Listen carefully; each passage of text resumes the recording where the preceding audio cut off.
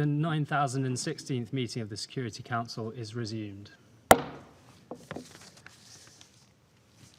I'd like to remind all speakers to limit their statements to no more than 4 minutes to enable the Council to carry out its work expeditiously. Flashing lights on the collars of the microphones will prompt speakers to bring their remarks to a close after 4 minutes. Thank you.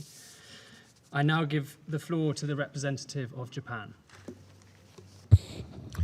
Mr. President, I'd like to express my appreciation to the United Kingdom for convening this important open debate.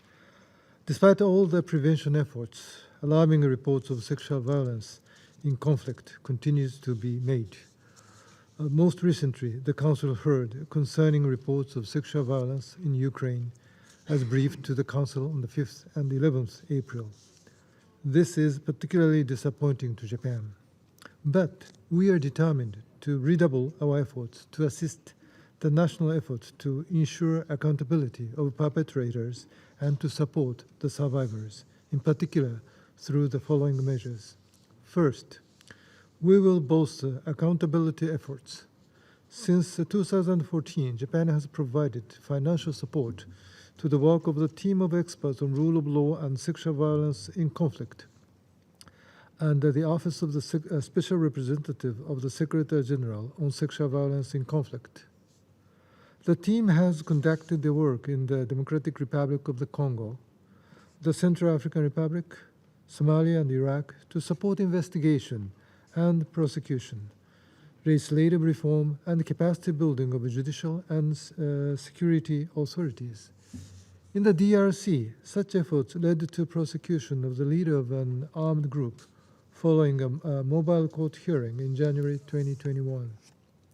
Second, we will provide support to the survivors through multilateral framework. Japan became a board member to the Global Fund for Survivors of Conflict-Related Sexual Violence in 2020 and is going to contribute 2 million euros in addition to 4 million euros to date to ensure access to reparations and redress for the survivors. Since 2014, Japan has supported the Trust Fund for Victims of the International Criminal Court and has earmarked most of its contribution to support survivors of sexual and gender-based violence. Lastly, we will engage in global advocacy for enhanced international cooperation to realize access to justice, remedies, and assistance for all survivors of sexual violence in conflict, post-conflict, and other fragile settings, including post-disaster and post-pandemic situations. Seriously concerned by a growing number of alarming reports of sexual violence, Japan calls on all member states to take effective action to protect and respond to the needs of survivors of sexual violence. Japan remains fully committed to work with the United Nations and other partners to tackle the issue of conflict-related sexual violence globally.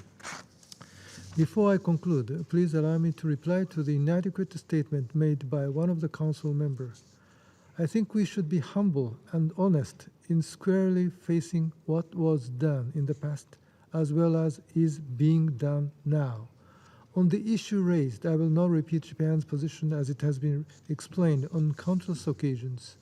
I would just like to reiterate that Japan has unwaveringly made significant contributions to the universal values of the international community since the end of the Second World War, upholding and improving the situations of human rights. I trust that most member states concur on this. Thank you very much. I thank the representative of Japan for his statement. I now give the floor to the representative of Australia. Well, thank you very much, Mr. President, and can I thank the United Kingdom for convening today's open debate and for its continued leadership on sexual violence in conflict. Australia also thanks today's briefers, and we welcome the Secretary-General's analysis and recommendations presented in his report. Colleagues, women and girls do continue to face appalling levels of sexual violence in conflict-affected settings, including Afghanistan, Ethiopia, Myanmar, Syria, and Iraq. We're also concerned by increasing reports of acts of sexual violence against women and girls in Ukraine. Australia very much supports the work of the Commission of Inquiry on Ukraine that will investigate all alleged violations and abuses of human rights. Australia is gravely concerned by the ongoing use of military interventions at the expense of political processes and the devastating and disproportionate effects that these actions have on women and girls. The ongoing targeting, including through sexual violence and harassment of women peace builders and human rights defenders, is unacceptable. We must ensure that women, girls, men and boys affected by sexual violence have access to comprehensive support, including sexual and reproductive health, psychosocial, legal and other crisis support services. Australia is proud to partner with the International Planned Parenthood Federation, the United Kingdom, UNFPA, UNHCR, International Rescue Committee and INGOs, including the Danish Refugee Council, to provide these support services.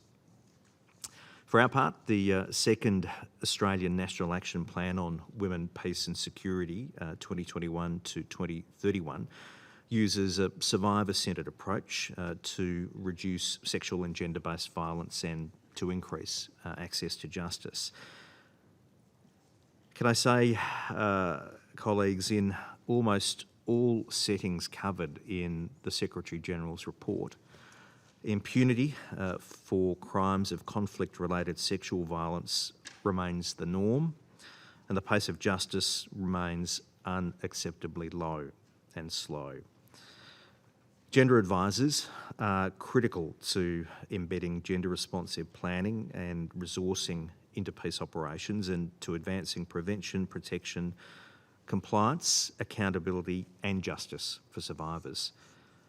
Australia trains and deploys military and civilian gender advisors on military, police, humanitarian, relief and recovery and crisis management operations and missions. We also support the ELSI initiative and Female Military Officers course, promoting the meaningful representation of uniformed women across all levels of UN peace operations. Australia is also a founding member of the Call to Action on protection from gender-based violence in emergencies, and we're proud to work with diverse regional and global partners in this endeavour. President, Australia strongly condemns sexual violence in conflict and rape as weapons of war. Efforts to prevent and resolve conflict cannot be separated from efforts to address gender-based violence. We must do more. And we must put an end to sexual violence against women and girls in conflict if we are to fulfil the promise of the Women, Peace and Security agenda. Thank you, President. I thank the representative of Australia for his statement. I now give the floor to the representative of the Netherlands. Thank you, Mr. President, and I would like to thank the United Kingdom for organising today's important debate. My special thanks go to the civil society briefers Nadia, Mariana and Helena for sharing their stories and for their indispensable work that they do. The Kingdom of the Netherlands fully aligns itself with the statements of the European Union, the Group of Friends of Women, Peace and Security, and the LGBTI core group, and we strongly support the mandate and the work of the SRSG for sexual violence in conflict, Pamela Patton.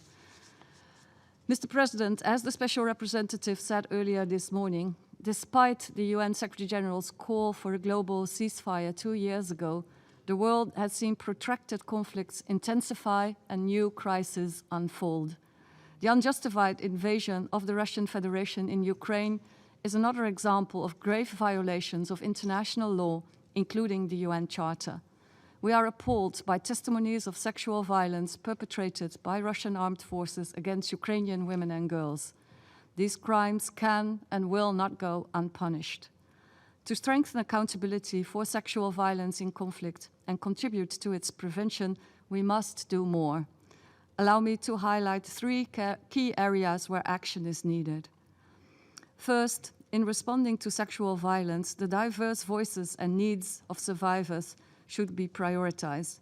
And I fully agree with my colleague from Australia, so should their need for access to essential services for sexual and reproductive health and rights and mental health. As Nadia Murad has put it so clearly, survivors' voices are key prerequisites for enhancing access to justice and accountability. Best practices with the survivor-centered approach from our own programs include setting up dialogues with survivors and local power holders to address the root causes of sexual violence.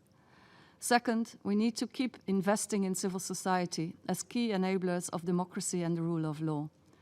Across the globe, we see cases where civic space is restricted, where women human rights defenders are attacked or even murdered. In contexts such as South Sudan, Libya, Myanmar and Yemen, this puts not only their lives, but also their vital role in monitoring and responding to sexual violence in conflict at risk. Through dedicated WPS programs and financial supports to the NGO working group on WPS, the Kingdom of the Netherlands contributes to strengthening civil society. However, we and all of us should do more. Third, let me join others in stressing the need to strengthen mechanisms for holding those who perpetrate sexual violence accountable, both at the national and international level. Impunity perpetuates conflict-related sexual violence, and we therefore call upon national authorities to strengthen the rule of law for prosecuting sexual and gender-based violence. Mr. President, please rest assured that the Kingdom of the Netherlands is and will always be a strong supporter to efforts to prevent and eliminate sexual violence in conflict. I thank you. I thank the representative of the Netherlands for her statement. I now give the floor to the representative of Slovenia. Mr. President, allow me to thank the United Kingdom for organizing this debate and the speakers for their briefings and testimony. Slovenia aligns itself with the EU statement and the Group of Friends of Women, Peace and Security statement. We wish to make additional remarks in our national capacity. The international normative framework on conflict-related sexual violence is clear. Security Council condemned sexual violence in conflict, which present a threat to international peace and security when used as a tactic of war. Therefore, the reports of persisting sexual and gender-based violence in conflict and the low level of compliance by the parties in conflict are deeply alarming. We need to do more to bridge the divide between the normative state and the state of play on the ground. Sadly, a climate of impunity, especially associated with state collapse, continues to persist and accountability for the crimes committed remains low. It is the responsibility of all states to prevent conflict-related sexual violence and ensure accountability for such acts. To ensure better delivery of justice and assistance to survivors of conflict-related sexual violence, we need to strengthen knowledge about the issue, even before the armed conflict emerges. A survivor-centered approach to preventing and responding to conflict-related sexual violence is essential. Access to sexual and reproductive health service and psychosocial and economic support must be part of the comprehensive assistance to victims and survivors of sexual and gender-based violence in conflict. It also calls for women's and survivors' full and meaningful participation in decision-making processes. Discriminatory practices are always precursors to violence, and more should be done to eliminate all forms, including multiple and intersecting forms of discrimination and violence in times of peace. The existing inequalities are not only further deepened in times of conflict. In times of crisis or conflict, access to information is of the utmost importance. Victims and survivors must have an enabling environment to report acts of sexual violence where they can relate their experience without judgments and stigma. Deployment of Women's Protection Advisor to peace operation is therefore crucial. Mr. President, Slovenia reaffirmed its commitment to the global initiative Call to Action on Protection from Gender-Based Violence. Slovenia is committed to advocating for the inclusion of gender equality, prevention, and response to global-based violence. We continue to finance projects on gender-based violence in emergencies. For the period 2020 to 2022, we have allocated 400,000 euros to support humanitarian projects focusing on gender-based violence and awareness raising on child marriages. Slovenia also supported the ICRC response to sexual violence for Democratic Republic of Congo. Mr. President, we are appalled by the increasing atrocities and war crimes committed by the Russian armed forces in a number of occupied territories, of Ukraine territories. We condemned the reported conflict-related sexual violence in Ukraine. It's a barbaric and uncivilized.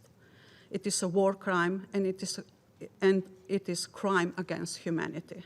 It is our duty and responsibilities to step up our efforts to ensure full compliance with international human rights and humanitarian law and accountability for their violations.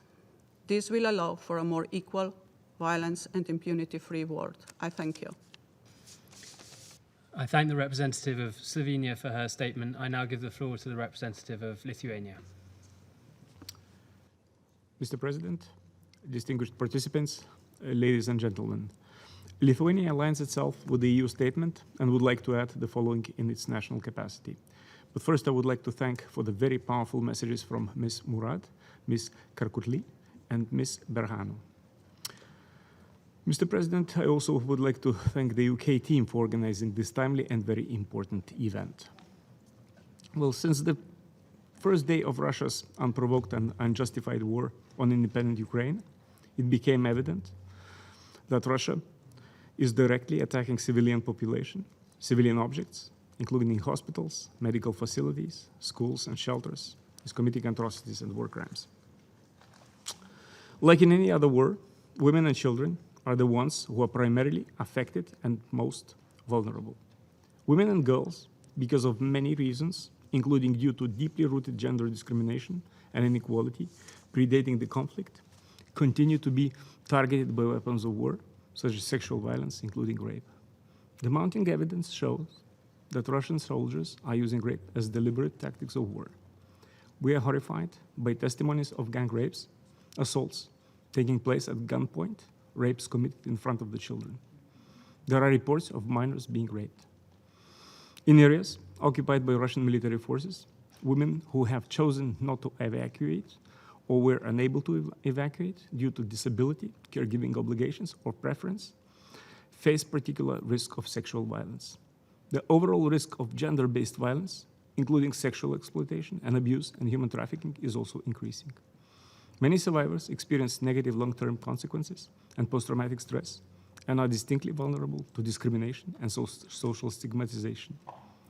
Moreover, many women have limited or no access to healthcare services, as well as gender-based violence-specific services. Mr. President, the sexual violence by the Russian army is motivated by various reasons, including punishment and the intent to destroy the morale of brave Ukrainian people and to stiff the resistance. This is a war crime for which Russia will be held accountable.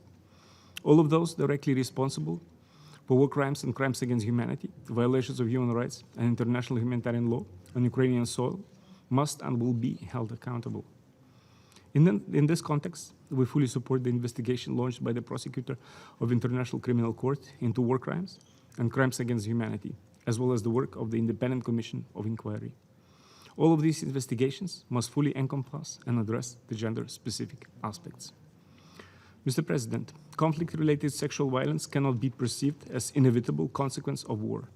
It constitutes a crime that is preventable and punishable under international human rights law, international humanitarian law, and international criminal law. We do have already solid international framework to address these crimes, but we must work on the implementation. Sadly, As the UN Secretary General has highlighted in his report, the impunity for conflict-related sexual violence remains widespread, which for all of the survivors is a sign of benign indifference of the world. Impunity, together with stigmatization and deeply rooted stereotypes, silence victims and continues to keep the conflict-related sexual violence underreported. The accountability for these atrocious crimes, whether in Syria, in Myanmar, Democratic Republic of Congo, Mali, in Afghanistan, Ukraine, or any other part of the world must be ensured. Holding perpetrators, whether individuals, state, or non-state actors, to account is essential to building inclusive democracy and fostering trust in national institutions. And it is the best way to prevention in the future. Thank you, Mr. President. I thank the representative of Lithuania for his statement. I now give the floor to the representative of New Zealand. Mr. President, New Zealand associates itself with a group of friends of women, peace and security. That statement delivered this morning by Canada, and wishes to make a few additional remarks in our national capacity. New Zealand thanks the Security Council for holding this open debate on accountability as prevention, ending cycles of sexual violence and conflict as an agenda item under Women, Peace and Security. We acknowledge and thank those briefers this morning for their powerful testimonials and reports, keeping conflicts-related sexual violence at the forefront of the Security Council's agenda. Mr. President, New Zealand was one of 13 signatories to a joint statement in November 2021, which condemned the use of sexual violence and rape as weapons of war, as a red line akin to chemical weapons. Conflict-related sexual violence is no longer seen as an inevitable byproduct of war, crises, or emergency. Rather, it is a crime that is punishable under international human rights law, international humanitarian law, and international criminal law. Holding perpetrators to account, whether they be states, non-state actors, or individuals, must be a priority, along with supporting survivors and ending such heinous crimes which predominantly target women and girls. Disturbingly, these crimes have become a daily occurrence in places such as Ethiopia, Afghanistan, South Sudan, the DRC, Iraq, Syria, Myanmar, and elsewhere. The list is simply too long. New Zealand is determined to strengthen international and national responses by supporting legal accountability architecture. This includes the United Kingdom's initiative for a new convention on conflict-related sexual violence.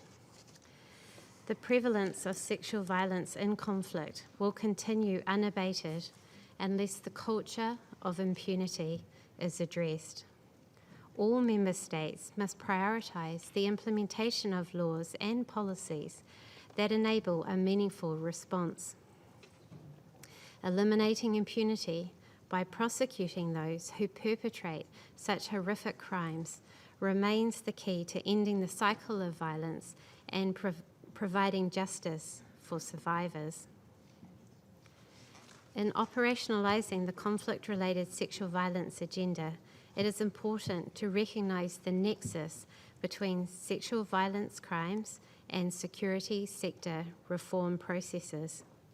In this vein, New Zealand believes a comprehensive response to conflict-related sexual violence should also include proactive and purposeful engagement with the security sector.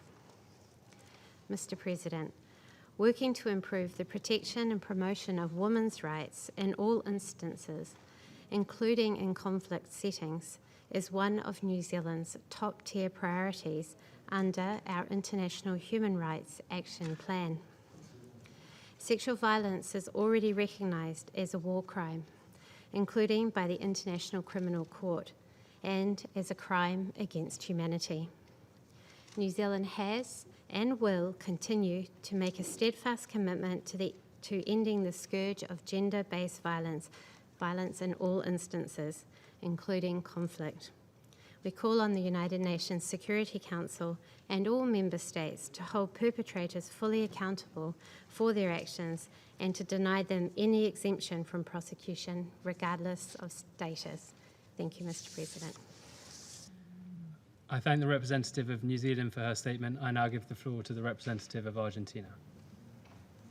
Gracias, señor presidente.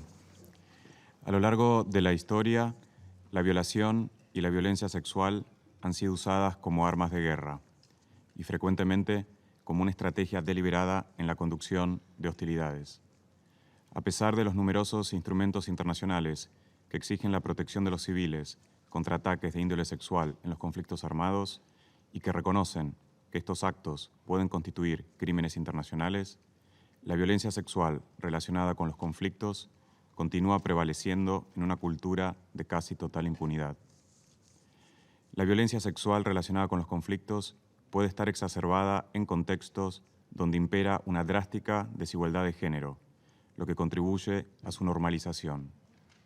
La desigualdad de género es una causa subyacente de los delitos sexuales y a la vez un obstáculo para su prevención. La prevención de la violencia sexual sistemática y generalizada debe comenzar en tiempos de paz, mediante la puesta en vigencia de leyes nacionales que sean lo suficientemente robustas en cuanto a la criminalización de estas conductas. Los Estados deben tener mecanismos legislativos e instituciones judiciales preparados para abordar de manera integral esta problemática. Los delitos asociados con la violencia sexual tienen un impacto de género. Las discusiones sobre estos delitos típicamente se focalizan en la violencia ejercida por hombres contra mujeres y niñas. Sin embargo, es necesario expandir las discusiones para incluir los impactos de estos actos criminales cuando están dirigidos también contra hombres, niños y personas LGBTIQ+. En estos casos, existe un alto nivel de subregistro de casos, que sumado a las represalias, la discriminación y la estigmatización, contribuye a la impunidad generalizada de los perpetradores. La rendición de cuentas de los perpetradores de actos de violencia sexual es vital para hacer justicia a las víctimas y disuadir la comisión de futuros crímenes. Estos delitos son pasibles de responsabilidad penal individual bajo el derecho internacional y los Estados tienen la obligación primaria de enjuiciar a los perpetradores. Cuando un Estado no tiene la voluntad o la capacidad de investigar y enjuiciar crímenes internacionales, incluidos los delitos sexuales relacionados con los conflictos, la comunidad internacional debería tomar los recaudos necesarios para remitir la situación a la Corte Penal Internacional. El Estatuto de Roma criminaliza claramente la violación y cualquier otra forma de violencia sexual como crímenes de guerra y delitos de lesa humanidad. La voluntad de la comunidad internacional para investigar delitos sexuales y por motivos de género ha crecido. Sin embargo, existe una brecha en la capacidad de los tribunales internacionales y nacionales para utilizar de manera efectiva el marco legal vigente y traducirlo en justicia a las víctimas. Las sensibilidades en torno a los delitos sexuales y la vulnerabilidad de sus víctimas exigen una expertise especial en esta área para poder llevar adelante investigaciones exitosas. Además, esta expertise debe estar disponible rápidamente, en cuestión de semanas o incluso días, para asegurar la documentación de las evidencias. A este respecto, queremos destacar el trabajo del mecanismo Justice Rapid Response, del cual la Argentina forma parte, y cuyo objeto es la provisión de expertos en la investigación de delitos graves contra el derecho internacional para aquellos estados y organizaciones internacionales que requieran de la asistencia de expertos en el relevamiento de información que pueda servir en la investigación y juzgamiento de delitos internacionales. En particular, estimamos de gran valor la alianza y trabajo conjunto de este mecanismo con ONU Mujeres, lo cual garantiza la inclusión de expertos en cuestiones de género en la investigación de los delitos sexuales. Esta alianza entre Justice Rapid Response y ONU Mujeres ha dado como resultado un roster de expertos en violencia sexual y de género compuesto por más de 200 expertos de más de 70 nacionalidades, que están específicamente capacitados para investigar y documentar la violencia sexual y de género. Señor Presidente, uno de los espacios donde los actos de violencia sexual ocurren son las escuelas, o en el camino hacia o desde las escuelas. La resolución 2601 del Consejo de Seguridad sobre la protección de la educación durante los conflictos armados expresa preocupación por las consecuencias de los ataques que las mujeres y niñas pueden sufrir, incluida la violación y otras formas de agresión sexual, los cuales pueden impedir la continuación de su educación. A este respecto, queremos llamar la atención sobre la Declaración de Escuelas Seguras, un compromiso político intergubernamental que busca garantizar una educación segura y prevenir la violencia sexual en los conflictos. Alentamos a todos los estados que aún no lo han hecho a adherir a este documento, que ya cuenta con 114 adhesiones. Para concluir, queremos recordar que en 2015, con el impulso de la Argentina y el Reino Unido, la Asamblea General adoptó la Resolución 69/293, por medio de la cual proclamó el 19 de junio de cada año como el Día Internacional para la Eliminación de la Violencia Sexual en los Conflictos, con el fin de concientizar sobre la necesidad de poner fin a la violencia sexual relacionada con los conflictos, honrar a las víctimas y los supervivientes de la violencia sexual y rendir homenaje a todos quienes han dedicado su vida con valentía a la lucha para erradicar estos delitos y han perdido la vida en esa empresa. Muchas gracias. I thank the representative of Argentina for his statement. I give the floor to the representative of South Africa. Thank you, Mr. President. We are grateful for this opportunity, and we would like to thank the briefers for their insightful and critical intervention this morning. In the context of today's thematic discussion and consideration of the Secretary General's report on conflict-related sexual violence, allow me to highlight the following points. South Africa is gravely concerned by the increased incidence of sexual violence recorded over the reporting period. We also concerned by the use of sexual violence and exploitation as a tool of reprisal to target those that work on combat sexual violence abuses and providing life-saving, preventive, as well as responsive services in conflict situations, including critical sexual violence, sexual and reproductive health services. These incidents were further exacerbated during the COVID-19 global pandemic, which has threatened the progress made in addressing conflict-related sexual violence. We are equally concerned that the SG's report has highlighted how sexual violence and exploitation is being increasingly used as a tool to silence and intimidate women pursuing political and leadership positions, particularly during elections. South Africa acknowledges the robust and well-developed normative framework on addressing the scourge of conflict sexual violence. However, there is an urgent need to redirect our attention to the gaps in the full and effective implementation of all UN Security Council resolutions related to women, peace, and security, aimed at addressing the conflict-related sexual violence. We must strengthen our collective political will and access to adequate, predictable, and sustainable financing to address this issue. Mr. President, to focus our efforts on preventive measures at the national, regional, as well as international levels to address conflict-related sexual violence, there is a need for urgent and concrete action at political and operational levels to strengthen risk mitigation mechanisms that address the root causes of, as well as the occurrence and recurrence of sexual violence. It is also important to ensure that in implementing political and social reforms, we create safe and conducive environment for reporting of sexual violence incidents. Additionally, it is important that we address the drivers of conflict, structural and systematic barriers, discriminatory stereotypes, poverty, inequality, in order to holistically address sexual violence in conflict situations.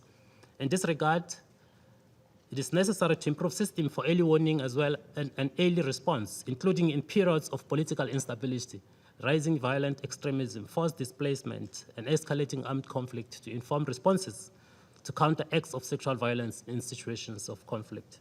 We must continue to empower women protection advisors in UN peace operations who play a critical role in support of women in conflict situations, civil society organizations, local actors, national authorities.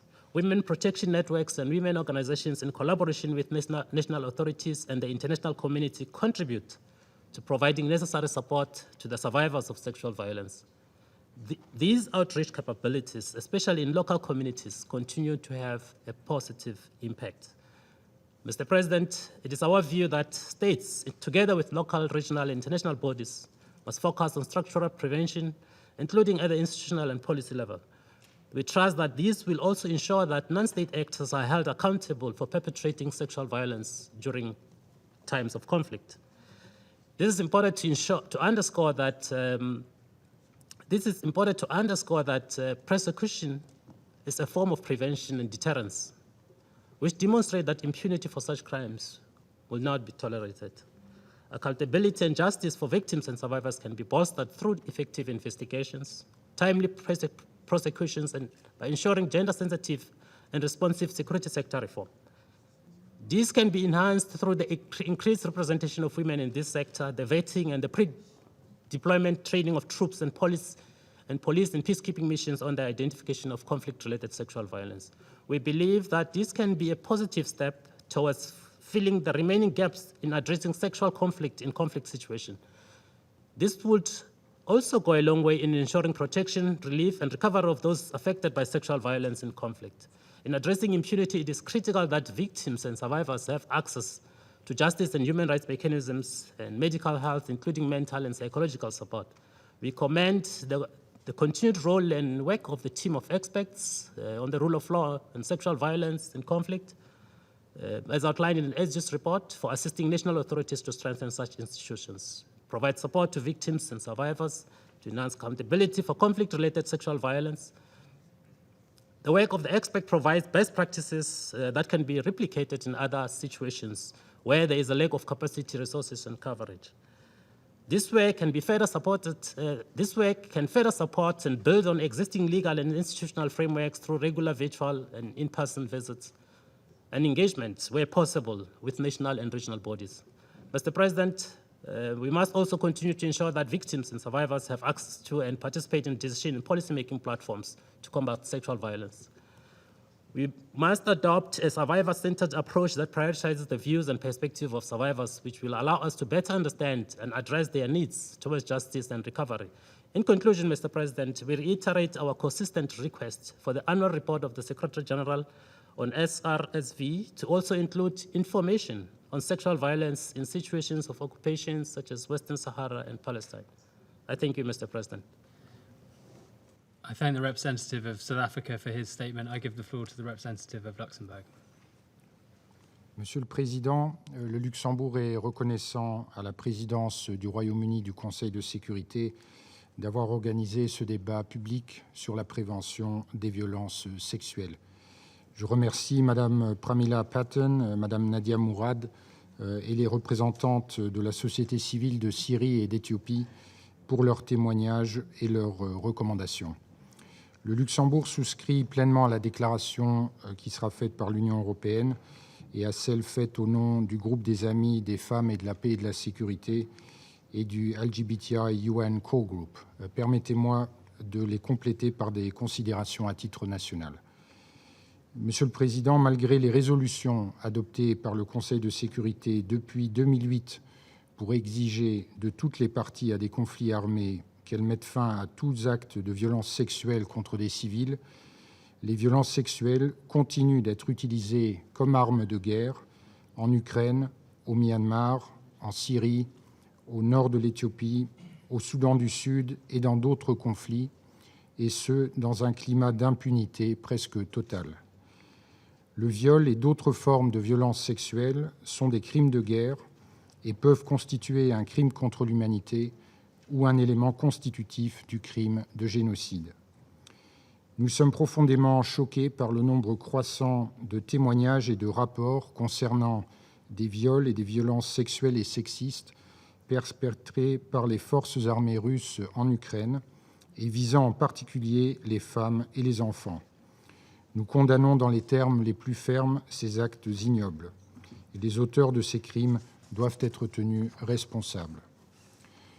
Dans le cadre de sa politique étrangère féministe, le Luxembourg défend et promeut les droits des femmes et des filles dans toute leur diversité, y compris les droits des survivantes de violences sexuelles liées au conflit.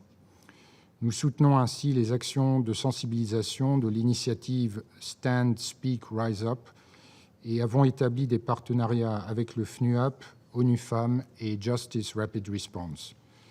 Nous continuons de soutenir le mandat de la représentante spéciale du secrétaire général chargée de la question des violences sexuelles commises en période de conflit, et nous avons contribué au fonds d'affectation spéciale qui appuie son travail. Au Sud Kivu, en République démocratique du Congo, mon pays soutient les efforts pour renforcer le modèle de prise en charge des victimes de violences sexuelles créé par le docteur Mukwege en partenariat avec des organisations de la société civile. Et en Irak, le Luxembourg appuie l'organisation non gouvernementale Yazda qui vient en aide à la communauté yézidi et avant tout aux femmes et aux filles yézidis qui ont survécu aux violences sexuelles commises par Daesh. Monsieur le Président, afin de mettre fin au cycle de violences sexuelles, le Luxembourg souhaite faire 6 recommandations. D'abord, nous devons prévenir tout abus et violation des droits humains en mettant pleinement en œuvre les cadres juridiques existants et en nous attaquant aux causes profondes des violences sexuelles liées au conflit, en nous engageant pour l'égalité des genres.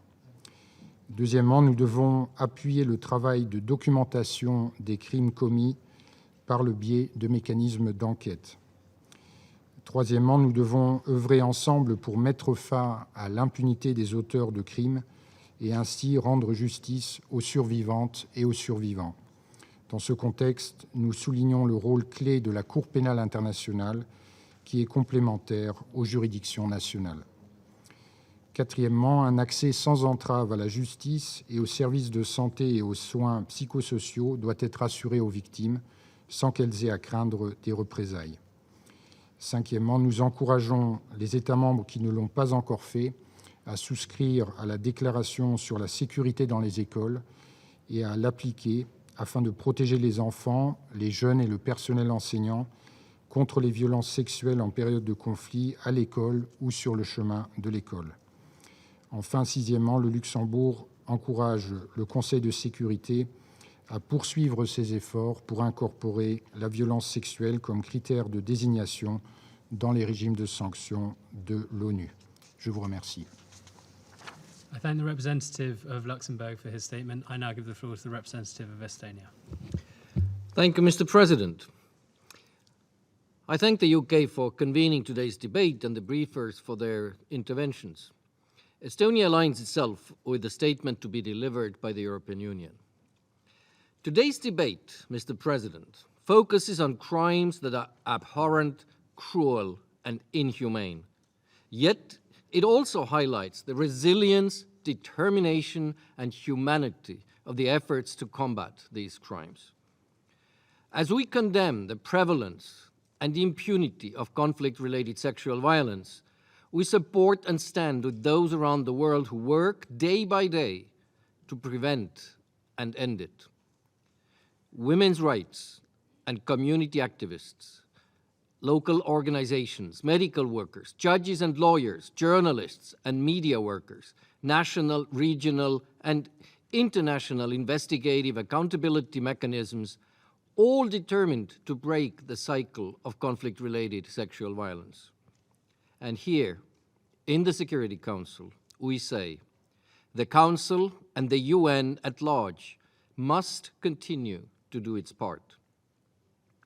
Estonia, during its membership in the Council, focused on addressing conflict-related sexual violence wherever it occurred, including Ethiopia, Afghanistan, Iraq, DRC, South Sudan, and Yemen. We are continuing this work now.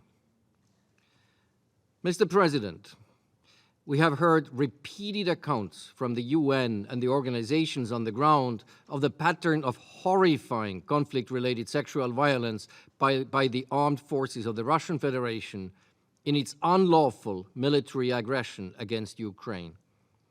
These reports are a reflection of how Russia wages war. Through targeted, cruel retaliation against the civilians, women, and children. But they are also a reflection of an ideology that sees those living in Ukraine as less than human, subject to inhumane treatment. We have seen this before. with results that we as UN member states have vowed never to let happen again. In my country, there are still those with a living memory of systematic violence brought about by aggression. As we did then, we need accountability and action to end the crimes in Ukraine now. Estonia is determined to ensure that there will be accountability for violations of international law, including for those amounting to war crimes and crimes against humanity in Ukraine. This includes holding accountable the perpetrators of these atrocity crimes. We fully support the UN Commission of Inquiry, the work under the OSCE Moscow mechanism, and the efforts of the prosecutor of the ICC. We have rejoined the referral of the situation in Ukraine to the ICC. Criminal proceedings have been initiated in Estonia under universal jurisdiction, within which evidence of war crimes and crimes against humanity committed is collected. We call for continued monitoring and reporting of conflict-related sexual violence in Ukraine by established UN mechanisms, and for comprehensive survivor-centered services, including sexual and reproductive health services to its survivors. Estonia continues to support the UN team of experts on the rule of law and sexual violence in conflict. Mr. President, we continue to support the standing recommendations to end and prevent conflict-related sexual violence, in particular through the inclusion of response to it in mandate renewals, the deployment and resourcing of women's protection advisors, the designation of sexual violence as a standalone criterion for targeted sanctions, and ensuring relevant expertise in the sanctions committees, referrals of situations to ICC in accordance with its statute, and through addressing threats and reprisals against women's rights and civil society representatives.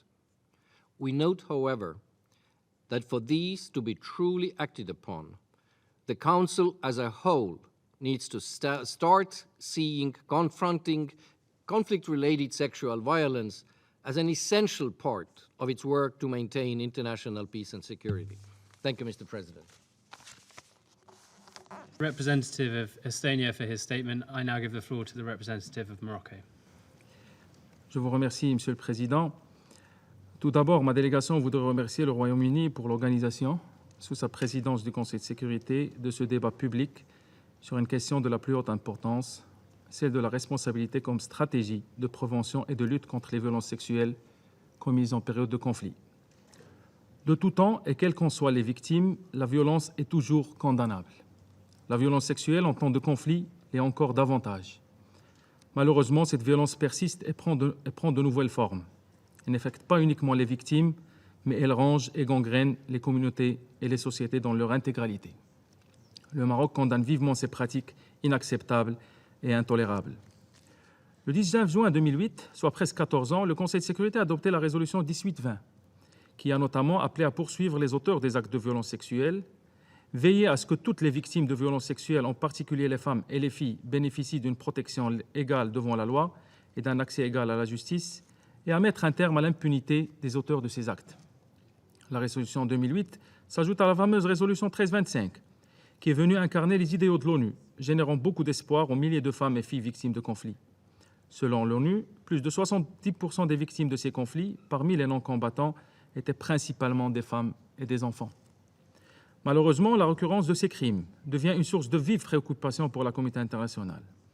Les groupes armés non étatiques représentent un défi majeur de par leur responsabilité dans la plupart des conflits armés récents et leur implication dans les atrocités de masse et des massacres de civils.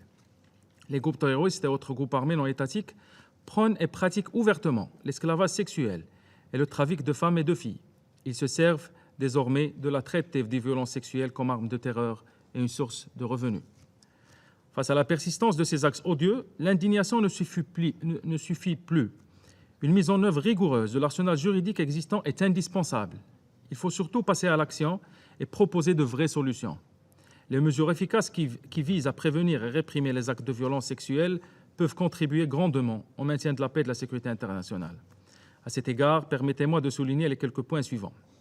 Premièrement, Il est important de s'attaquer aux causes profondes de la violence sexuelle et aux conflits, en favorisant la consolidation de la paix et le développement humain et durable, et en encourageant les initiatives nationales visant à mettre fin à la discrimination fondée sur le sexe. Deuxièmement, il faut assurer l'accès à la justice pour les victimes et lutter contre l'impunité en traduisant en justice les auteurs et les responsables de ces violences sexuelles. Troisièmement, il convient de faciliter la participation des femmes aux efforts de prévention et règlement des conflits, maintien de la paix, de la sécurité et consolidation de la paix au lendemain de conflits. Il est fondamental de soutenir l'autonomisation des femmes et leur participation pleine et égale à la prise de décision. Quatrièmement, les leaders religieux ont un rôle influent à jouer dans la lutte contre l'abus des religions pour tenter de justifier la violence. De même, la coopération avec les acteurs locaux et les leaders communautaires est cruciale, étant donné qu'ils peuvent identifier les signes précurseurs d'actes de violence sexuelle et offrir des systèmes d'alerte rapide. Cinquièmement, il convient de corriger la stigmatisation qui entoure les victimes de violences sexuelles et les enfants nés de violences sexuelles. Ces victimes doivent être accompagnées médicalement, réinsérées socialement et économiquement dans la société. Monsieur le Président, pour conclure, je voudrais saisir cette occasion pour rendre hommage au secrétaire général des Nations Unies, M. Antonio Guterres, pour la stratégie de l'ONU de prévention de l'exploitation et des atteintes sexuelles, qui donne la priorité aux droits et à la dignité des victimes et appelle à mettre en œuvre la politique de tolérance zéro. Le Royaume du Maroc soutient pleinement et fermement cette politique de tolérance zéro et œuvre inlassablement en prenant toutes les mesures nécessaires afin d'éradiquer cet acte ignoble.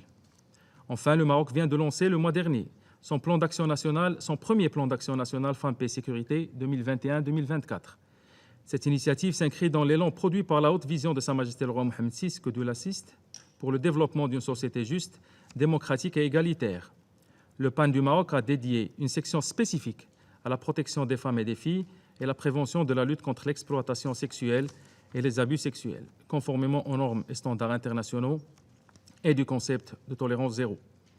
Pour conclure, et pour ce qui est de la référence inappropriée, inacceptable et politiquement motivée du représentant de l'Afrique du Sud au Sahara marocain, je voudrais réaffirmer ici qu'il n'y a aucune relation entre le Sahara marocain, où les droits de l'homme, particulièrement des femmes, sont pleinement respectés et promus, et la question des violences sexuelles. Par contre, c'est en Afrique du Sud qu'existe l'un des taux les plus élevés au monde et les plus alarmants des violences sexuelles faites aux femmes. Je vous remercie. I thank the representative of Morocco for his statement. I give the floor to the representative of Greece. Thank you, Mr. President. Greece is gravely concerned about mounting allegations of sexual violence perpetrated against women and girls in the context of the war in Ukraine, and we must all echo the UN Secretary General in his calls for the war to stop now. As the UN Special Representative of the Secretary General on Sexual Violence in Conflict and the Executive Director of UN Women have recently stated, war and the related displacement heighten risks of all forms of sexual violence.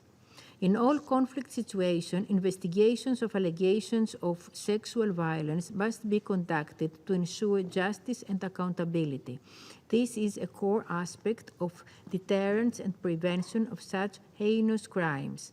The responsible for such acts must be held to account by national and, where applicable, international justice. In this regard, all states should also adopt specific commitments to prevent and address conflict-related sexual violence, protect survivors, and bring perpetrators to justice. In parallel, we should protect civil space and reinforce civil society, and especially women human rights defenders, including women journalists who face increasing challenges and threats. In this respect, women's empowerment and leadership requires protection, relief, and recovery of the survivors. In this vein, a survivors-centered approach should guide international peace efforts by focusing on providing just reparations, ensuring multi-sectoral assistance, and access to psychological and legal services, among others. Mr. President, Greece has recently joined the group of Friends for Women, Peace and Security agenda, recognizing the need for concrete and results-oriented international policies which are aligned, coherent, and mutually reinforcing.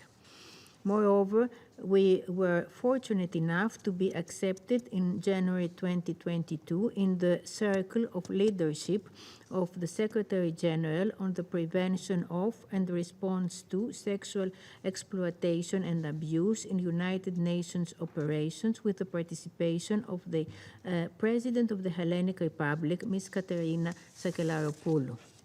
In conclusion, I would like to highlight that the first national plan of Greece on women, peace and security that will be adopted shortly prioritizes the main pillars of the UN Security Council agenda, including the prevention of all forms of conflict-related sexual and gender-based violence against women and girls, and the relief and recovery of women and girl survivors. Thank you. I'd like to thank the representative of Greece for her statement. I now give the floor to the representative of Switzerland. Monsieur le Président, je remercie le Royaume-Uni pour l'organisation de ce débat et les intervenantes pour leur contribution. Nous devons combattre la violence sexuelle en période de conflit armé par tous les moyens et empêcher que les corps soient utilisés comme champ de bataille. Voilà le rappel de Dr Denis Mukwege, lauréat du prix Nobel de la paix, conjointement avec Nadia Mourad, qui nous a briefé aujourd'hui. Il y a 14 ans, avec la résolution 1820, le Conseil de sécurité a fait de la violence sexuelle dans les conflits armés une question de sécurité à part entière. Depuis, un cadre normatif solide a été établi. Mais, comme l'indique le secrétaire général dans son rapport annuel, l'impunité reste la norme et le rythme de la justice demeure douloureusement lent. La Suisse reste très inquiète que le rapport montre une fois de plus l'utilisation de la violence sexuelle et sexiste comme tactique de guerre dans de nombreux conflits en 2021. De plus, le mécanisme de surveillance et de communication de l'information indique que les viols et d'autres formes de violence sexuelle contre les enfants ont augmenté en 2021. En Ukraine, les femmes et les enfants sont désormais confrontés à un risque accru de violences sexistes, d'exploitation sexuelle, d'abus et de trafic. Cette semaine encore, le Conseil a été informé d'une multiplication inquiétante des allégations de violences sexuelles commises en Ukraine. Nous appelons toutes les parties dans tous les conflits à cesser immédiatement de commettre ces crimes. Les faits et les responsabilités doivent être établis et nous devons mettre fin à l'impunité généralisée. Je soulèverai 3 points à cet égard. Premièrement, soyons clairs, les causes profondes de la violence sexuelle liées au conflit ne peuvent être véritablement résolues que si la participation, l'autonomie et les droits des femmes sont garantis. Lorsqu'il mandate les missions de l'ONU, le Conseil doit veiller à inclure des dispositions sur la promotion de l'égalité des genres et la participation pleine, égale et significative des femmes à tous les niveaux de décision. Pour que l'ONU puisse remplir ses mandats, des conseillers pour la protection des femmes doivent être déployés et être dotés de ressources suffisantes. Deuxièmement, nous devons lutter contre l'impunité au niveau local, national et global. Le Conseil peut notamment inscrire des critères de désignation axés sur la violence sexuelle dans les régimes de sanctions. Nous nous félicitons de l'utilisation croissante de ce type de critères. La Suisse soutient les efforts de la Cour pénale internationale d'enquêter sur ces crimes et de développer des approches sensibles en genre. En outre, par l'intermédiaire de la société civile, nous aidons les survivantes à faire valoir leurs droits en recueillant des preuves. La Suisse a par exemple soutenu des femmes Rohingyas à déposer des requêtes auprès de la Cour pénale internationale au nom de centaines de survivantes de violences basées sur le genre. Troisièmement, les droits et besoins des survivantes et survivants, surtout leur santé et leurs droits sexuels et reproductifs, doivent être au cœur de nos actions. Conformément à la résolution 2467, nous appelons à soutenir avec des financements adéquats les efforts de prévention et de réponse, y inclus les réseaux de solidarité communautaire. La Suisse travaille étroitement avec les sociétés civiles et les femmes défenseuses des droits de l'homme. Dans d'innombrables conflits, elles sont en première ligne de la lutte contre la violence sexuelle et fournissent des services essentiels. Les États ont l'obligation de veiller à ce qu'elles bénéficient d'un environnement sûr. Monsieur le Président, 14 ans après l'adoption de la résolution 1820, nous devons, comme le dit le docteur Mukwege, faire en sorte que les corps ne soient plus utilisés comme champ de bataille. Nous devons mettre fin à l'impunité. En tant que candidate au Conseil, la Suisse s'efforce à continuer à être un plus pour la paix et l'humanité et reste pleinement engagée dans cet objectif. Je vous remercie. I thank the representative of Switzerland for his statement. I now give the floor to His Excellency Mr. Olof Skog, Head of Delegation of the European Union to the United Nations. Thank you very much, Mr. President, and thank you to the UK for organising this very, very important debate. I speak on behalf of the European Union and its member states, North Macedonia, Montenegro, and Albania, Bosnia and Herzegovina, as well as Ukraine, the Republic of Moldova, Georgia, Andorra, and San Marino align themselves with this statement. I want to start by paying a special tribute to the briefers this morning. Their testimonies forces us, sadly, to agree with the Secretary General that the situation is truly alarming. We are facing the highest number of violent conflicts since 1945, repeated violations of the UN Charter and international law, the return of invasions, military coups, and rising impunity. We are horrified by the reports of violence, including sexual violence and rape, perpetrated by Russian soldiers in Ukraine, and by the repeated Russian attacks on civilians and civilian infrastructures, including hospitals. These crimes will not be left unanswered. We are taking action to support independent investigations to ensure justice and accountability, in particular the efforts by the ICC prosecutor and by the Ukrainian prosecutor general. The European Union Advisory Mission in Ukraine has been tasked to assist as well, and we are working to provide urgent support to survivors of sexual violence. We reiterate the General Assembly's demand that Russia immediately stop its military aggression, enabled by Belarus, immediately and unconditionally withdraw all forces from the entire territory of Ukraine and fully respect Ukraine's territorial integrity, sovereignty, and independence within its internationally recognized borders. Mr. President, the reports coming from Bucha and other cities recall the worst atrocities committed by war criminals such as Daesh in Iraq and Syria, as well as by state and non-state actors in Afghanistan, Ethiopia, Mali, Sudan, the Democratic Republic of Congo, Central African Republic, and elsewhere. There is a solid international framework in place to address these abhorrent crimes. We do not need more debates, documents, or initiatives. As Nadia Murad said this morning, more than moral outrage, we need action.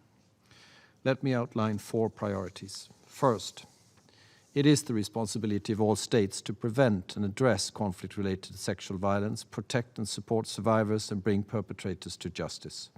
All state and non-state parties to conflict must adopt specific commitments to prevent and address such violence and monitor their compliance.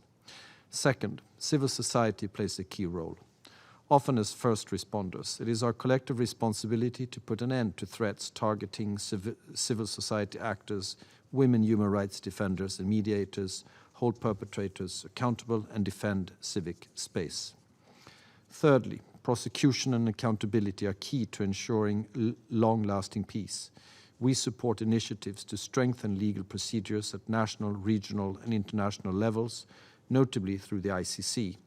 We reiterate our support for the Security Council to incorporate and apply sexual and gender-based violence as a designation criterion in UN-sanctioned regimes in a much more systematic manner, as many have said today. Fourth, protection costs money. Sexual and gender-based violence programs must be considered as life-saving by humanitarian appeals and as part of standard women, peace and security funding. A survivor-centered approach must guide our actions with a focus on ensuring access to psychological and legal services, as well as to sexual and reproductive health and rights, in line with the program of action of the ICPD and the Beijing Platform for Action and the outcomes of their reviews. Mr. President, we will actively continue to use all our tools for holding perpetrators accountable and for ensuring that women have the opportunity to contribute to the efforts and dialogues promoted by the European Union and the UN and the wider international community. I thank you, Mr. President. I thank His Excellency Mr. Skog for his statement. The representative of the Russian Federation has asked to take the floor again. I give the floor to the representative of the Russian Federation. Благодарю вас, господин председатель.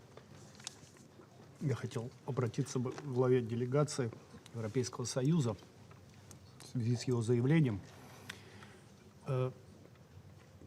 Господин Сколок, вы все-таки представляете серьезную организацию, Европейский Союз.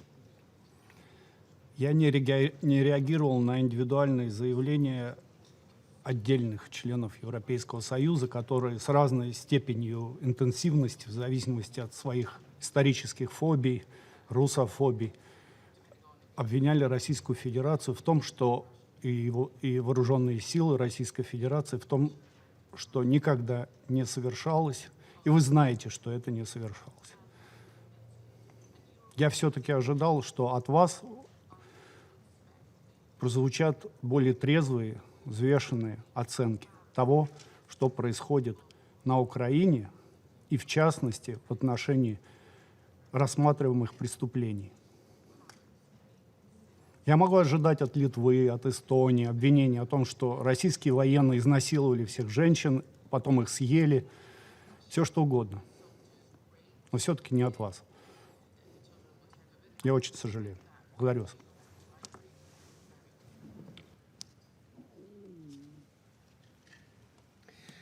Take note of the statement from the delegate of the Russian Federation. I note that His Excellency Mr. Skoog would like to take the floor again. I give the floor to Mr. Skoog. I appreciate that, and I will be very brief. Just two comments to my colleague from Russia. There is absolutely no Russophobia or any strong feelings of against the Russian people.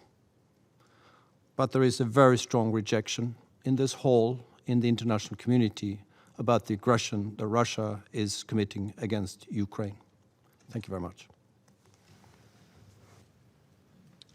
I thank His Excellency Mr. Skoog for his statement. I now give the floor to the representative of Turkey.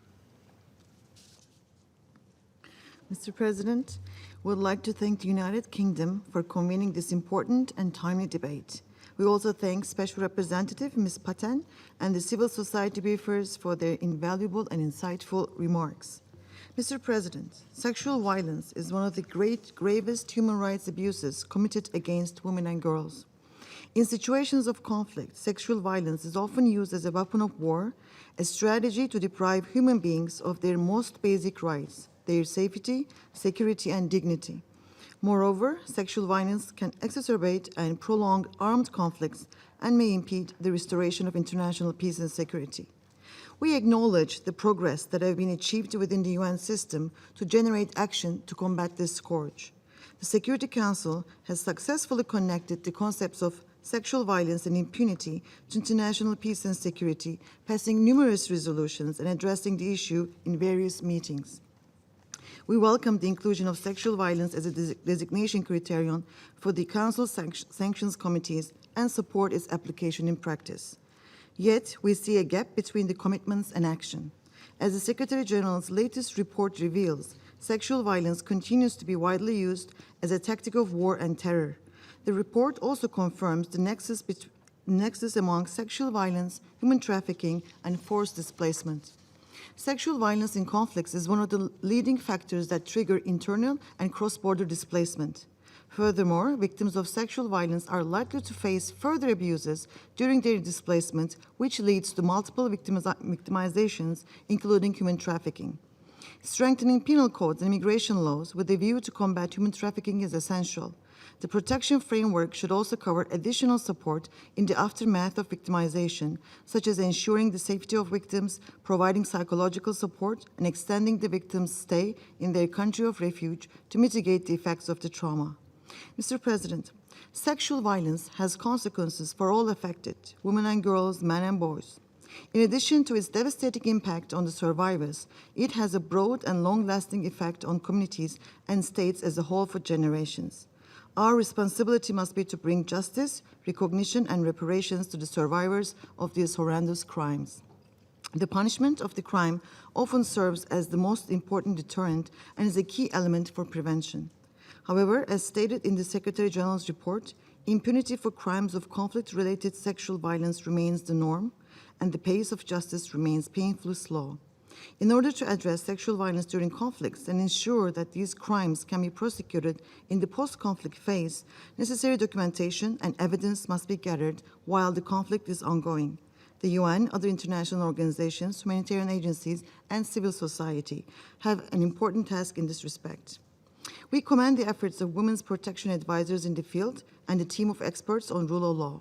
We call for the mobilization of human and financial resources for their timely deployment in the mandated missions. Mr. President, today's meeting is about standing for delivering accountability and justice for the survivors of these despicable crimes.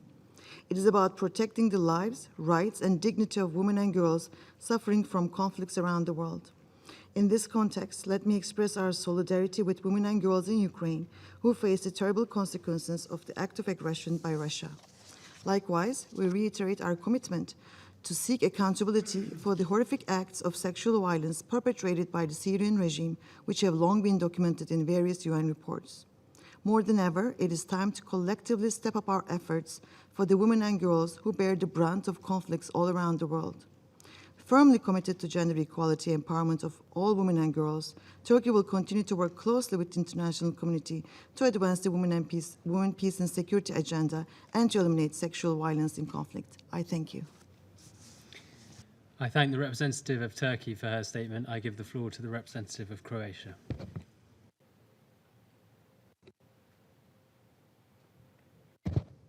Mr. President, Croatia aligns itself with the statement of the European Union and group of friends of women, peace and security, as well as LGBTI core group. I would like now to add some remarks in my national capacity.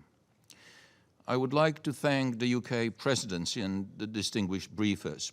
As the Secretary-General's report demonstrates, despite all the advances made in international law, conflict-related sexual and gender-based violence remains pervasive as ever, and we are appalled that yet another country, Ukraine, will have to be added to that unfortunate count.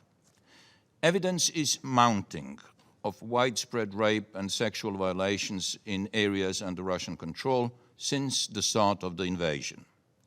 We strongly support the call of the UN Special Representative of the Secretary-General on Sexual Violence in Conflict, as well as others, for rigorous investigation of allegations of sexual violence. The Murad Code will be very helpful for this and other similar purposes. Mr. President, if we want to improve prevention, we should keep in mind that conflict-related rapes and sexual violence do not exist in a vacuum, nor come out of blue. The report of the Secretary-General points to structural gender-based inequality, gender-based violence and harmful social norms as some of the root causes of conflict-related sexual violence.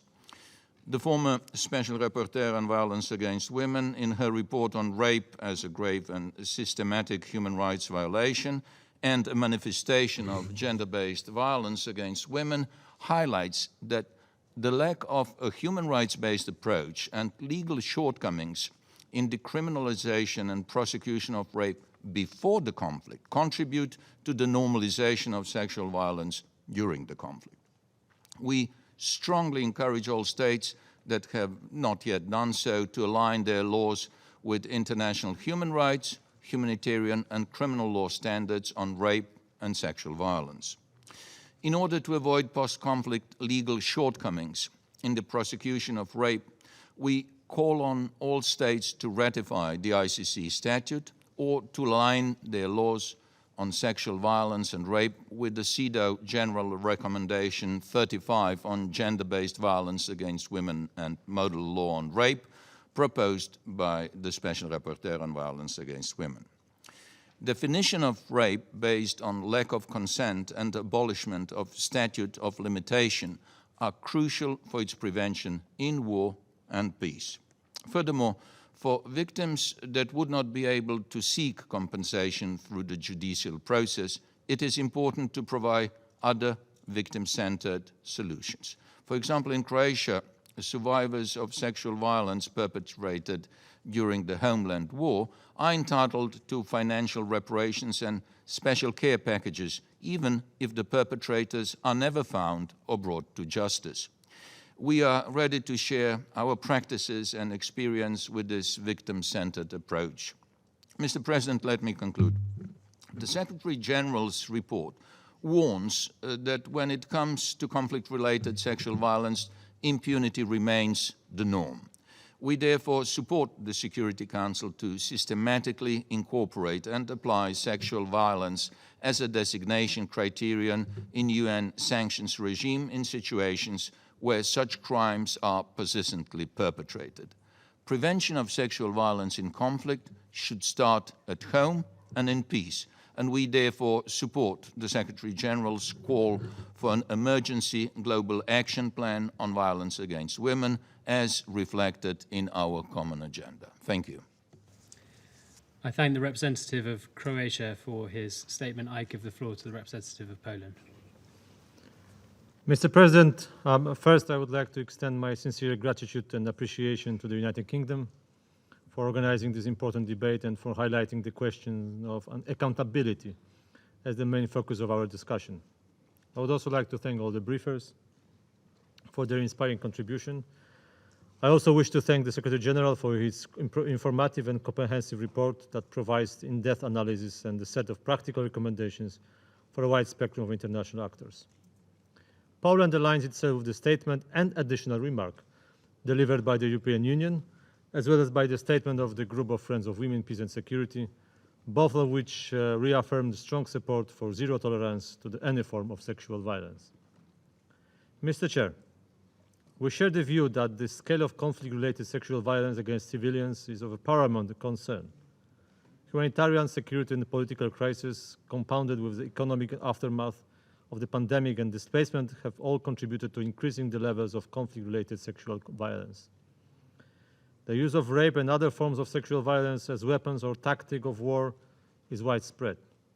The most affected are women and girls, and yet we must also account for the presence of male victims.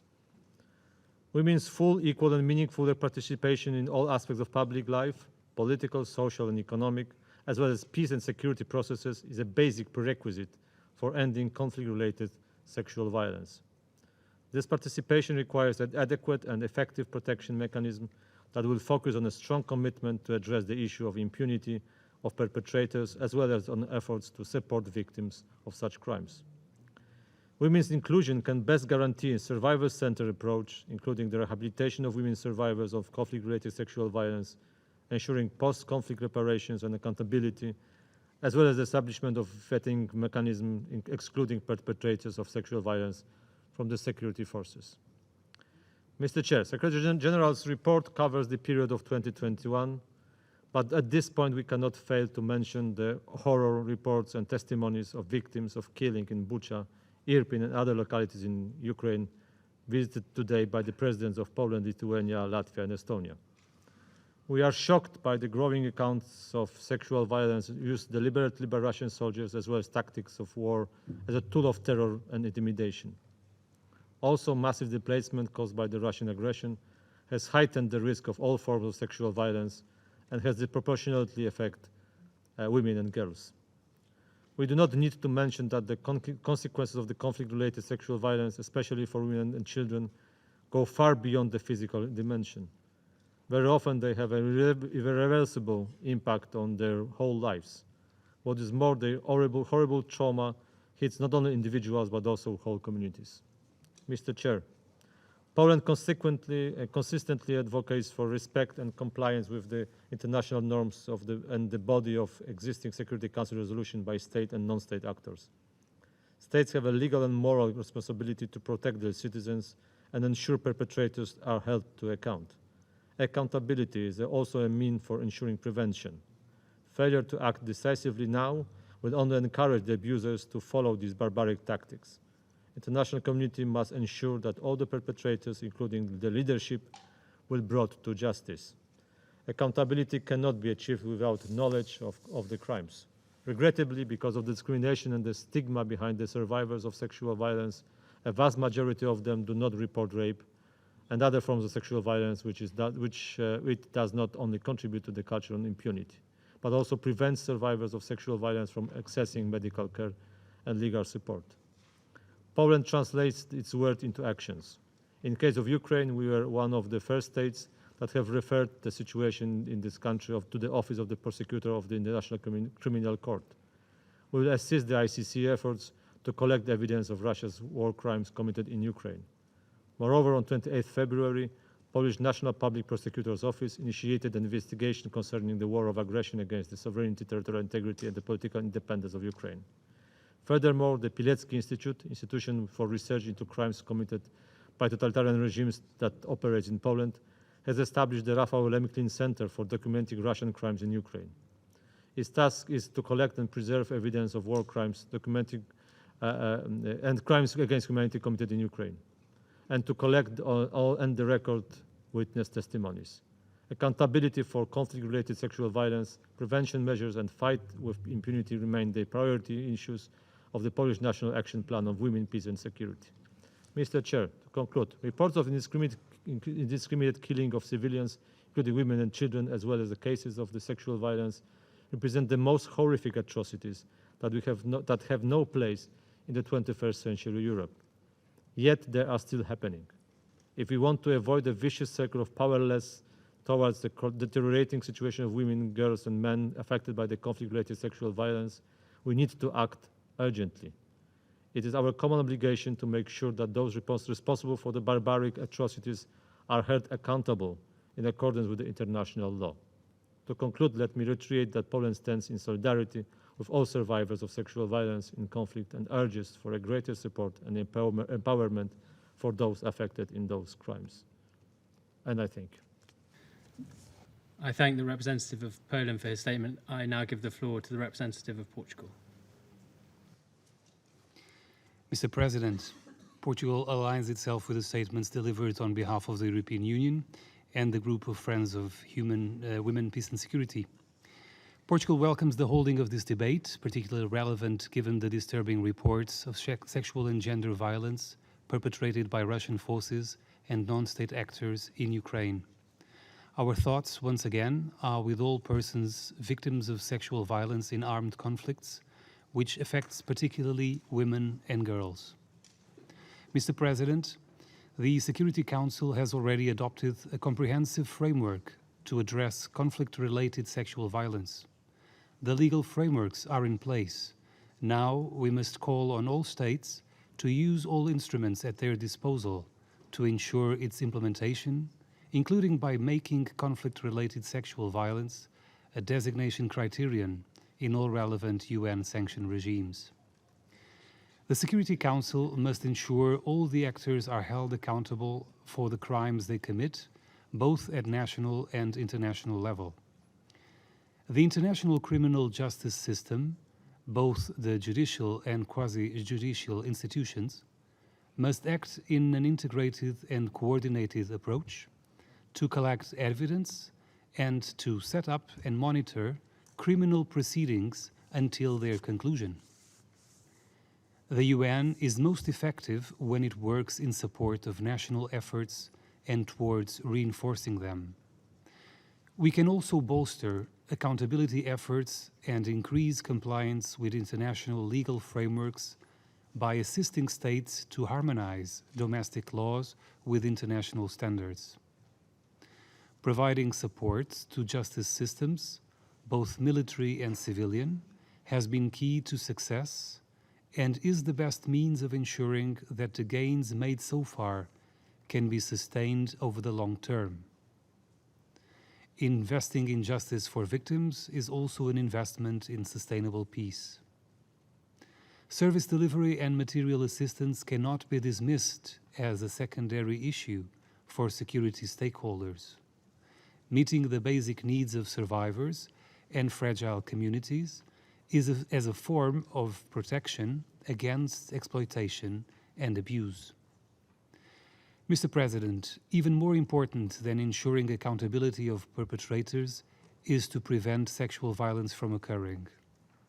An investment on human rights and on human rights education and training, on the empowerment of all persons and on women's full, equal, and meaningful participation and leadership at all levels in decision-making is a key investment on prevention of sexual violence. Partnerships with national security actors, for example, must be further strengthened.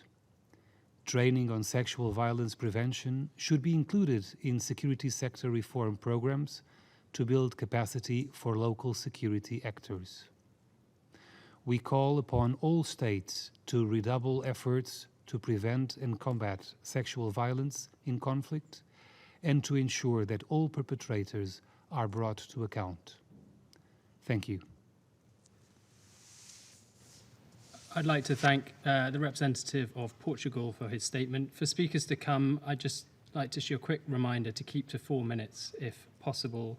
We've got a lot of speakers to get through this afternoon. The flashing light on the collar of the microphone will remind you when 4 minutes is up. I now give the floor to the representative of Iran. Bismillahir Rahmanir Rahim. Mr. President, I thank you for organizing this open debate. I also thank the briefers for their briefings. Sexual violence is a heinous crime that is frequently used as a tactic of war and terrorism. In armed conflicts, sexual violence disproportionately affects women and girls, as well as people in vulnerable situations. Women and girls, unfortunately, are the main victims. The armed conflict also increases the rise of trafficking in person, which unfairly targets women and children fleeing war while being forcibly moved. During armed conflicts, international humanitarian law prohibits all forms of sexual abuse against women and establishes protection for civilians, including women and girls.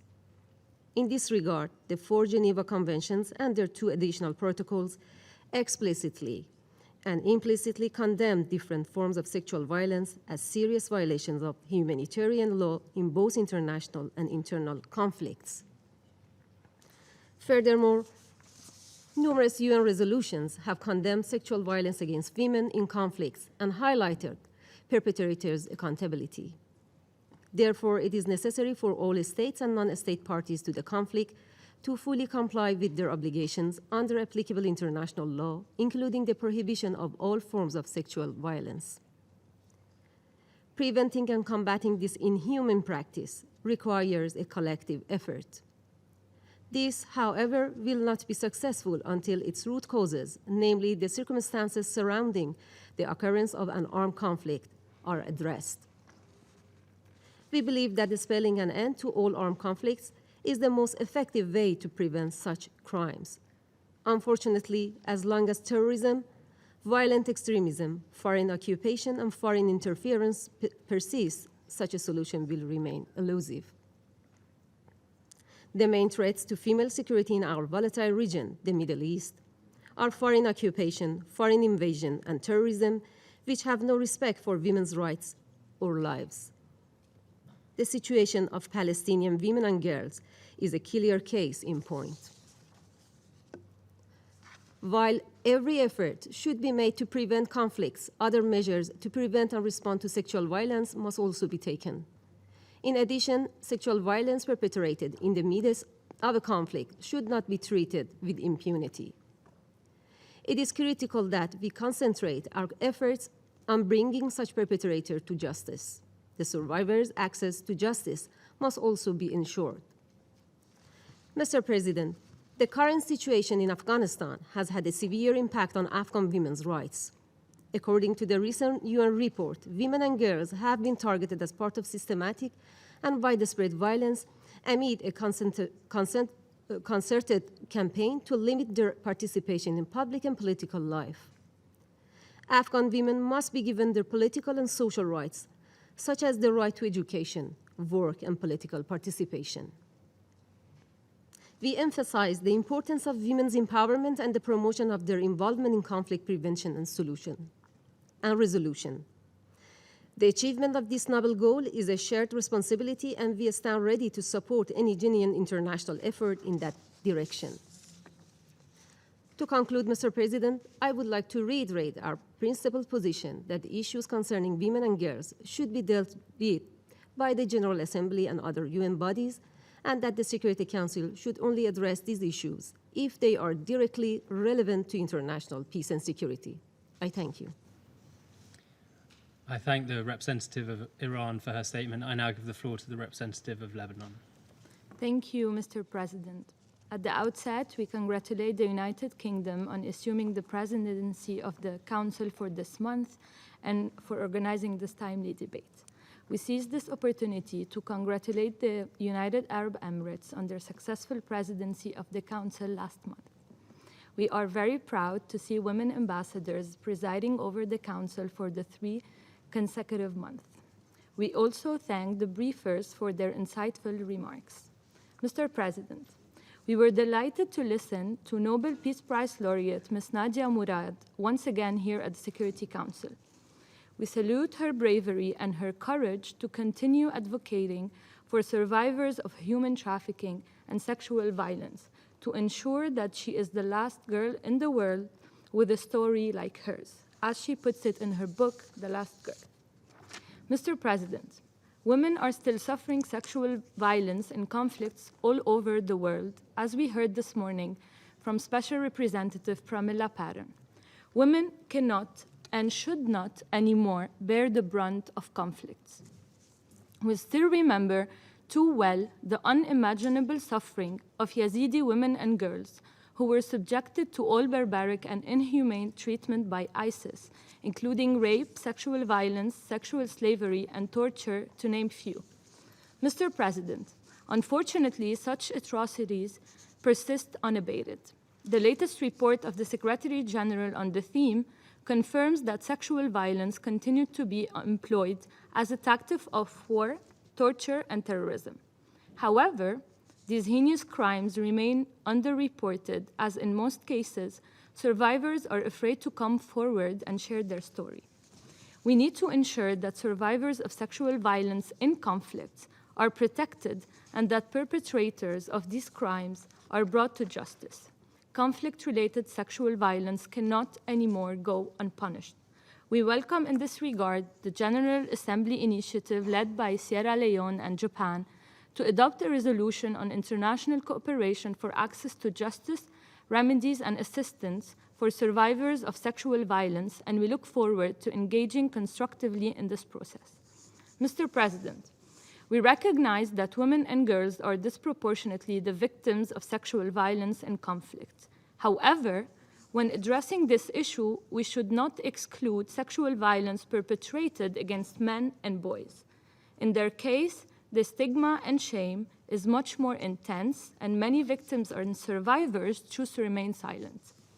Particular attention should also be given to women activists, women peace builders, women human rights defenders, and women journalists who are often specifically targeted, including through sexual violence and harassment. Mr. President, in his remark to the Peacebuilding Commission last month, Secretary General Antonio Guterres reaffirmed that the world is experiencing the highest number of violent conflicts since 1945, with 2 billion people, or a quarter of the world's population, now living in conflict-affected areas. The more conflicts persist and multiply, the more sexual violence in these settings will thrive. We need to address these phenomena and to work for justice and accountability. But the most important step to take is to shut the guns, put an end to conflicts, and above all, to deploy all efforts to prevent them before they erupt. Mr. President, women's bodies cannot be any more collateral damage. Women's bodies cannot be anymore used as a weapon of war. Women's bodies cannot be anymore turned into battlefields. I thank you, Mr. President. I thank the representative of Lebanon for her statement. I now give the floor to the representative of Belgium. Monsieur le Président, merci beaucoup pour l'organisation de ce débat important. La Belgique s'aligne à la déclaration de l'Union européenne. Chers collègues, le rapport du secrétaire général dresse un tableau sombre.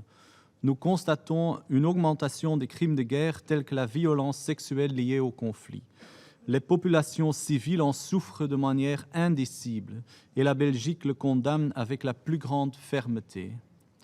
Nous sommes consternés par les informations faisant état de violences sexuelles perpétrées par les troupes russes en Ukraine et appelons de toute urgence la Russie à cesser les hostilités. Nous demandons également une enquête complète sur les crimes de guerre présumés, y compris les crimes de violence sexuelle, et appelons toutes les parties à y participer et à coopérer pleinement. Bien que la situation globale soit désastreuse, il existe quelques signes positifs. 2 exemples. En République démocratique du Congo, alors que la prévalence de la violence sexuelle reste malheureusement extrêmement préoccupante, nous voyons quelques signes positifs en raison de la volonté du gouvernement de la RDC de promouvoir et faciliter la lutte contre l'impunité. Par exemple, la condamnation dans l'affaire Kavumu. Au Mali, nous félicitons l'équipe d'experts sur l'état de droit et la MINUSMA pour leur soutien aux autorités judiciaires nationales et aux acteurs de la société civile et nous demandons au gouvernement du Mali de fournir un soutien rapide pour assurer que les procédures judiciaires avancent. Permettez-moi d'exposer 5 priorités pour accélérer la mise en œuvre du cadre juridique solide dont nous disposons pour agir de manière préventive. Premièrement, les États membres sont les premiers responsables de la poursuite des auteurs de violences sexuelles. Les Nations unies doivent continuer à investir dans le renforcement des capacités des institutions nationales, ce qui peut se faire en développant des cadres juridiques, des stratégies de poursuite, en formant des unités policières et des juges. Deuxièmement, les mécanismes internationaux de justice pénale jouent un rôle essentiel dans l'établissement des responsabilités. La Belgique soutient pleinement le travail de la Cour pénale internationale à poursuivre les auteurs de crimes sexuels et sexistes. Les Nations unies ont également soutenu les tribunaux hybrides. Enfin, la Belgique soutient le fait que la violence sexuelle soit un critère de désignation autonome dans les régimes de sanctions et invite les membres du Conseil de sécurité à augmenter les listes en vertu de ce critère. Troisièmement, d'autres formes de justice et de réparation devraient être considérées de manière complémentaire, comme les processus de vérité et de réconciliation et les formes traditionnelles de justice.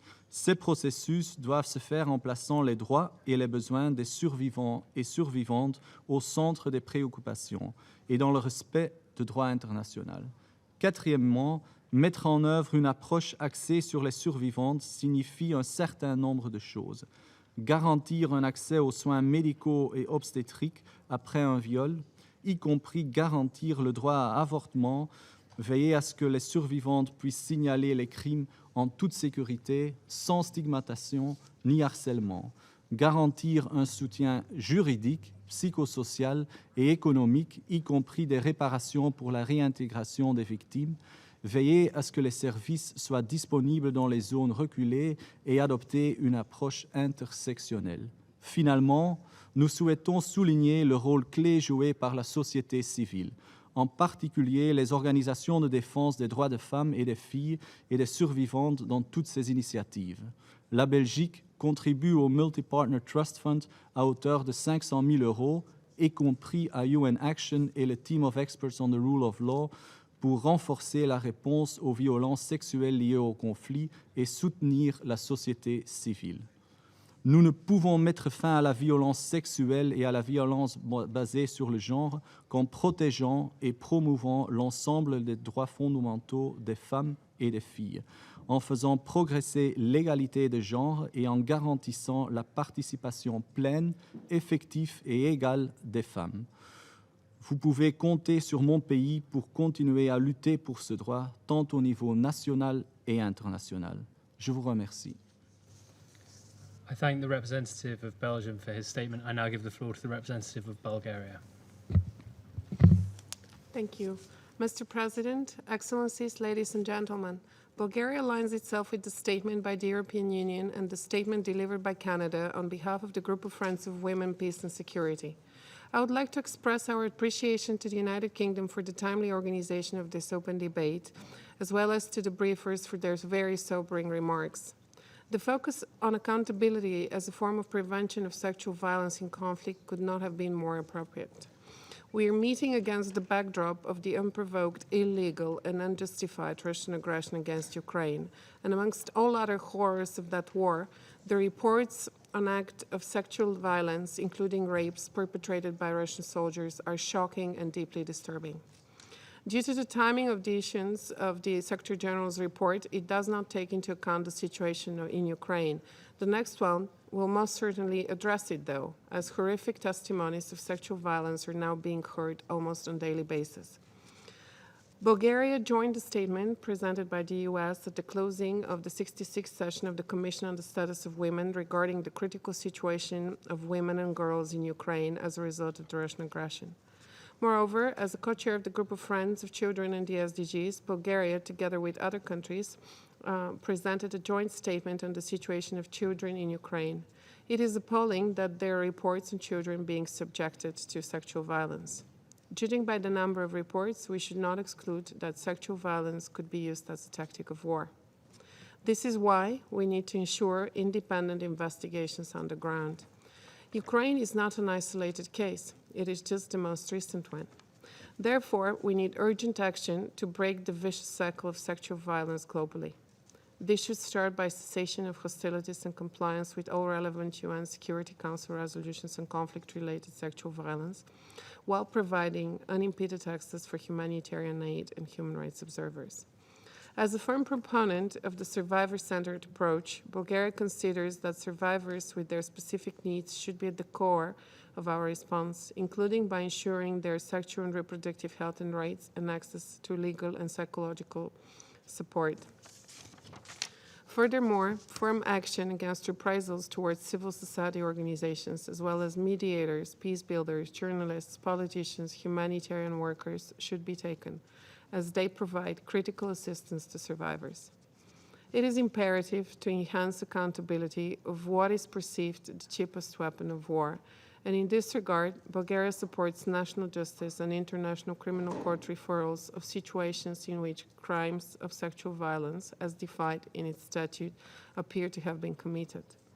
We reiterate the importance of the recommendation in the report to the Secretary General to ensure sexual violence is incorporated as a standalone designation criterion for targeted sanctions, as well as to giving due consideration to the early warning systems.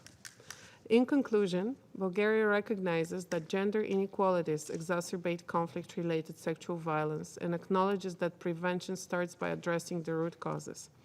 Member states need to achieve gender equality and realize women's full enjoyment of human rights while also ensuring women's full and equal participation. Bulgaria remains committed to the Women, Peace and Security agenda, also through the implementation of its National Action Plan for the period 2020 to 2025. Thank you. I thank the representative of Bulgaria for her statement. I give the floor to the representative of Italy. Thank you very much. Mr. President, Italy aligns itself with the statement submitted by the European Union, the group of friends of WPS, and to be delivered by the UN LGBTI core group, and would like to add a few remarks in a national capacity. The protection and promotion of women and girls' rights and the fight against all forms of sexual and gender-based violence, both in times of peace and armed conflict, is a long-standing commitment of Italy. We strongly support the mandate of the CRSV pattern and the work of the team of experts on the rule of law and sexual violence in conflict, through our pledge in favor of the related multi-partner trust fund. The latest Secretary General's report portrays a bleak picture of the current situation. In different parts of the world, state and non-state actors still use sexual violence as a tactic of war, torture, and terrorism. We are also particularly concerned by the increase in incidents of rape and other forms of sexual violence against children in 2021, based on the data collected by the monitoring and reporting mechanism, with the growing instances of girls affected by the violation. I take this opportunity to reiterate Italy's firm condemnation of the unjustified aggression by the Russian Federation against Ukraine and our full support to Ukraine and its people. We are deeply concerned by the repeated attacks on civilians, including women and children, and by the testimonies and reports of conflict-related sexual violence against women and girls, including rapes perpetrated by the Russian armed forces. Conflict-related sexual and gender-based violence, including rapes, are heinous violations of human rights and war crimes. We must spare no efforts to prevent and combat these brutal forms of violence, support survivors, and bring perpetrators to justice. Let me outline Italy's 5 priorities. First, prevention of widespread and systematic sexual violence begins in times of peace through the adoption of national laws that should be robust enough so as to prevent abuses and violations in wartime. There exists a solid international framework that needs to be implemented. Second, we need a strong paradigm shift to uphold the culture of gender equality, fully promote women's empowerment, and the equal, full, and meaningful participation in decision-making processes. Female leadership opportunities are essential to both prevention and reconciliation at the national and international level, involving women and grassroots civil society organizations. Third, in line with the UN Security Council Resolution 2467, we need survivor-centric approaches to prioritize the rights and needs of victims of sexual and gender-based violence. Fourth, UN peacekeeping missions play a crucial role in preventing and combating conflict-related sexual violence within their mandate to protect civilians. To this end, over the last years, Italy has been providing troops with training on gender issues and has been promoting a stronger women presence in peacekeepers' ranks. Fifth, the international community should fight against impunity and hold the perpetrators of CRSV accountable. To this end, we need to assist conflict-torn countries and guide them in reforming their judicial systems by strengthening the rule of law and the accountability mechanism. Mr. President, let me conclude by reaffirming Italy's strong commitment to the prevention and tackling of sexual violence in conflicts. We will continue to support the work of the Secretary General and that of his Special Representative in order to pursue better and increasingly tangible results in this field. I thank you. I thank the representative of Italy for his statement. I give the floor to the representative of Liechtenstein.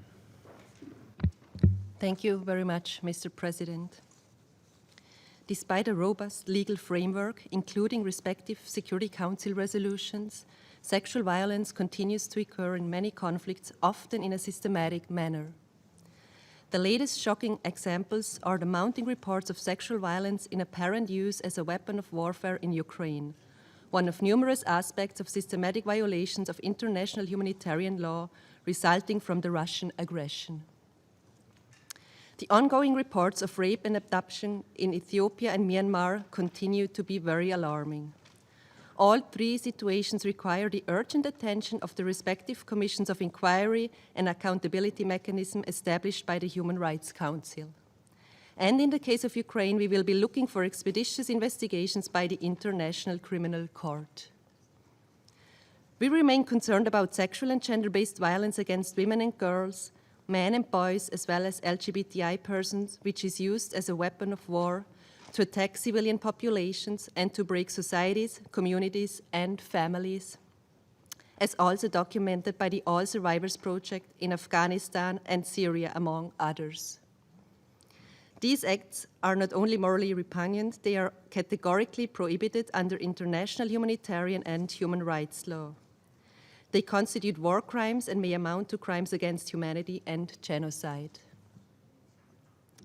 Concrete, time-bound preventive measures, as explicitly outlined in Security Council resolutions 21.6 and 24.67, are necessary to bring an end to conflict-related sexual violence, and we reiterate our call on the Council to include conflict-related sexual violence as a designation criterion in target sanctions regimes. Mr. President, accountability is indeed key to addressing conflict-related sexual violence. International criminal justice mechanisms have significantly advanced our efforts to fight impunity. In 1998, the International Criminal Tribunal for Rwanda broke new ground when it found in the Akaizu case that rape and sexual assault constitutes an act of genocide. The Rome Statute of the International Criminal Court has played a pioneering role in establishing a comprehensive and victim-centered framework to expansively and efficiently respond to conflict-related sexual violence crimes. For the first time in history, it firmly established conflict-related sexual and gender-based violence as crimes against humanity and war crimes. We commend the Office of the Prosecutor for including charges related to sexual and gender-based crimes in many of their cases and for prioritizing these crimes as a matter of policy. The ICC's judgment against Dominic Ongwen succeeded in painting a comprehensive picture of sexual and gender-based crimes suffered by victims and constitutes important precedent for future cases. Where the ICC does not have jurisdiction, we must look for other options. In the case of Syria, the IIIM supports prosecutions for the most serious crimes under international law, offering a path toward justice for the crimes committed, including sexual violence.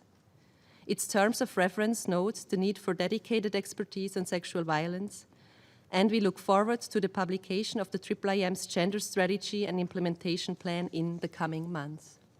Mr. President, armed conflicts and related displacement result in increased vulnerability and heightened risk of human trafficking, including for the purpose of sexual exploitation. Our collective fight against human trafficking must include leveraging the crucial role played by the financial sector in ending these crimes, as also called for in Security Council Resolution 2331. The Liechtenstein Initiative on Finance Against Slavery and Trafficking, or FAST for short, engages the financial sector to tackle these crimes and emphasizes the role of financial inclusion and economic empowerment as a major means to prevent vulnerability in the first place. Among many other activities, it has undertaken activities with respect to the risk of human trafficking as a result of the massive refugee flows in Ukraine, both in the area of prevention and of financial inclusion of the Ukrainian people who have come to our country as refugees due to the Russian aggression. I thank you. I thank the representative of Liechtenstein for her statement. I give the floor to the representative of Germany. Thank you, Mr. President. And at the outset, I would like to thank the United Kingdom for hosting this debate and the Special Representative of the Secretary General on Sexual Violence and Conflict, Ms. Nadia Murad, Ms. Mariana Kakutli, as well as Ms. Hiliana Behanu for their important contributions. The increase in conflict-related sexual violence illustrated by the Secretary General's most recent report is alarming. We are appalled by reports of sexual and gender-based violence against women and children in Ukraine, committed by the Russian armed forces and mercenaries. The pictures and accounts from Bucha are shocking. Egregious crimes have been committed. Germany stands in solidarity with all Ukrainians, including women and girls in all their diversity, affected by Russia's unprovoked war of aggression in Ukraine. In Afghanistan, women and young girls are subjected to forced marriages and sexual and gender-based violence on a daily basis, while impunity prevents survivors from their access to justice and to support services, since specialized courts on violence against women were closed.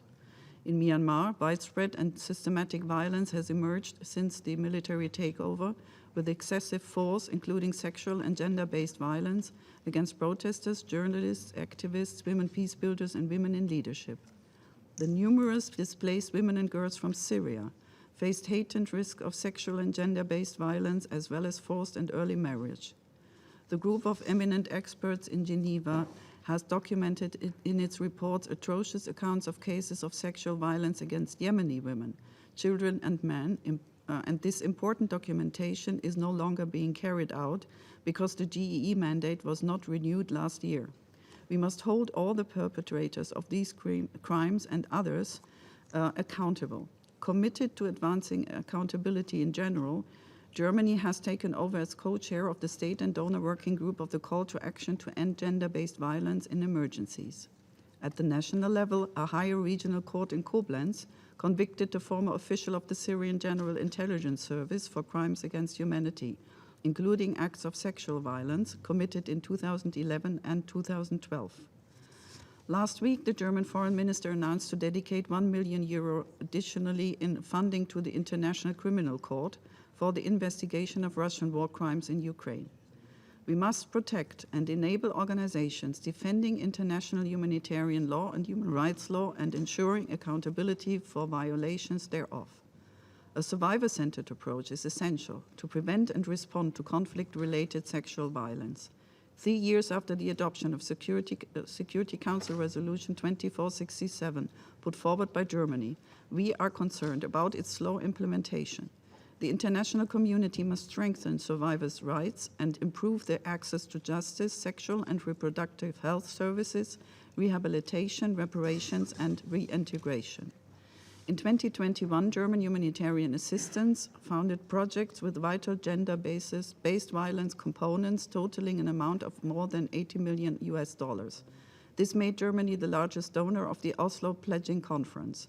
Germany is also the largest donor for ICRC's Special Appeal on Sexual and Gender-Based Violence. This year, German humanitarian assistance has launched a new project with UN Women to strengthen sexual and gender-based violence measures in humanitarian response plans.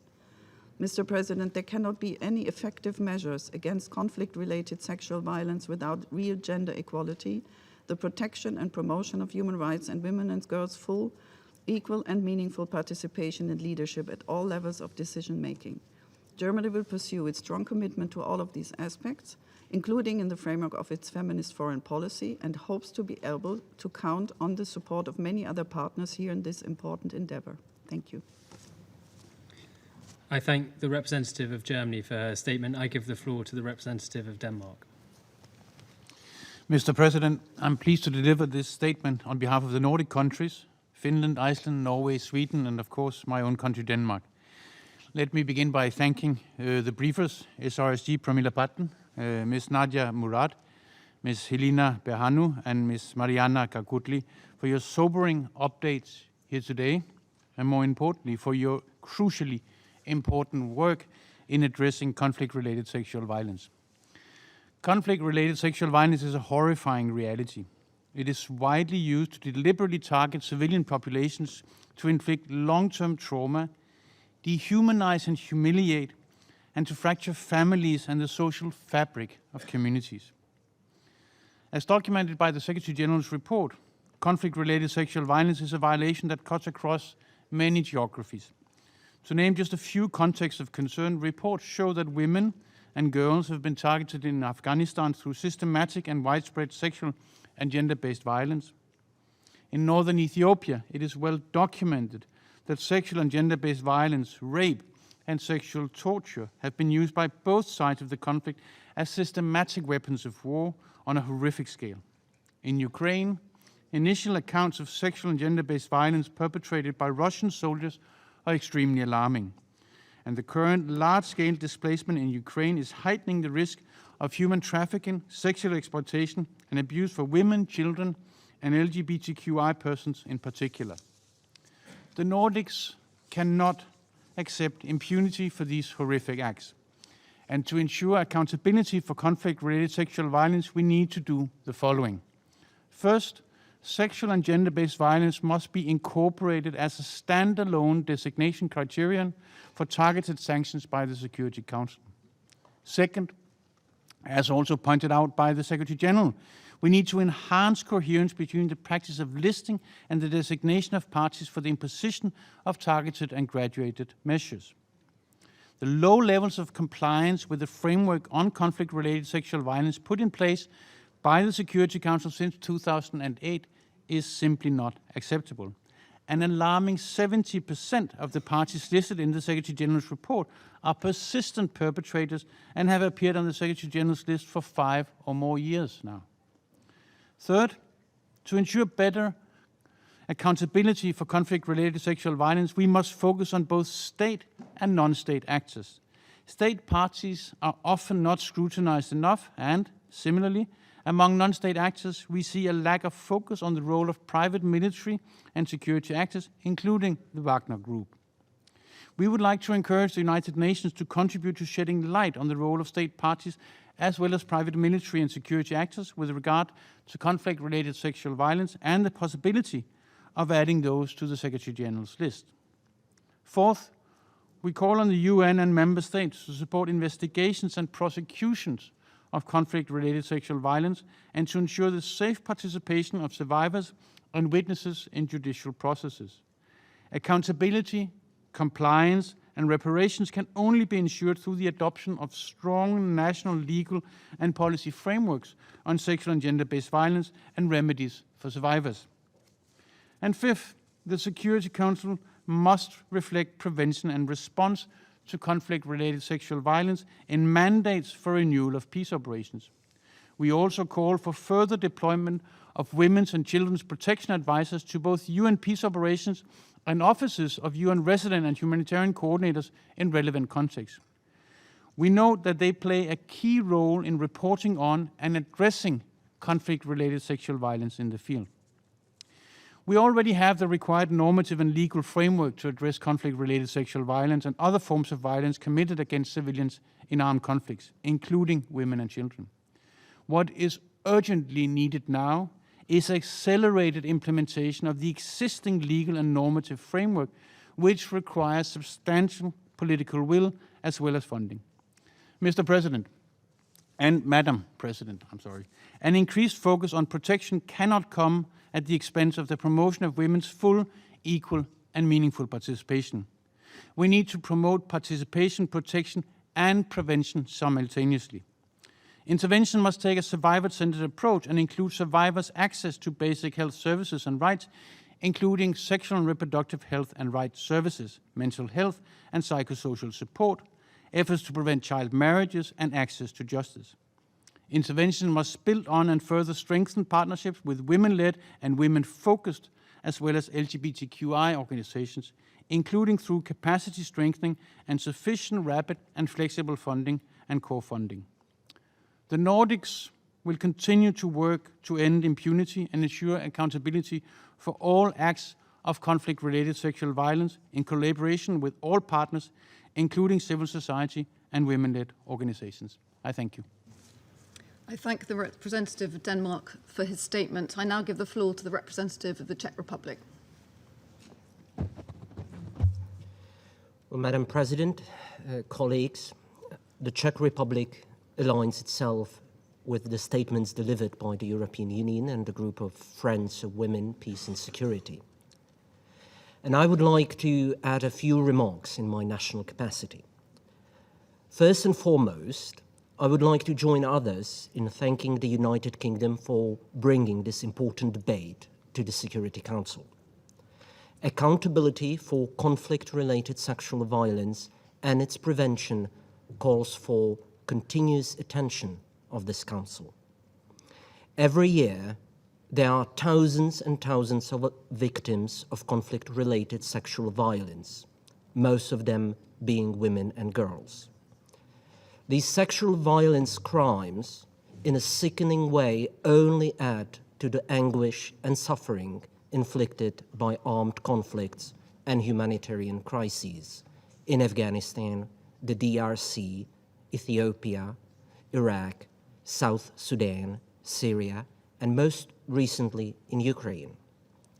We are deeply concerned about all cases of sexual and gender-based violence, human trafficking, sexual exploitation, and abuse. Discrimination against women and girls in all their diversity only becomes worse in armed conflicts.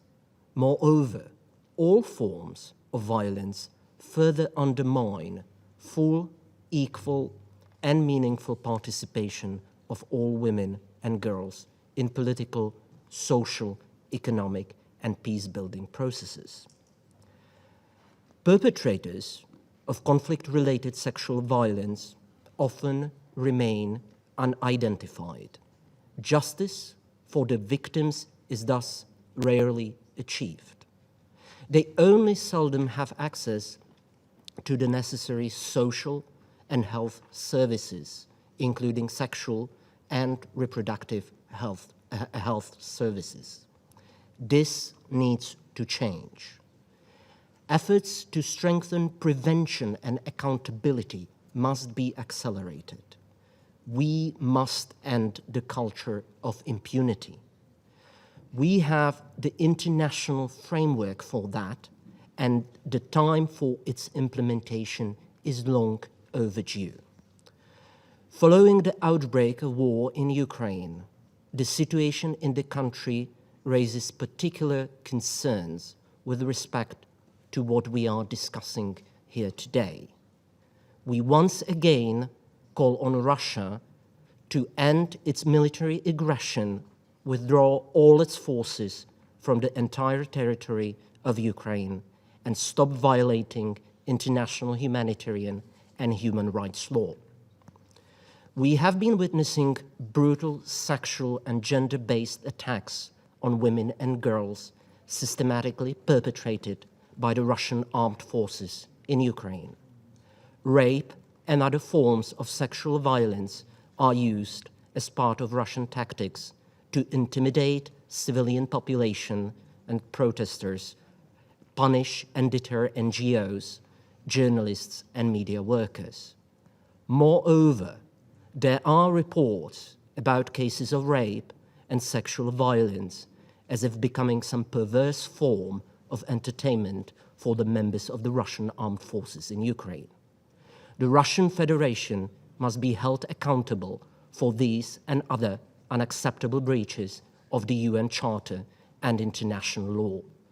All crimes, including the widespread use of sexual violence by Russia in Ukraine, must be properly investigated and brought to justice. Madam President, let me stress that all perpetrators of conflict-related sexual violence everywhere in the world must be held accountable. Ensuring prevention and justice for victims and a zero-tolerance policy is the only way for ending conflict-related sexual violence. Thank you. I thank the representative of the Czech Republic for their statement. I now give the floor to the representative of Maldives.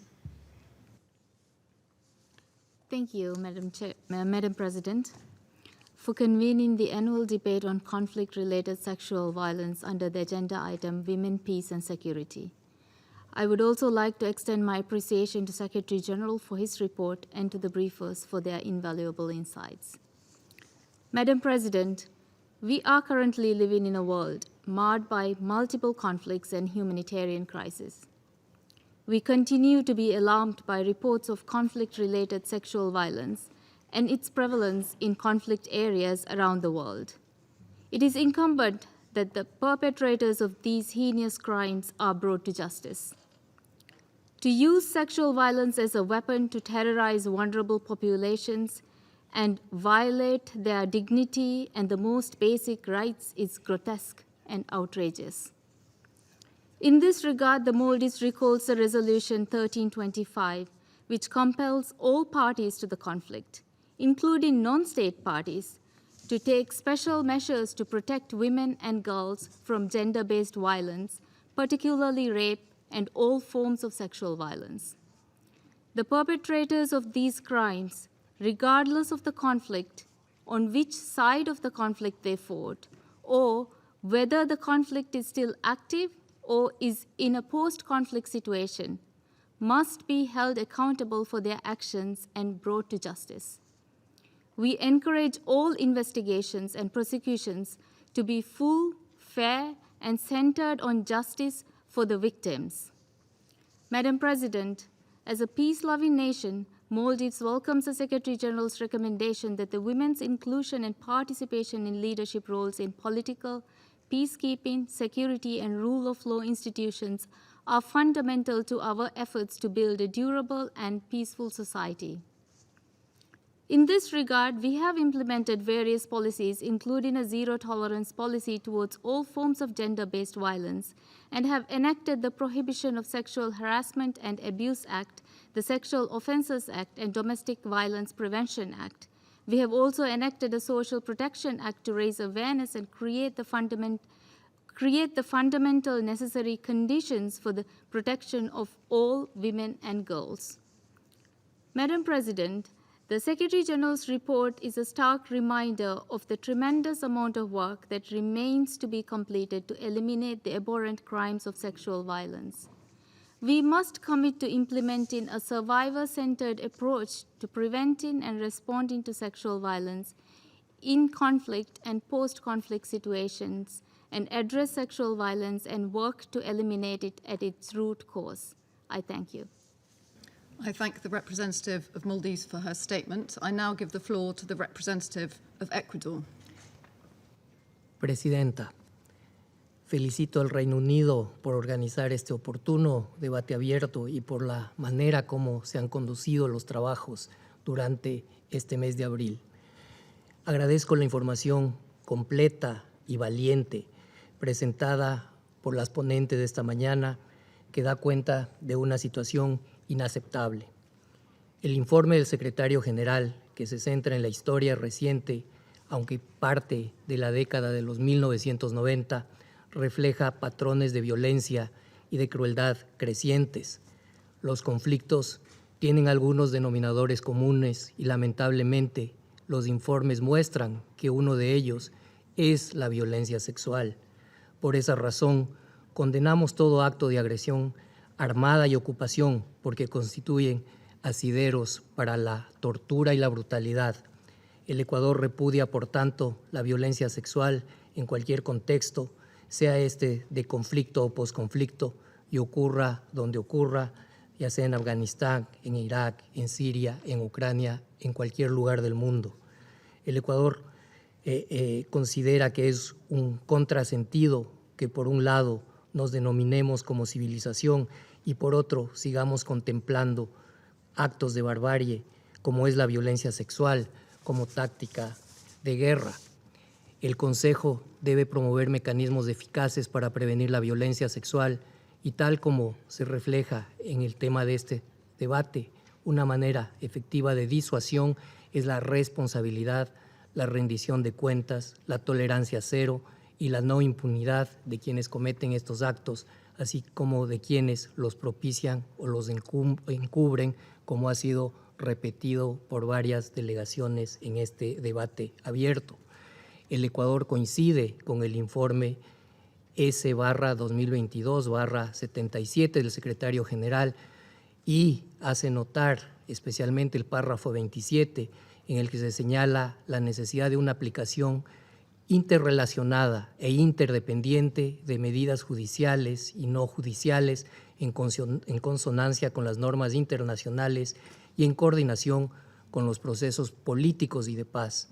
Ayer, el Ecuador acompañó en esta misma sala la reunión informativa del Consejo de Seguridad sobre Colombia y aprovechó para reconocer los esfuerzos de ese país vecino en la implementación de los acuerdos de paz, lo que me lleva a recordar, como se refleja en el mismo informe del secretario general, algunas prácticas de violación sexual de los grupos armados, como fue el caso de las FARC-EP, incluso con sus propias integrantes. La justicia local, regional e internacional es clave para disuadir la violencia sexual, pero no se limita a las sentencias, sino que debe acompañarse también de la mejora en la prestación de los servicios jurídicos y de salud, con una perspectiva de género y enfocados a los intereses de los supervivientes, tal como lo reconoció la resolución 2467 de 2019. Señora Presidenta, mi delegación siguió con profunda preocupación la sesión informativa del Consejo de Seguridad del lunes 11 de abril, en particular por las denuncias crecientes de violencia sexual y tráfico de mujeres y niñas en el contexto del desplazamiento masivo como consecuencia de la agresión militar y la invasión contra Ucrania, ante lo cual el Ecuador reitera su condena. Muchas gracias. I thank the representative of Ecuador for his statement. I now give the floor to the representative of Malaysia. Thank you, Madam President, for convening this open debate. I would also like to thank the CRSV and other briefers for their valuable remarks on the subject. Malaysia remains deeply concerned of the heightened risk of sexual violence against civilians, particularly on women and children in conflict. The Secretary General's report last year revealed disturbing facts that a number of parties to the armed conflict continue to use sexual violence as a cruel tactic of war, terror, and political repression in order to advance their strategic objectives. This heinous crime must stop. Madam President, Malaysia continues to support and underscores the importance of addressing sexual violence in conflict and post-conflict situation in an integrated and holistic manner by all stakeholders, including states, the UN system, and civil society. In this connection, Malaysia is pleased that the recent CSW conclusions contain vital language emphasizing the need to address sexual and gender-based violence both during and in the aftermath of conflict, including by adopting preventive approaches, taking into account the needs and perspectives of victims and survivors. Moving ahead, we need to ensure accountability, including through effective prevention and protection mechanisms. In addition, measures to prevent and address sexual violence should be strategically aligned with efforts to prevent violent extremisms. In this connection, I wish to highlight the following points. First, it is incumbent on states to introduce or strengthen legislation and judicial processes to document, investigate, and prosecute sexual violence in conflict and post-conflict situations. Malaysia views accountability as a duty under both domestic and international law. In that regard, national systems should be pushed to meet international standards for ensuring accountability and justice so that perpetrators of such crimes will never go unpunished. Assistance to survivors, such as psychological support and access to justice, must also be prioritized. We also call for provisions on sexual violence in conflict to be integrated into all peace processes, negotiations, and agreements. Second, we see merits in broadening networking and coordination between the Council and the Human Rights Council towards ensuring accountability for human rights violations, including sexual assault and violence against women and children. Third, prevention efforts would not succeed without women's inclusive participation. Participation also matters for protection and is key to peacekeeping and peace building. Women's participation in security framework can advance citizens' trust in the institutions and contribute towards improving intelligence gathering, reporting of gender-based violence, and treatment of victims, witnesses, and suspects. At the same time, we need to end the harassment and reprisal targeting women in peace and security processes. Madam President, Malaysia remains committed to the WPS agenda and the collective efforts to combat sexual violence in conflict, including through the UN peacekeeping operations. Since 2014, the Malaysian Peacekeeping Center has continued to teach courses on gender as well as the role of women in peacekeeping missions, such as maintaining a gender advisor, comprehensive protection of civilians, sexual exploitation and abuse, WPS, gender mainstreaming, and preventing sexual violence initiative. These programs have benefited over 900 military and civilian personnel, including 190 foreign participants, and nine Malaysian battalion contingents to UNIFIL. Malaysia is also a signatory to the Voluntary Compact, signifying our strong commitment to address sexual exploitation and abuse comprehensively and effectively. Madam President, it is more crucial than ever to address the persistent impunity and a vacuum of justice and accountability for sexual violence in conflict.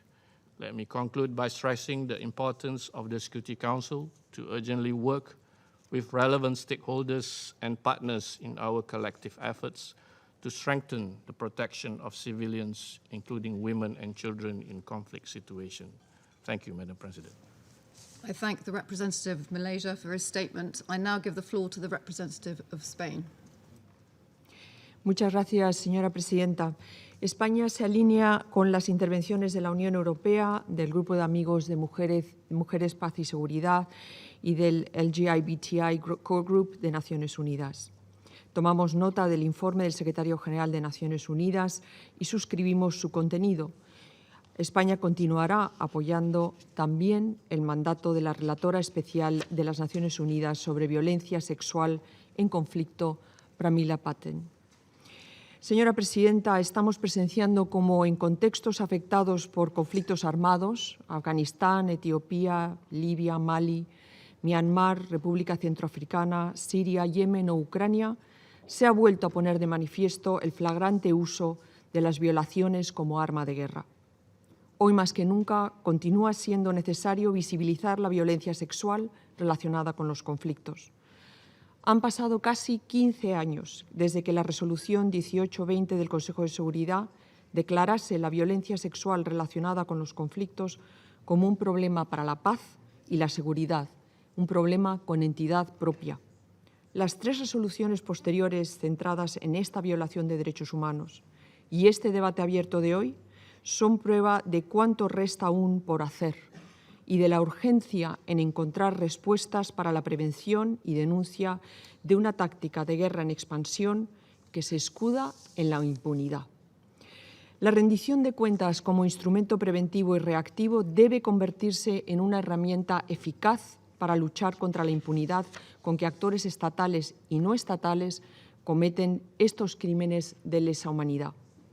Señora Presidenta, España considera prioritario incorporar la violencia sexual como criterio independiente para la imposición de sanciones selectivas por las Naciones Unidas, así como el despliegue de asesores de protección para la prevención y la alerta temprana de violencia sexual en todas las situaciones de conflicto. La igualdad de género, la promoción de los derechos humanos y la participación plena, igualitaria y significativa de las mujeres en sus sociedades son los pilares de toda estrategia de prevención, pues la lucha contra la violencia sexual está también unida al desmantelamiento de los patrones de desigualdad y discriminación por razón de género previos al estallido de cualquier conflicto armado. Hay que visibilizar también los estigmas que vienen asociados a esta violencia sexual y su consecuencia en las víctimas.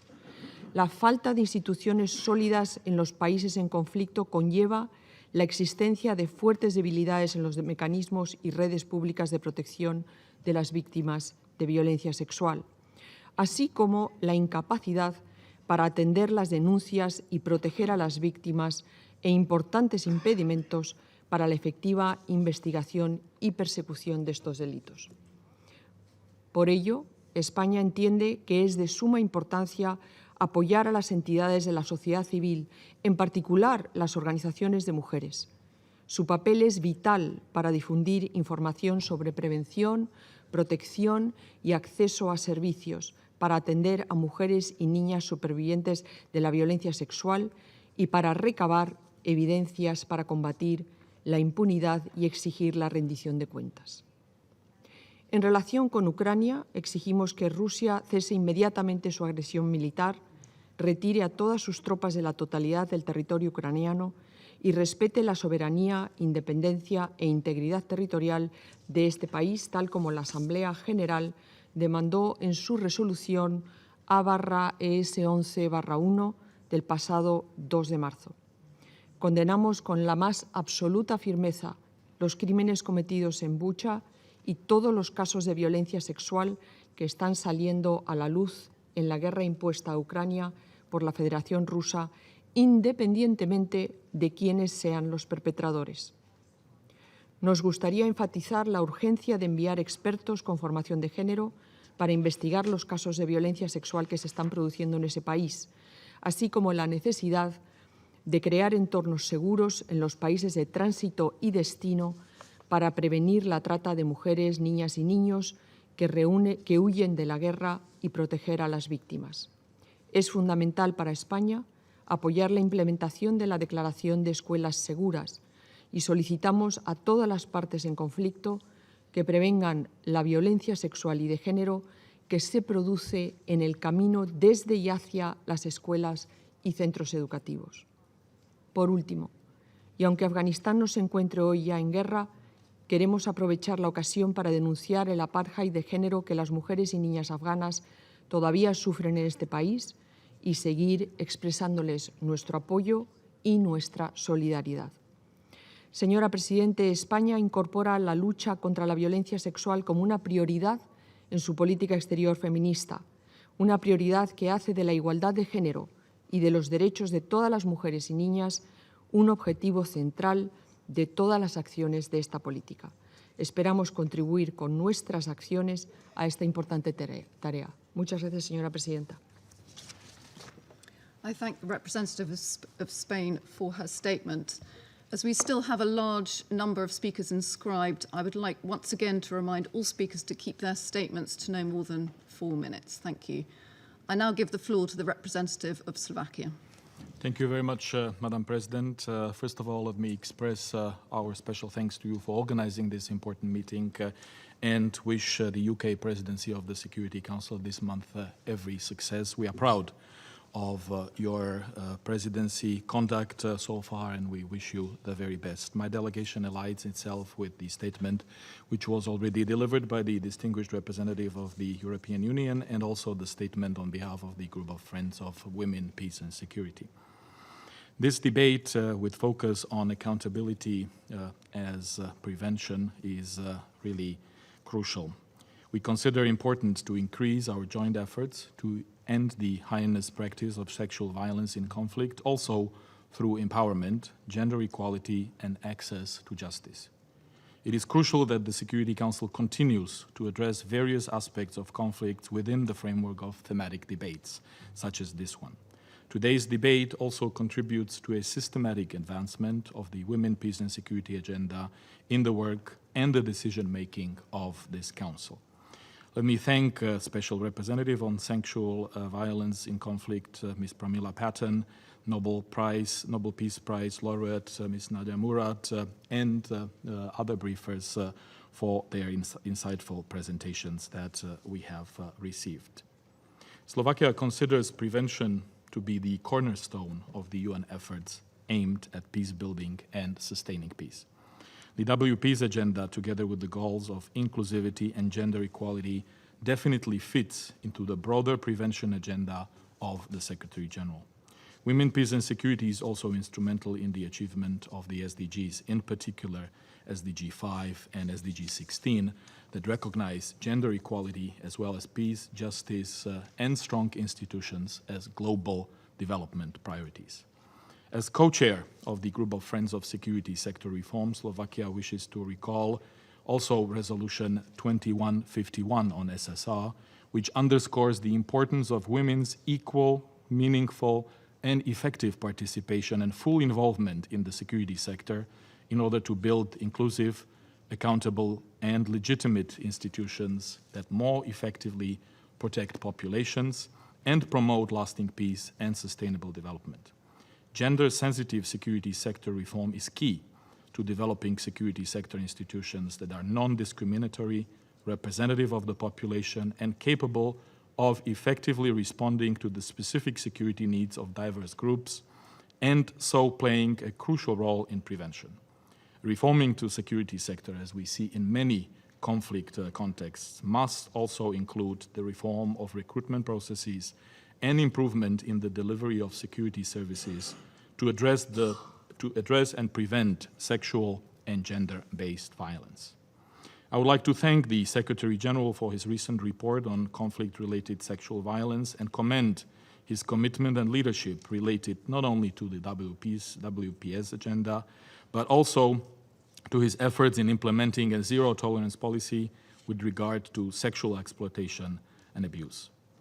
On the other hand, we are deeply concerned by the report's output that the year 2021 was marked by continuing recourse to military rather than diplomatic and political means, which led to displacement on a significant scale, exposing civilians to heightened level of sexual violence.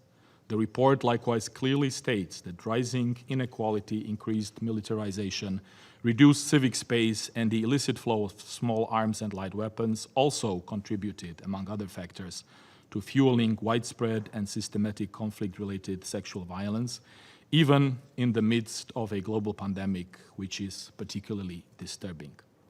Slovakia fully supports the approach of the Secretary General based on prioritizing the rights and dignity of survivors. Intrinsic part of such dignity lies in holding perpetrators accountable. That's absolutely crucial. Various UN Security Council resolutions recognize that sexual violence can itself constitute war crimes or crimes against humanity. Unfortunately, most of these acts continue to escape justice. Member states have to continue working closely with the UN in order to combat impunity for all and any such crimes. Security Council should closely consider referrals to the International Criminal Court when gender-based violence and gender-based crimes are committed.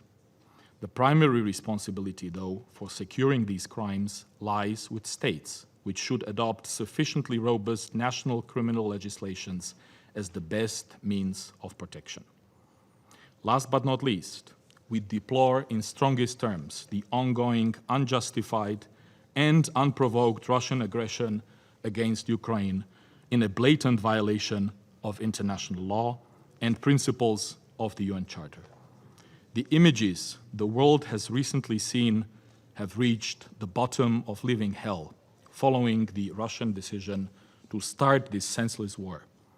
Acts of sexual violence perpetrated by the Russian forces, including gang rapes, rapes in front of children, and other similar practices, are among the most hideous violations of international humanitarian law and laws of armed conflict.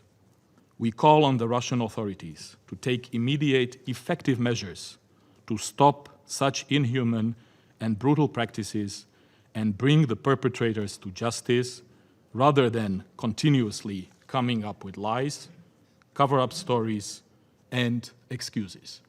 And let me say my last sentence in Russian, language that I learned for many years, that I used to teach, and therefore I speak it quite well. Позвольте мне быть совсем ясным. Это непростительное поведение при любых обстоятельствах. И нет безнаказанности за такие преступления ни для кого. Это должно быть ясно всем и во всех ситуациях, в которых мы находимся. I thank you, Madam President. I thank the representative of Slovakia for his statement. I now give the floor to the representative of Iraq. السيدة الرئيسة، بداية يتقدم وفد بلادي بعبارات التهنئة والتوفيق لبعثة المملكة المتحدة وشمال أيرلندا في ترأس أعمال هذا الشهر والنجاح في إدارة جلسة هذا اليوم. أود أن أغتنم هذه الفرصة لأرحب بالسيدة نادية مراد لحضورها معنا، وأشيد بشجاعتها وكونها صوتا للعديد من الناجين ليس فقط في العراق بل حول العالم أجمع. عفوا. كما أتوجه بالشكر للسيدة براميلا باتن ممثل الأمين العام للأمم المتحدة، والشكر لكل المتحدثين الذين أدلوا بإفاداتهم من ممثلي مؤسسات المجتمع المدني. خلال المدة عام 2014 لعام 2017 شهد العالم أجمع أبشع وأفظع الجرائم التي ارتكبها بتنظيم داعش الإرهابي بحق الشعب العراقي.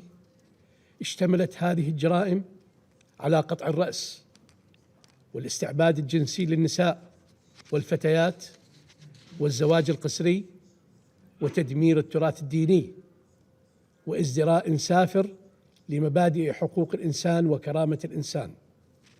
وصلت تلك الجرائم إلى حد الإبادة الجماعية وجرائم ضد الإنسانية.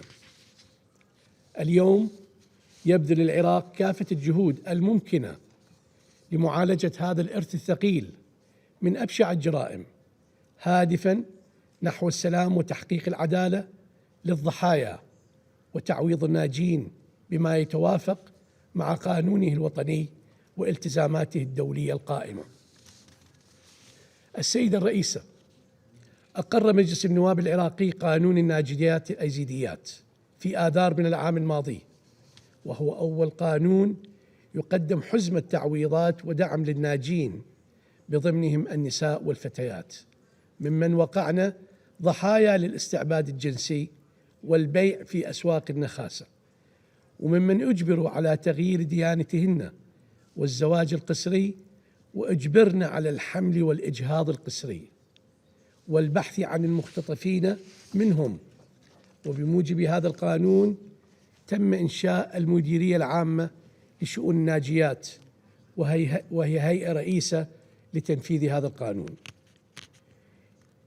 ينص القانون صراحة على أن الجرائم التي ارتكبها تنظيم داعش الإرهابي تعد جرائم إبادة جماعية وجرائم ضد الإنسانية، مع عدم منح أي عفو عام أو خاص لمرتكبي جريمتي الاختطاف والسبي.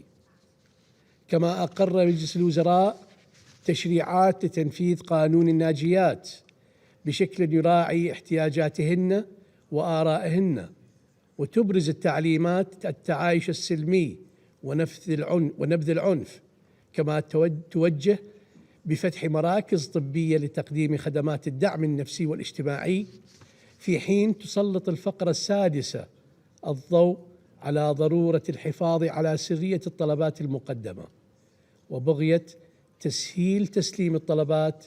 تعمل المديرية على تطوير آلية لتوجيه عملية تسلم الطلبات ومراجعتها وجمع قاعدة بيانات، كما تعمل على إمكانية استقبال تلك الطلبات عبر بوابة إلكترونية على شبكة الإنترنت. وبخصوص فكرة تعيين مبعوث خاص، نرى أن الأمم المتحدة ممثلة بأوسع نطاق في العراق وعبر بعثة اليونامي، والتي تتمثل ولايتها بتقديم المشورة السياسية والدعم الإنساني والتنموي للعراق، كما أن الحكومة الاتحادية في بغداد وحكومة إقليم كردستان تنظم اجتماعات على أعلى المستويات للتعامل مع جميع القضايا، بضمنها التنسيق بين القوات الأمنية العراقية وقوات بيشمركة، وفي القتال ضد بقايا خلايا داعش النائمة. السيدة الرئيسة، ما يزال أعضاء داعش يمثلون أمام المحاكم الوطنية لمحاسبتهم على الجرائم والفظائع التي ارتكبوها بحق الشعب العراقي، انطلاقا من التزام العراق بتحقيق المساءلة لجميع الضحايا. كما تعمل الحكومة على بناء قدرات قضاتها في مجال مكافحة الإرهاب وتعزيز النظام القضائي، وبما يتوافق مع الدستور العراقي والتزامات العراق الدولية القائمة. ويستعد العراق لاستقبال الأدلة التي جمعها فريق التحقيق يونيتاد لاستخدامها في محكمة وطنية مختصة، إذ أنهى مجلس النواب العراقي القراءة الأولى لمسودة قانون المحكمة الجنائية العراقية لجرائم عناصر التنظيم، والتي تعد بمثابة خطوة إلى الأمام بشكل يضمن تحقيق المساءلة وسبل الإنصاف لجميع الناجين، واستخدام الأدلة التي جمعها فريق التحقيق اليونيتاد أمام محكمة عراقية.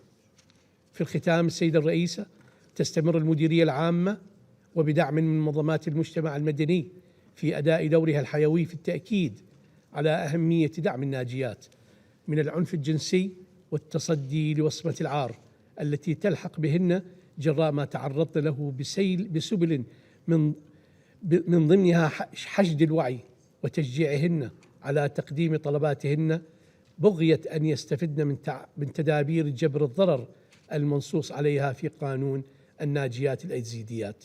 شكرا السيدة الرئيسة. I thank the representative of Iraq for his statement. I now give the floor to the representative of Georgia. Thank you, Madam President. I wish to extend our appreciation to the UK presidency for convening today's debate. We thank the briefers for their comprehensive, insightful, and powerful presentations. Georgia aligns itself with the statement delivered by the European Union, and I would like to make some additional comments in my national capacity. Today, we are speaking about cruel tactic of war and horrific crime, sexual violence in conflict, which is alarmingly widespread in conflicts and military confrontations worldwide. Impunity for those crimes still prevails, and justice has yet to be served for the victims and survivors. International community can and must do more to investigate, prosecute, and hold perpetrators accountable. This is vital for the future prevention of such heinous crimes. In this regard, let me reiterate our full support and solidarity to Ukraine.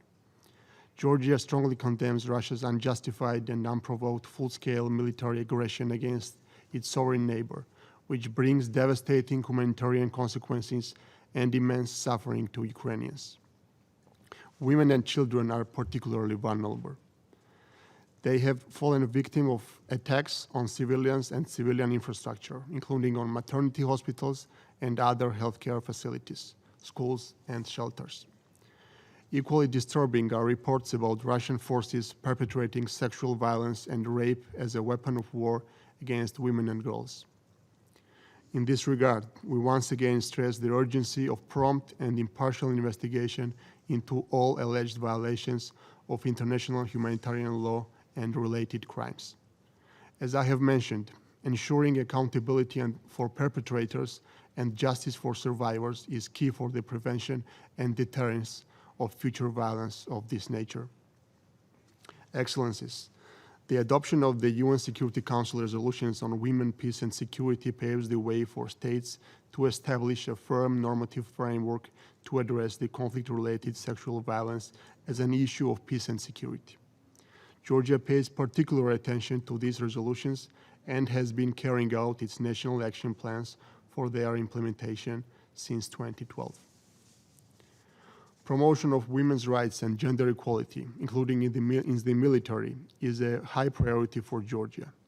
Ministry of Defense developed gender equality strategy, which establishes conditions to promote equal rights and opportunities for men and women, prevent and eradicate all forms of discrimination, counter gender violence, and eliminate the misconduct, sexual harassment, and physical and psychological mistreatment. Georgia exerts every effort to build capacity of peacekeeping personnel to prevent and respond to sexual and gender-based violence, both in conflict and post-conflict situations.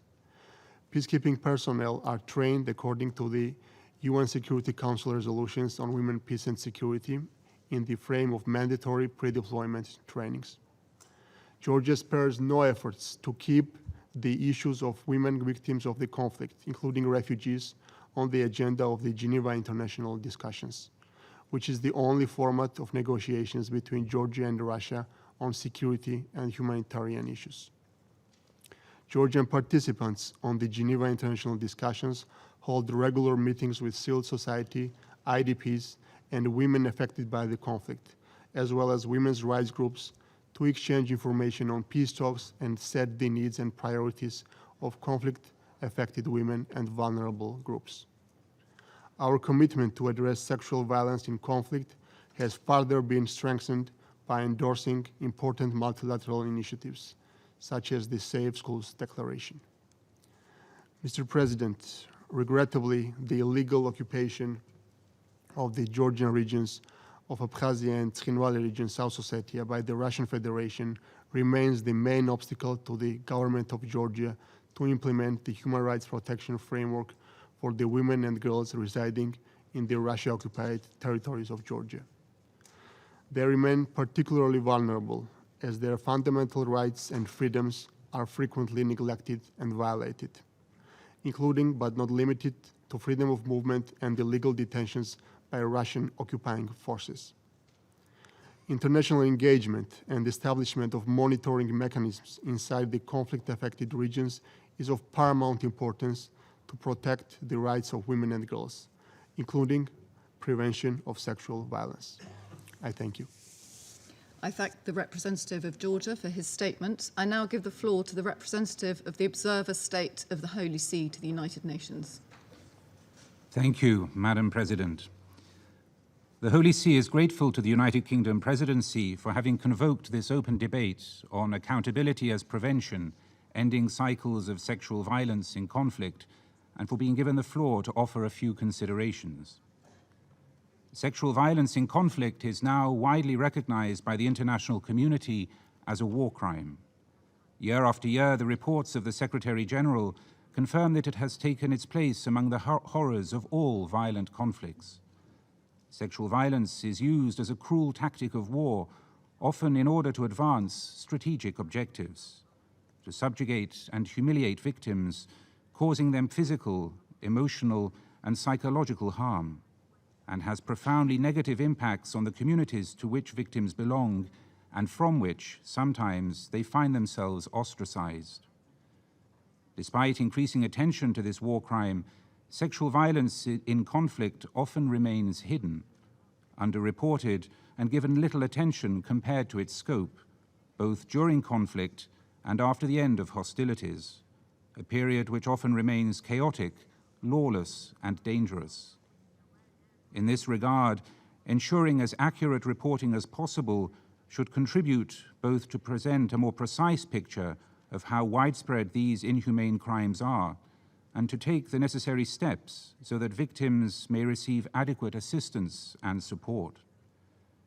In this field, grassroots and civil society organizations also play an important role while striving, often in situations of great danger, to help victims of sexual violence in conflict. In addition to being a hidden crime, sexual violence in conflict is sadly also a crime ignored, perceived to be less attention-worthy or, alarmingly, viewed as intrinsic to conflict and therefore a fixed feature of it. What is more, impunity is often the norm, and consequently victims are often afraid to speak out. The silence must be broken. Impunity must give way to accountability so that there can be justice and reparation. The lack of concerted efforts to ensure justice compounds the suffering of victims, who are often marginalized and left on their own to deal with trauma and pain.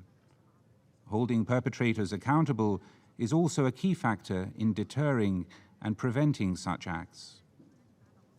The Holy See welcomes the work done at the international level through legal action and investigation, as well as advocacy in pursuit of justice to end impunity. In particular, we commend Ms. Nadia Murad's courage and her dedication to bring her weighty voice to these efforts. Survivors should not only be heard, their pain should be acknowledged, their strength recognized, and their wisdom harnessed to promote and protect the human dignity and rights of all.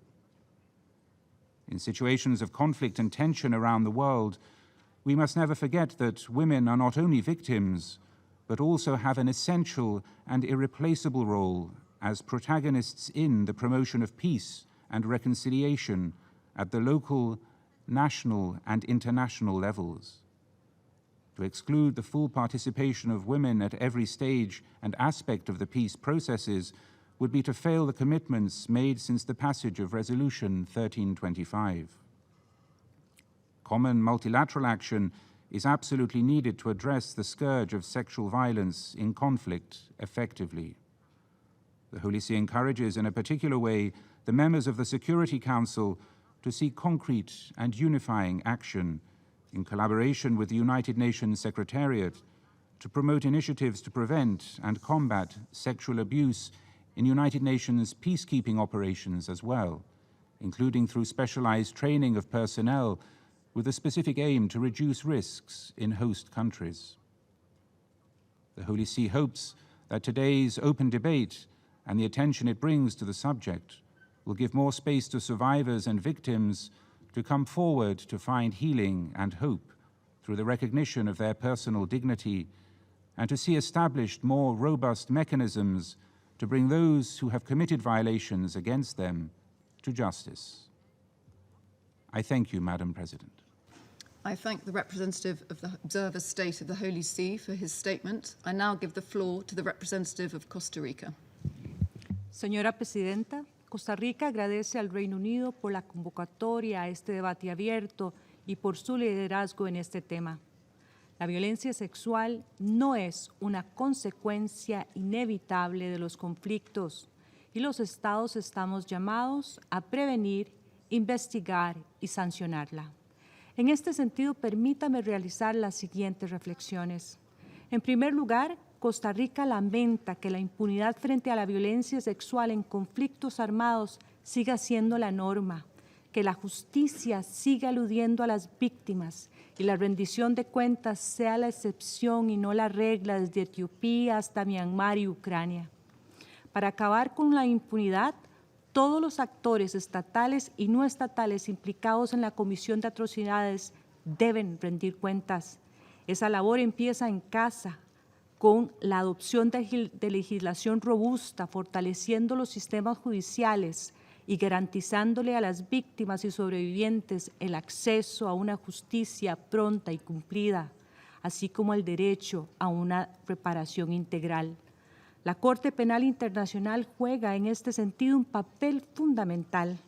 Costa Rica exhorta a que se continúe impulsando la progresividad del Estatuto de Roma mediante la adopción de un enfoque interseccional en todos los procesos que involucran violencia sexual en conflictos armados. En segundo lugar, Costa Rica cree firmemente en modificar una visión reduccionista con la que se ha abordado la violencia sexual en los conflictos armados. Por mucho tiempo, los niños y los hombres y las personas LGBTQ han sido relegadas en las discusiones sobre este tema. Costa Rica llama a este Consejo a ampliar la conversación de manera tal que todas las víctimas sean tomadas en cuenta.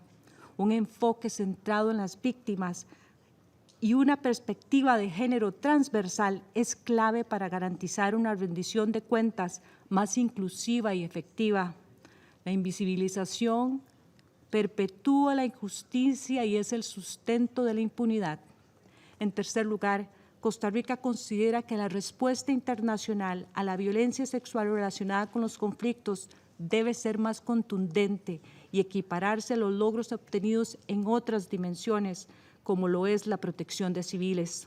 La violencia sexual en los conflictos no es de segundo orden, es una prioridad inequívoca de la comunidad internacional que Costa Rica considera debe reflejarse sistemáticamente en los informes y acción de este Consejo.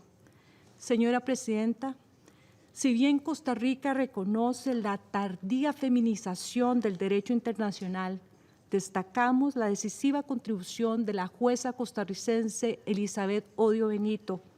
En 1998, como jueza del Tribunal Penal Internacional para la ex Yugoslavia, Odio Benito trabajó sin descanso en aras de que la violación y otros tipos de agresión sexual fueran considerados forma de tortura. Su interpretación es hoy un principio aceptado del derecho internacional y representa un hito en la lucha por condenar el uso de la violencia sexual como arma de guerra. Es hora de honrar esa deuda histórica con las mujeres y con todas las víctimas y sobrevivientes, todas, sin distinción, sin excepciones, porque todos merecemos ocupar un lugar más digno bajo el sol. Muchas gracias. I thank the representative of Costa Rica for her statement. I now give the floor to Mr. Michal Miarka, head of the NATO Liaison Office to the United Nations. Thank you, Madam President, and let me thank the UK for convening this important debate.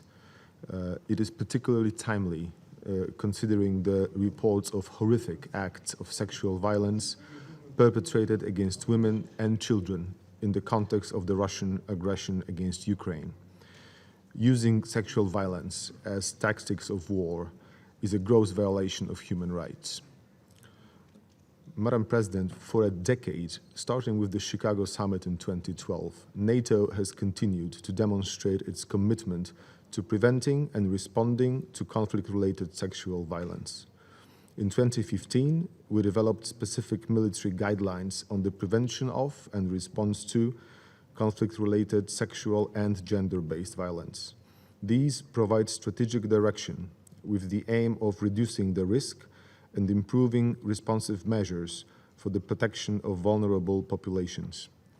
NATO personnel are obliged to prevent, act, and stop sexual violence in areas where we operate, to develop the analytical tools necessary to understand the level of risk of sexual violence for information collection and reporting, and to cooperate with relevant local and international actors, including the UN. Last year, allies have approved NATO policy on conflict-related violence. It outlines the actions that NATO will take to prevent and respond to sexual violence in all operations, missions, and Council-mandated activities. Madam President, NATO's dedication to prevent and combat any form of sexual violence is far-reaching. we have been working with the UN to integrate it into our education and training to ensure our staff are fully prepared. We work with partners like the Nordic Center for Gender in Military Operations to ensure that gender advisors and gender focal points are well equipped before deployment. NATO also participates in the International Day for the Elimination of Sexual Violence in Conflict to join the UN and our other partners in raising awareness. We continue to amplify that through other activities both on the military and the civilian side. In particular, NATO Secretary General Special Representative on Women, Peace and Security, Irene Felin, works closely with a civil society advisory panel, an independent coalition of women's rights experts aimed at assisting NATO in the effective implementation of the Women, Peace and Security mandate across the alliance. This helps ensuring that actions we take are built upon the insight gained from the perspectives of women civil society members from allies, partners, and conflict-affected areas.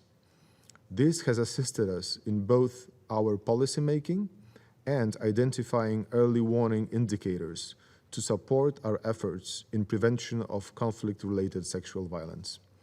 Integrity is one of the guiding principles in NATO's approach to women, peace and security. With integrity comes accountability. When conflict-related sexual violence cannot be prevented, those who engage in it must be brought to justice. NATO is working to make conflict-related sexual violence part of our work on battlefield evidence collection to ensure that war criminals are held accountable. These efforts are not only a part of what we do, but of who we are. NATO will continue to work towards preventing and responding to conflict-related sexual violence, as well as holding those responsible accountable. We will continue to work with the UN and other partners on this important area that leaves a devastating effect not only on women, girls and boys, but on entire communities. I thank you. I thank Mr. Miaka for his statement. I now give the floor to the representative of Cyprus. Thank you, Madam President, for organizing this important debate.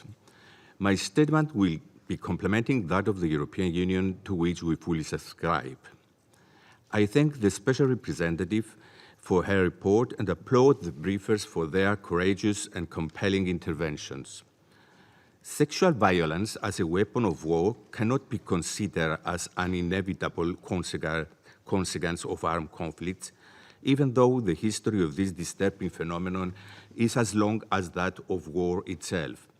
Despite the increased attention to the women, peace and security agenda, we observe that significant gaps remain in effectively addressing this phenomenon.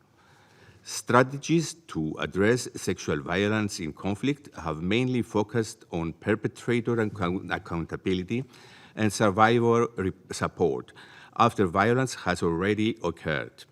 While these are vital, we need also to establish solid prevention measures to stop sexual violence from occurring in the first place.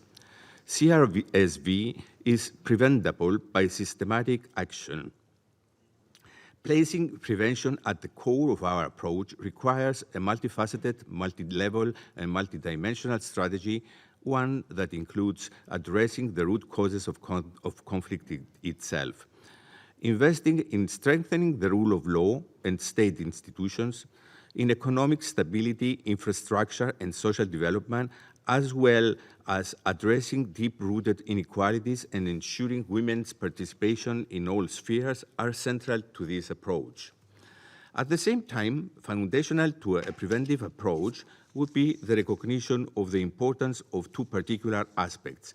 Firstly, the continuum of sexual violence.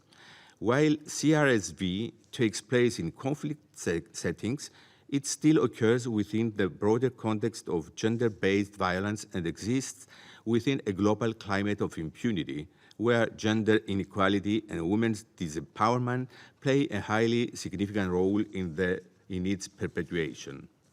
Secondly, the primacy of survivors. Survivors should not be a voice alone. They must become the architects of strategies aimed at addressing CRSV. A survivor-centered approach cannot focus solely on providing support or promoting women's empowerment. It must also address the economic, social, and political structures that underpin their disempowerment.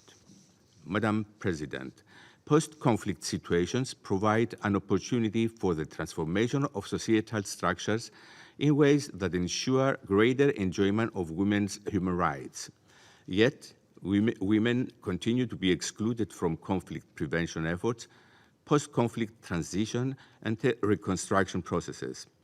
Post-conflict societies recover and rebuild more effectively when women participate in reconstruction efforts and their experiences in conflict are addressed. Responding to CRSV should include women in developing solutions to the factors that place them at risk. History, including in the case of Cyprus, has shown that the role of women in conflict resolution, post-conflict rehabilitation, reconciliation, and sustainable peace is key. At the same time, the violence and degradation suffered by women in conflict situations remain largely unaddressed. As a country that has experienced the atrocity of CRSV firsthand, Cyprus attaches great importance to the elimination of all forms of gender-based violence and joins calls to accelerate efforts towards their elimination. Madam President, the crucial role of women in the prevention and resolution of conflicts, the need for their full, equal, and meaningful participation and involvement in all efforts for the maintenance of peace and security have been widely recognized, particularly by this organization. What remains is for this to be translated into practice. Sexual violence in conflict is a grave human rights violation which constitutes a threat to international peace and security. Curbing the root causes of CRSV therefore is not only a moral, but a strategic imperative. I thank you, Madam President. I thank the representative of Cyprus for his statement. I now give the floor to the representative of Sierra Leone. Madam President, the delegation of Sierra Leone is pleased to join the global discourse on accountability as prevention, ending cycles of sexual violence and conflict. I congratulate you for assuming the presidency of the Security Council for the month of April 2022, and I also thank you for convening this timely debate and the Secretary General for his recent insightful report on conflict-related sexual violence. Madam President, having experienced one of the bloodiest and fiercest civil wars during which sexual violence, including rape, gang raping, sexual slavery, forced marriage, etc., were used as tactics of war by the warring factions, Sierra Leone is fully aware of the horrifying impact of these crimes on the lives and livelihoods of its women and girls, and sparing no effort at combating this scourge. On the domestic front, we have in recent times taken many bold steps to address the incidence of sexual violence, from amending our national law on sexual violence to setting up a special court on rape, as well as establishing one-stop centers to provide services for survivors of sexual abuse. We have demonstrated and continues to demonstrate exemplary commitment to combating the incidence of sexual violence within our borders. Building our domestic efforts, His Excellency the President of Sierra Leone, in his speech at the UN General Assembly in September 2021, called for global solidarity on access to justice and remedies for survivors of sexual violence in the form of stand-alone resolution to be adopted by the General Assembly, hopefully during the 76th session.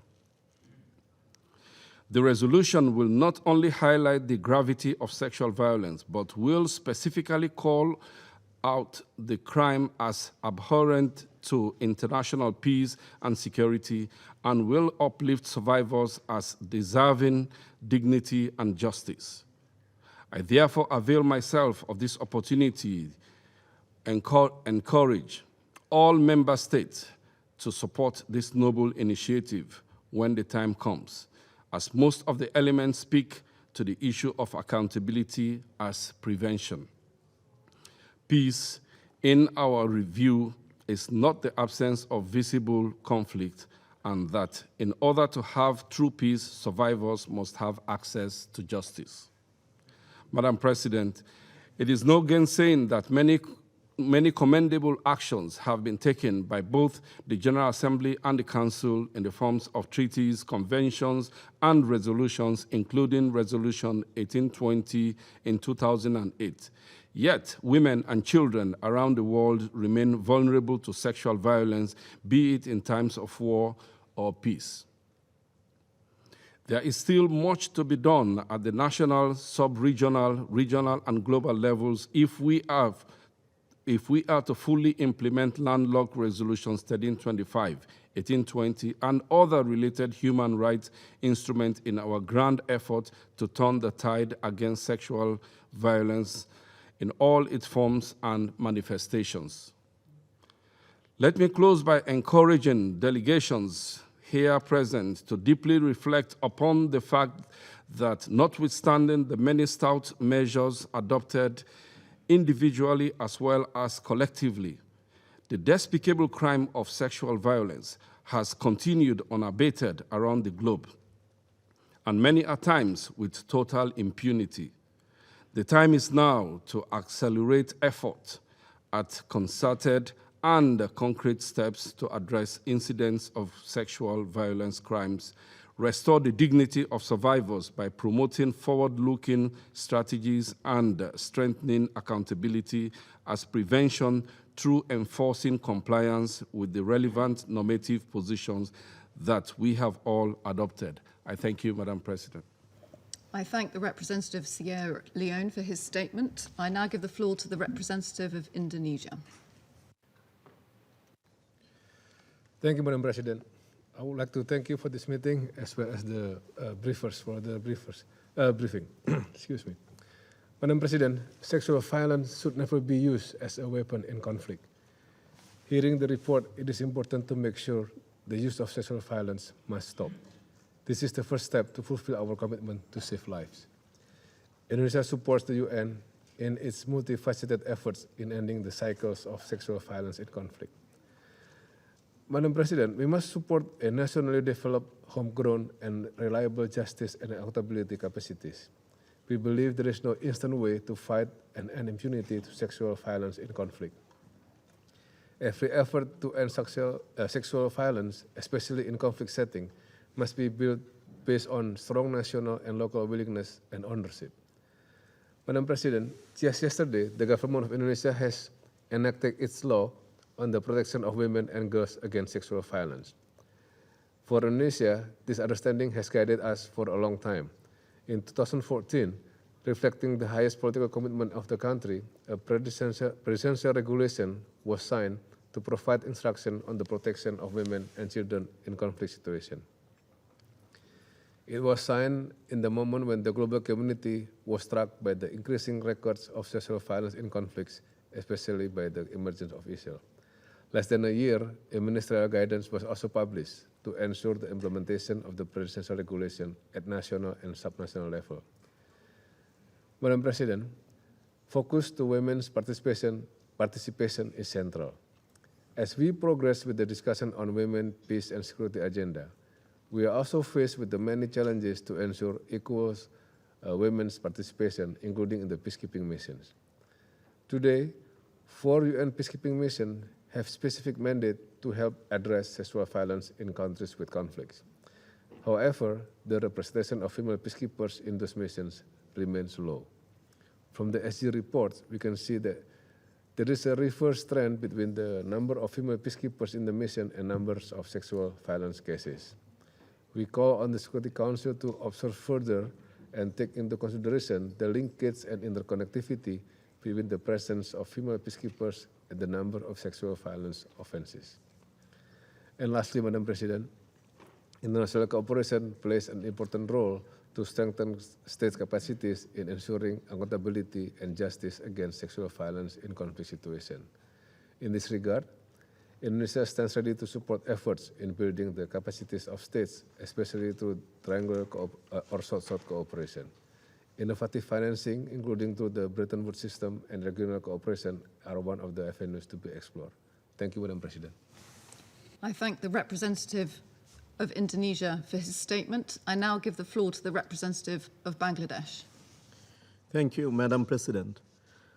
I thank the Presidency of the United Kingdom for organizing this important open debate. I also express my sincere appreciation to SRSG Ms. Pramila Patten and Nobel Laureate Ms. Nadia Murad and other briefers for their comprehensive remarks. Madam President, we take note of the Secretary General's annual report pointing out that intersecting humanitarian, security, and political crisis further exacerbated the root causes of conflict-related sexual violence in 2021. We are also concerned by the report's findings that compliance by conflict parties with relevant international norms and resolutions remains appallingly low. Against this backdrop, today's debate on accountability as a preventive measure to end the cycles of sexual violence in conflict is very timely. We stress that the international community should take further efforts to implement SG's prior calls for translating commitments and resolutions into tangible results. Madam President, Bangladesh had its own horrific experience of sexual violence in conflict during its War of Liberation in 1971, when over 200,000 women were violated. Despite numerous challenges in rebuilding the war-ravaged country, we had taken measures for their rehabilitation immediately after our independence. The perpetrators have been brought to justice through a trial process, and the contribution of victims has been recognized officially. Our own experience has also inspired us to host over 1 million forcibly displaced Myanmar nationals, the Rohingyas, a large majority of whom are women and girls, and providing critical support to them, including reproductive health support. Unfortunately, there is no progress yet in ensuring accountability of the perpetrators in Myanmar of the crimes committed against Rohingya women. Without holding the perpetrators accountable, the desired conducive environment cannot be created in the Rakhine state of Myanmar.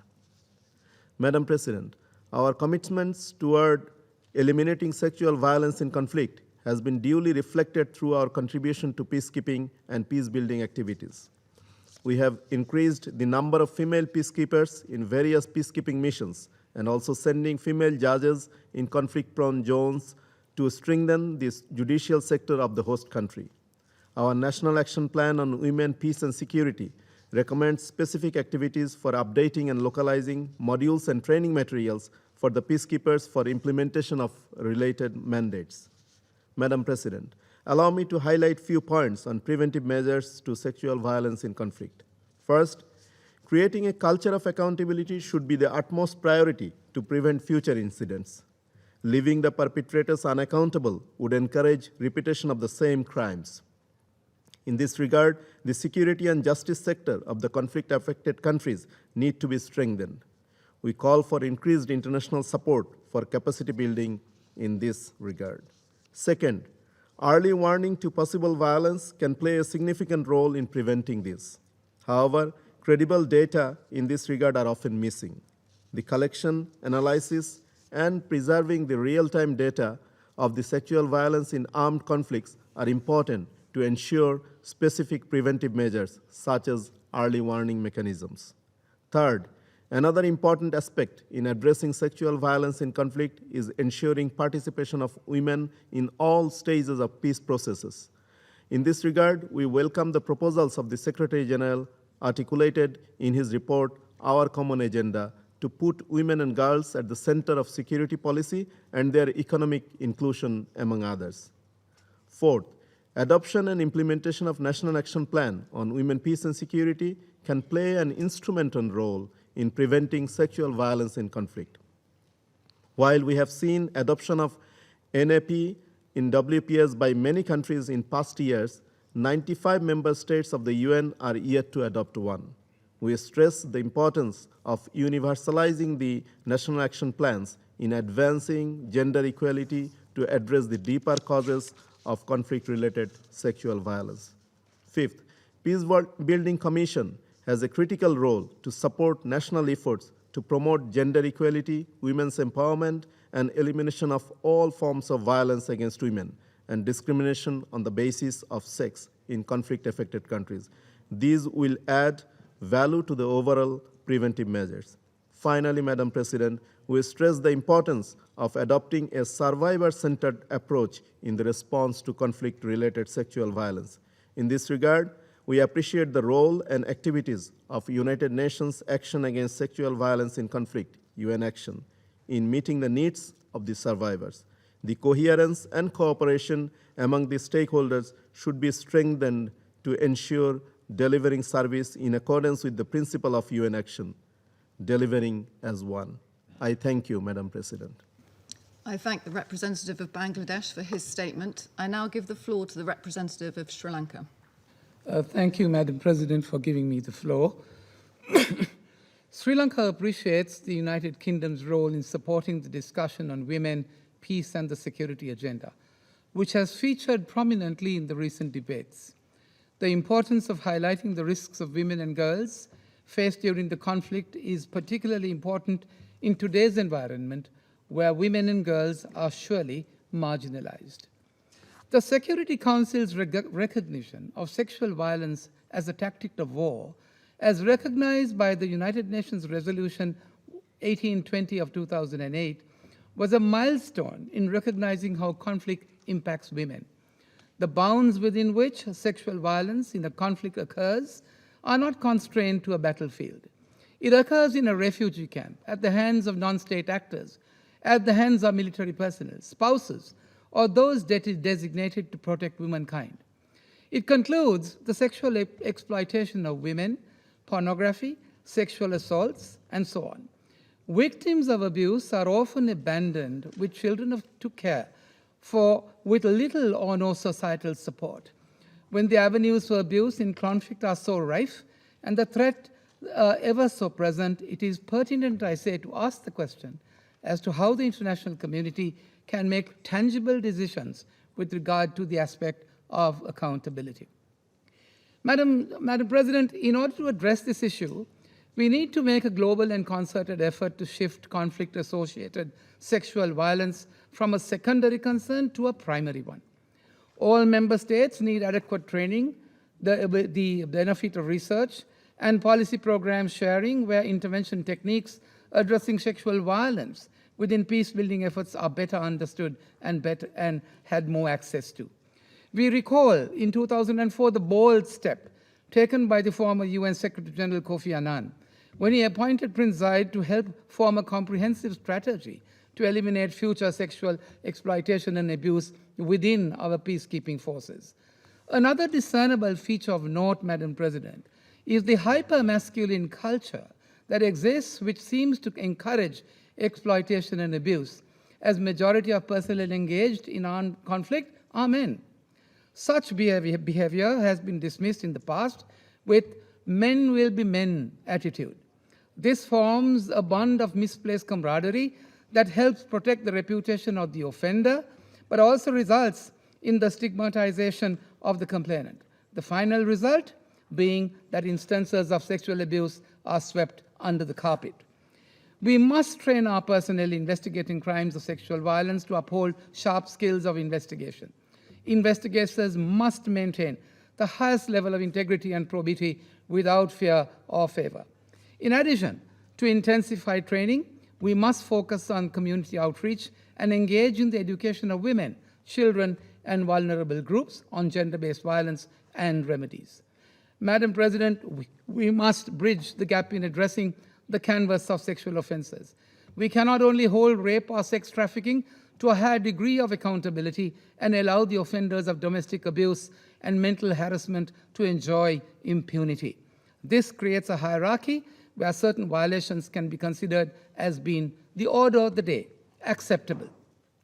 It is also observed that in these uncertain times, parties involved in an armed conflict have adopted a new modus operandi. It appears that engaging in the traditional contours of a battlefield is no longer the style of aggression. Instead, attacks on the cradle of our civilization, our educational institutions, have been launching pads for aggression. Both parties in armed conflict have begun to use educational facilities as bases, barracks, detention centers, and weapon storage units. This modus operandi lends itself to the use of educational facilities that enhances the risk of child soldiers being inducted, and in Sri Lanka, non-state actors inducted 594 child soldiers who were exploited in multifarious forms but were mercifully taken into welfare camps, rehabilitated, and returned to their parents. To combat this atrocity, I say, and stop it, member states must ensure the foundational elements of school safety are prevalent. Ensure that the school is possessed of characteristics that are safe and responsive to all these contingencies in conflict, and to ensure that infrastructure, crisis communication, geography, and procedure, which are the 4 security factors I believe are established in schools in conflict areas, must be prevalent. It also calls upon member states to help prevent the use of school premises for the launching of military operations. Madam Chair, it is time that we firmly pledge to take every possible step to eliminate the occurrence of sexual violence in armed conflict, in the resolution of disputes between member states, and establish an institutional mechanism based on dialogue and diplomacy. I thank you, Madam Chair. I thank the representative of Sri Lanka for his statement. As we still have a number of names inscribed tonight, I would once again like to remind all speakers to keep their statements to no more than 4 minutes. Thank you. I now give the floor to the representative of Yemen. شكرا السيد الرئيس على عقد هذه الجلسة التي تتناول ضمن جملة أمور التركيز على إنهاء دورات العنف الجنسي في الصراع. في الجمهورية اليمنية تحظى النساء بمنزلة رفيعة اجتماعية رفيعة، حيث تمنع الأعراف والتقاليد وكذا القوانين الوطنية الاعتداء الجسدي عليهن أو انتهاك وامتهان كرامتهن. وفي ظل المراحل التاريخية للصراعات في اليمن لم تأخذ هذه الانتهاكات بعدا اجتماعيا كتلك التي تمارسها ميليشيات الحوثي الإرهابية ضد النساء والأطفال على نحو غير مسبوق. منذ العام 2014 تعرضت النساء لعدد كبير من الانتهاكات المرتبطة بالصراع المسلح الذي تسببت به الميليشيات الحوثية الإرهابية، والتي خرقت كافة الأعراف والتقاليد اليمنية ومواثيق القانون الدولي الإنساني والقانون الدولي لحقوق الإنسان. ومن بين تلك الأعمال على سبيل المثال لا الحصر اختطاف وإخفاء الناشطات ومصادرة حقهن في التعبير عن الرأي والتظاهر، وتلفيق اتهامات كيدية ومحاكمات صورية بحقهن. وقد وثق فريق الخبراء التابع للجنة العقوبات في مجلس الأمن المعني باليمن بعض الجرائم التي ترتكبها الميليشيات من حالات اعتقال تعسفي للنساء والفتيات واعتداء جنسي يمارس ضدهن من قبل الحوثيين سرا في مراكز الاحتجاز في صنعاء. وقد أدرج مجلس الأمن في قراره 2564 للعام الماضي القيادي البارز في جماعة الحوثيين سلطان زابل في قائمة العقوبات. وأوضح المجلس أن العقوبات على زابل جاءت نتيجة دوره في سياسة تخويف واستخدام الاعتقال والاحتجاز والتعذيب والعنف الجنسي والاغتصاب ضد النساء الناشطات سياسيا بشكل ممنهج، وهو قرار رحبت به الحكومة اليمنية وينصف لشيء من الحقوق النساء اليمنيات في مناطق سيطرة الميليشيات الحوثية الإرهابية. لقد حرصت الحكومة اليمنية على صياغة خطة عمل استجابة للقرار مجلس الأمن 1325 حول المرأة والأمن والسلام، وارتكزت خطة العمل التنفيذية التي تشكلت من ممثلين من كافة الجهات المعنية على ما يلي: زيادة مشاركة النساء على مستوى السلطة التشريعية والتنفيذية والقضائية وفي الأمن والجيش وفي الآليات المحلية والدولية لمراقبة تنفيذ الاتفاقات الدولية وفي التصدي للنزاعات وحفظ السلام. إنشاء آليات للإنذار المبكر تراعي النوع الاجتماعي وزيادة مشاركة المرأة في الوقاية من التطرف والعنف وتفعيل القوانين والتشريعات وتأهيل كوادر الشرطة والجيش للوقاية من العنف ضد النساء. تقديم خدمات الدعم الصحي والنفسي والقانوني للنساء والفتيات ضحايا الانتهاكات والعنف، وضع أدلة إرشادية لمقدمي الخدمات وتنفيذ برامج تمكين النساء في أوقات النزاعات وما بعدها، وتوفير التعليم للفتيات وإنشاء مراكز تأهيلية للنساء والفتيات اللواتي يتعرضن للعنف، تلبية احتياجات الفئة الضعيفة من النساء والفتيات المشردات واللاجئات وضحايا العنف لاحتياجاتهن من الإغاثة وخدمات الرعاية وإشراك المرأة في خطط نزع السلاح وفي جهود الإغاثة والمساعدات الإنسانية وتنفيذ برامج فورية في المجتمعات المضيفة. كما صادقت الجمهورية اليمنية على العديد من الاتفاقيات والمواثيق الدولية لا سيما الإعلان العالمي لحقوق الإنسان، التزاما منها بحماية النساء أثناء النزاعات وتعزيز دورها في الوقاية من النزاعات وصناعة السلام. كما دعمت الحكومة جهود اللجنة الوطنية المستقلة للتحقيق في ادعاءات انتهاكات حقوق الإنسان في عموم أرجاء الأراضي اليمنية وفقا للقرار الجمهوري بهذا الشأن، لتقوم بأعمال التحقق وبإحالة ملفات الانتهاكات للقضاء وتحريك دعاوى قضائية بحق المنتهكين، حيث استعرض التقرير الدوري التاسع للجنة نوعا من الانتهاكات كان من ضمن الانتهاكات ضد النساء التي كان آخرها الاختطاف والاعتقال التعسفي للمواطنة انتصار الحمادي وأخريات وإخضاعهن لمحاكمة جائرة من قبل الميليشيات الحوثية الإرهابية تحت مزاعم ملفقة وكاذبة وخارج نطاق القانون والحكم عليهن بالسجن. في الأخير تود الحكومة اليمنية التأكيد مجددا على التزامها الثابت بحماية النساء ومنع الانتهاكات الجسيمة ضدهن لا سيما في ظل النزاع الراهن. كما ندعو المجتمع الدولي إلى ضرورة دعم الجهود الوطنية لمواجهة التحديات التي تواجه المرأة اليمنية لا سيما في مناطق سيطرة الميليشيات الحوثية والتضامن معها لحمايتها ونيل حقوقها التي كفلتها القوانين اليمنية والدولية. شكرا سيد الرئيس. I thank the representative of Yemen for his statement. I now give the floor to the representative of Latvia. Thank you, Madam President. Latvia thanks the UK Presidency of the Council for hosting this timely and pertinent debate and aligns itself with the statement delivered by the European Union and the statement of the Group of Friends of Women, Peace and Security, which underline the use of sexual violence as a tactic of war in conflicts around the world. Please allow me to focus on the crimes perpetrated by Russia in Ukraine. Latvia strongly condemns the atrocities and grave violations of international humanitarian law and international human rights law by the Russian Federation.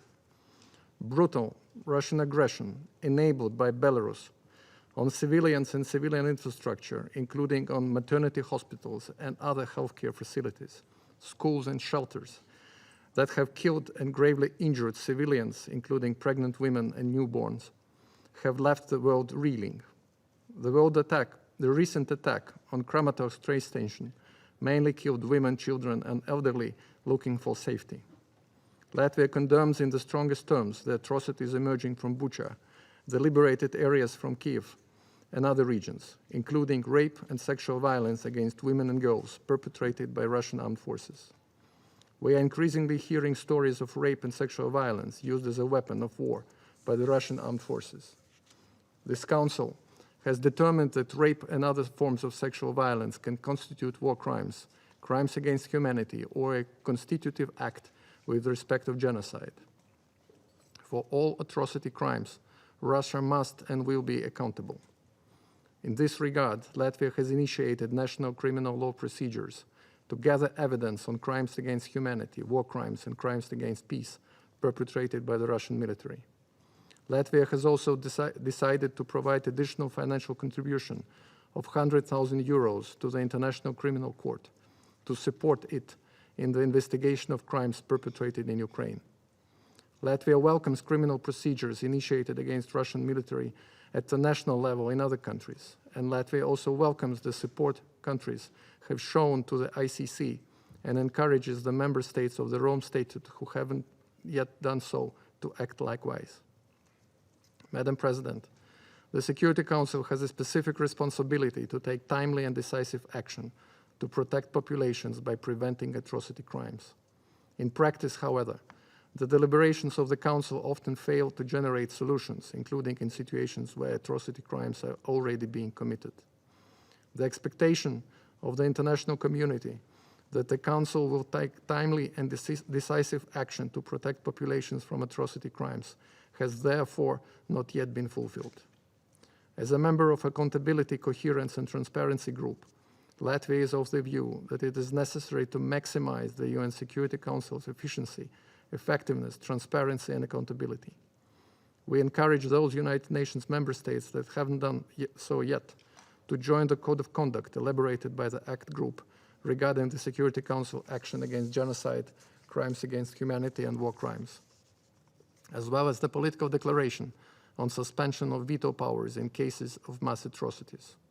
It is also important to strengthen synergies between the Council and the Peacebuilding Commission, as well as the Human Rights Council, to improve protection of human rights and prevention of sexual violence in a comprehensive way. Madam President, Latvia reiterates the importance of the full implementation of the Security Council Resolution 1325 on women, peace and security, and its follow-up resolution, in particular resolutions 2106 and 2467, and their provisions regarding accountability for conflict-related sexual violence, as well as services to the survivors. Latvia calls on all relevant UN mechanisms, including the special representatives of the Secretary General on sexual violence in conflict, to maintain the focus on the solution of civilians affected by the Russian aggression in Ukraine. Latvia continues to support the work of these mechanisms, as well as directly support those caught in the war in Ukraine. I thank you, Madam Chair. I thank the representative of Latvia for his statement. I now give the floor to the representative of Austria. Thank you, Madam President. Austria aligns itself with the statement of the EU, as well as the statement of the Group of Friends on Women, Peace and Security. We commend the United Kingdom for its efforts to organize the annual open debate on conflict-related sexual violence, with a special focus on accountability as prevention. We thank the briefers for their insights and SRSG Patton for presenting the annual report of the Secretary General, which paints a bleak picture of the consequences of conflict-related sexual violence in relation to unwanted pregnancies of women and girls as a result of rape in conflicts. Austria strongly condemns all forms of sexual and gender-based violence committed in armed conflicts. We urge all responsible parties to stop this heinous crime, and we stand in full solidarity with all victims and their families. It is each state's responsibility to ensure accountability and access to justice for victims of conflict-related sexual violence. In accordance with Security Council Resolution 2467, member states have the obligation to apply a survivor-centered approach and focus on access to medical and psychosocial care. We welcome some modest positive trends in certain countries, as identified in the Secretary General's report, but we remain deeply concerned that not enough action is taken on the ground in relation to assisting victims, and in particular women and girls who gave birth as a result of conflict-related rape. In our view, the International Criminal Court is the most effective and relevant international instrument to assist member states in establishing accountability and ending impunity. In this context, we welcome the action of the ICC in relation to the first international conviction on a charge of forced pregnancy in February 2021. We urge the Security Council members to take bolder action and not shy away to address conflict-related sexual violence in all country-specific situations, and to apply the sanctions regime to any perpetrators in this respect. Austria recognizes that the crime of conflict-related sexual violence also affects men and boys and persons with diverse sexual orientation and gender identity, which must not be forgotten. Austria is proud to support its National Human Rights Institute, the Ludwig Boltzmann Institute, which currently works with the Princeton University Liechtenstein Institute on Self-Determination and other partners on a study on the nexus between conflict-related sexual violence against men, boys, and LGBTI persons and human trafficking. We invite all interested delegations to assist in the release of the study here in New York on 9th of May during an expert seminar at our permanent mission. Austria remains a strong supporter of SRSG Patton, as well as UN Women and UNFPA in efforts to address the scourge of conflict-related sexual violence. We applaud the SRSG's efforts in working with conflict-affected member states and armed groups to address the situation of victims. Furthermore, Austria continues to support the UN Trust Fund to end violence against women and girls. Madam President, let me briefly mention two country-specific situations. Austria will, together with EU member states and in close coordination with UNHCR and UNICEF, as well as other UN agencies, continue to support dedicated efforts to alleviate the humanitarian catastrophe of the Ukrainian people caused by the unprovoked and unjustified military aggression of the Russian Federation, which Austria strongly condemns. We repeat our call to the Russian Federation to immediately cease its military aggression, to withdraw all its troops from Ukrainian territory, and to respect its sovereignty and its international recognized borders. We echo other colleagues who have underlined that there will be no impunity for the Russian military and decision makers who are responsible for the killings of civilians and sexual violence, including rape committed against women and girls in Ukraine. Further, Austria closely follows the development of women's rights in Afghanistan and continues to support efforts by UN Women and other UN agencies to protect women and girls from violence and contributing to their development, participation, and empowerment. I thank you. I thank the representative of Austria for his statement. I now give the floor to the representative of Nepal. Thank you, Madam President. Madam President, I'd begin by thanking the Presidency of the United Kingdom for convening today's open debate on conflict-related sexual violence. I thank the distinguished briefers for their updates and valuable insights. Madam President, Nepal supports the normative framework of the Security Council for ending sexual violence in conflict. The conflict-related sexual violence is unforgivable, so the perpetrators of such crimes must be held accountable. It is the primary responsibility of the state to prevent violence against women.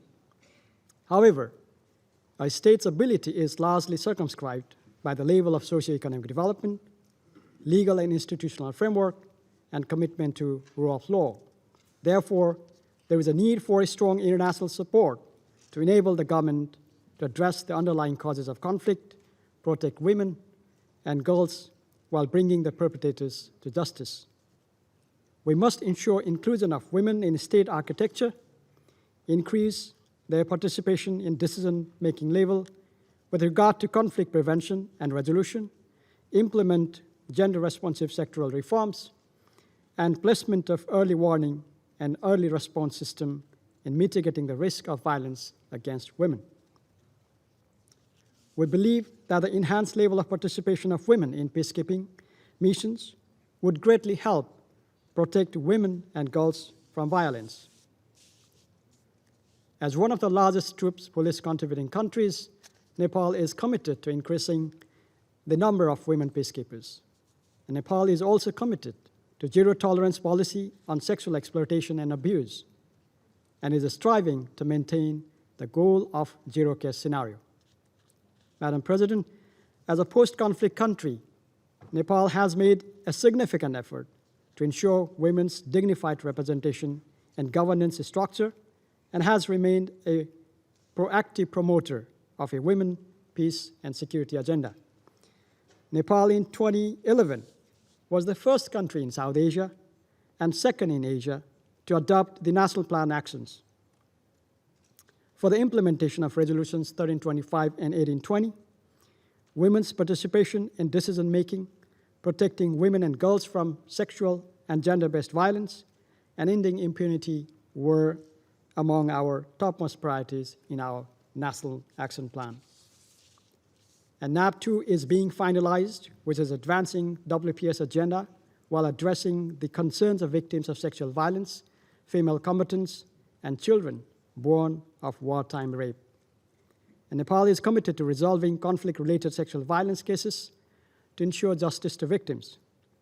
The process is led by two transitional justice commissions, the Truth and Reconciliation Commission and the Commission of Investigation on Enforced Disappeared Persons. The government is committed to providing necessary support to these independent commissions so that they could conclude a remaining yet vital part of Nepal's unique homegrown peace process while ensuring justice to victims and holding perpetrators accountable. And Madam President, in conclusion, Nepal stresses on the inclusion and participation of women in governance architecture, conflict prevention, peace building, and post-conflict reconstruction, while emphasizing the necessity to address the underlying root causes of conflicts for ensuring peace and prosperity. I thank you, Madam President. I thank the representative of Nepal for his statement. I now give the floor to the representative of Ukraine. Madam President, Ukraine aligns itself with the statement delivered by the EU delegation, and I would like to add some remarks in my national capacity. At the outset, I would like to thank the UK presidency for convening this timely and critically important debate. I would also like to express my gratitude to the briefers for their presentations. The topic is more than relevant for my country, given the recently reported acts of sexual violence perpetrated by the Russian soldiers in Ukraine. It is a sad reality that women and girls are particularly vulnerable to sexual violence and rape during wartime. The inhumane cruelty of the Russian invaders has turned the lives of millions of Ukrainian women and girls into horrific nightmares. Reports of revealed facts and cases are piling up daily. Several hotlines were opened in Ukraine for the survivors and witnesses of such crimes. La Strada Ukraine manages one of these hotlines. On Monday, the head of this non-government organization, President Katerina Cherepakha, briefed the UN Security Council about 9 reported cases of rape by Russian soldiers in the temporarily occupied towns and villages of Kievska, Khersonska, and Chernigovska regions. 12 women and girls suffered. Now, Ukrainian officials talk about hundreds of such cases. However, it's unable to assess the full scale of these atrocities. Many survivors remain in the situation of a life threat, staying in territories under Russian troops' control, and being cut off from help and connection. Many victims are extremely traumatized. They are not ready to talk about what had happened. They need urgent care, especially medical and psychological, empathy, emotional support, respect for their personality and dignity, and recovery first. Many, regrettably, were killed by Russian soldiers who tried to hide their crimes. Moreover, in some cases, the bodies of victims were burned. It speaks volumes that despite numerous, credible, and clear evidence, Russia continues to deny the obvious. We haven't heard of any investigation launched by Russia. It could mean only that the atrocities committed by Russian soldiers against the civilian population in Ukraine, including sexual violence, were not perpetrators' excess, but coordinated, systemic, and sanctioned practice. The fact that female prisoners of war have been also exposed to torture and sexual violence has also proved to this assumption. Sexual violence perpetrated by the Russian military in Ukraine targets also men and boys, although the vast majority of victims are women and girls. All these crimes are incompliant with international law and the UN Security Council's resolutions on conflict-related sexual violence, to which states bear the primary responsibility. Madam President, Ukraine has called immediately for a full and transparent investigation of all war crimes, including sexual violence. We commend in this regard the involvement of the relevant UN bodies, including the setting up of a United Nations Commission of Inquiry and referral of the situation of Ukraine to the Office of the Prosecutor of the International Criminal Court. We also welcome the initiative of the Office of the Special Representative of the Secretary General on Sexual Violence in Conflict to enhance joint actions and programs with the government of Ukraine to prevent and respond to conflict-related sexual violence and strengthen survivor-centered responses by supporting and reinforcing national mechanisms and institutions. All war crimes, including sexual violence committed by Russians in Ukraine, in particular in liberated territories, are documented by the Prosecutor General's Office of Ukraine in cooperation with the National Police and other pre-trial investigation agencies and healthcare facilities. prosecutors and investigators are also closely cooperating with human rights defenders and non-government organizations that provide the woman affected with medical and psychological support. The truth will be established, and it is the important task for all of us, including the Security Council, to ensure that all responsible to be brought to justice despite the attempts to misuse the Council's permanent seat in order to escape responsibility. I thank you. I thank the representative of Ukraine for her statement and, if I may say, your important words and contribution to this debate. I now give the floor to the representative of Chile. Muchas gracias, señora presidenta. Chile desea agradecer a la Misión Permanente del Reino Unido por convocar a este debate abierto. Asimismo, nuestro país se asocia a las declaraciones entregadas por escrito del Grupo de Amigos de la Mujer, Paz y Seguridad y del Core Group LGBTQI. En primer lugar, Chile manifiesta su repudio y condena a cualquier acción de abuso y explotación sexual en situaciones de conflicto y como táctica de guerra. Asimismo, expresa su preocupación por la situación de las víctimas de la violencia sexual en los conflictos, ya que, como bien lo indica el informe del secretario general, la violencia sexual en los conflictos, incluyendo la violación, la esclavitud sexual, la prostitución, el embarazo, el aborto, la esterilización, el matrimonio y toda otra violencia sexual que es forzada, al igual que la impunidad de la que se benefician sus perpetradores, aún prevalecen. Dichos atentados en contra de la integridad y derechos humanos de las víctimas de estos crímenes, especialmente cuando se realizan como táctica brutal de guerra, dejan múltiples y devastadoras consecuencias para los sobrevivientes y sus familias. La violencia sexual en los conflictos no es solo un reflejo de las desigualdades de géneros subyacentes a estos conflictos, sino también representa un obstáculo más para cerrar los ciclos de violencia donde las personas sobrevivientes de estos actos aberrantes y sus familias a menudo deben sobreponerse al estrés postraumático y la estigmatización social sin garantías de acceso a la justicia ni de reparación. Señora Presidenta, la Agenda de Mujer, Paz y Seguridad claramente aboga por la participación plena, igualitaria, efectiva y significativa de las mujeres en los procesos de paz, la prevención y resolución de conflictos y la consolidación de la paz. Para Chile no puede hablarse de participación sin tener como garantía la protección. Por lo mismo, la prevención de la violencia sexual y de género es un componente clave de esta agenda. La resolución pacífica de los conflictos implica abordar las causas arraigadas de los mismos.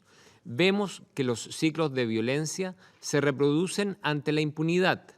Por lo mismo, es nuestro deber garantizar el acceso de los sobrevivientes y en particular a las mujeres y las niñas, a la justicia y a los servicios jurídicos integrales con mecanismos accesibles y confidenciales para que las víctimas puedan denunciar incidentes de violencia.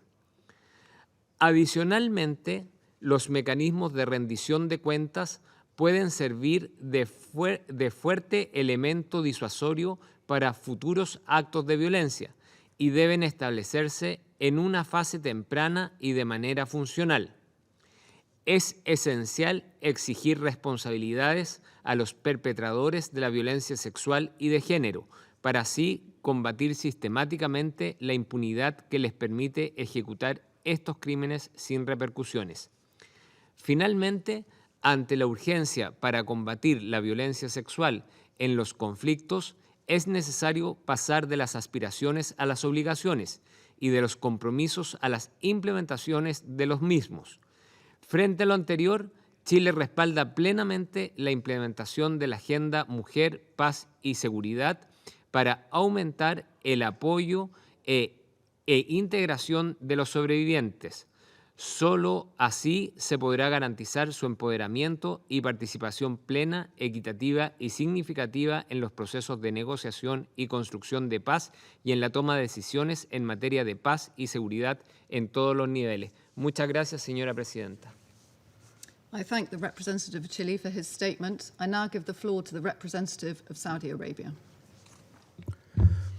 السيد الرئيس، أصحاب المعالي والسعادة، السيدات والسادة، بداية يتقدم وفد بلادي بجزيل الشكر لوفد المملكة المتحدة على عقد هذا الاجتماع اليوم، كما يتقدم بالشكر لسعادة الممثلة الخاصة للأمين العام للعنف الجنسي في حالات النزاع السيدة براميلا باتن على إحاطتها القيمة، وكذلك لسعادة السيدة نادية مراد على إحاطتها المهمة، وللسيدات الموقرات على إحاطتهن في هذا الشأن.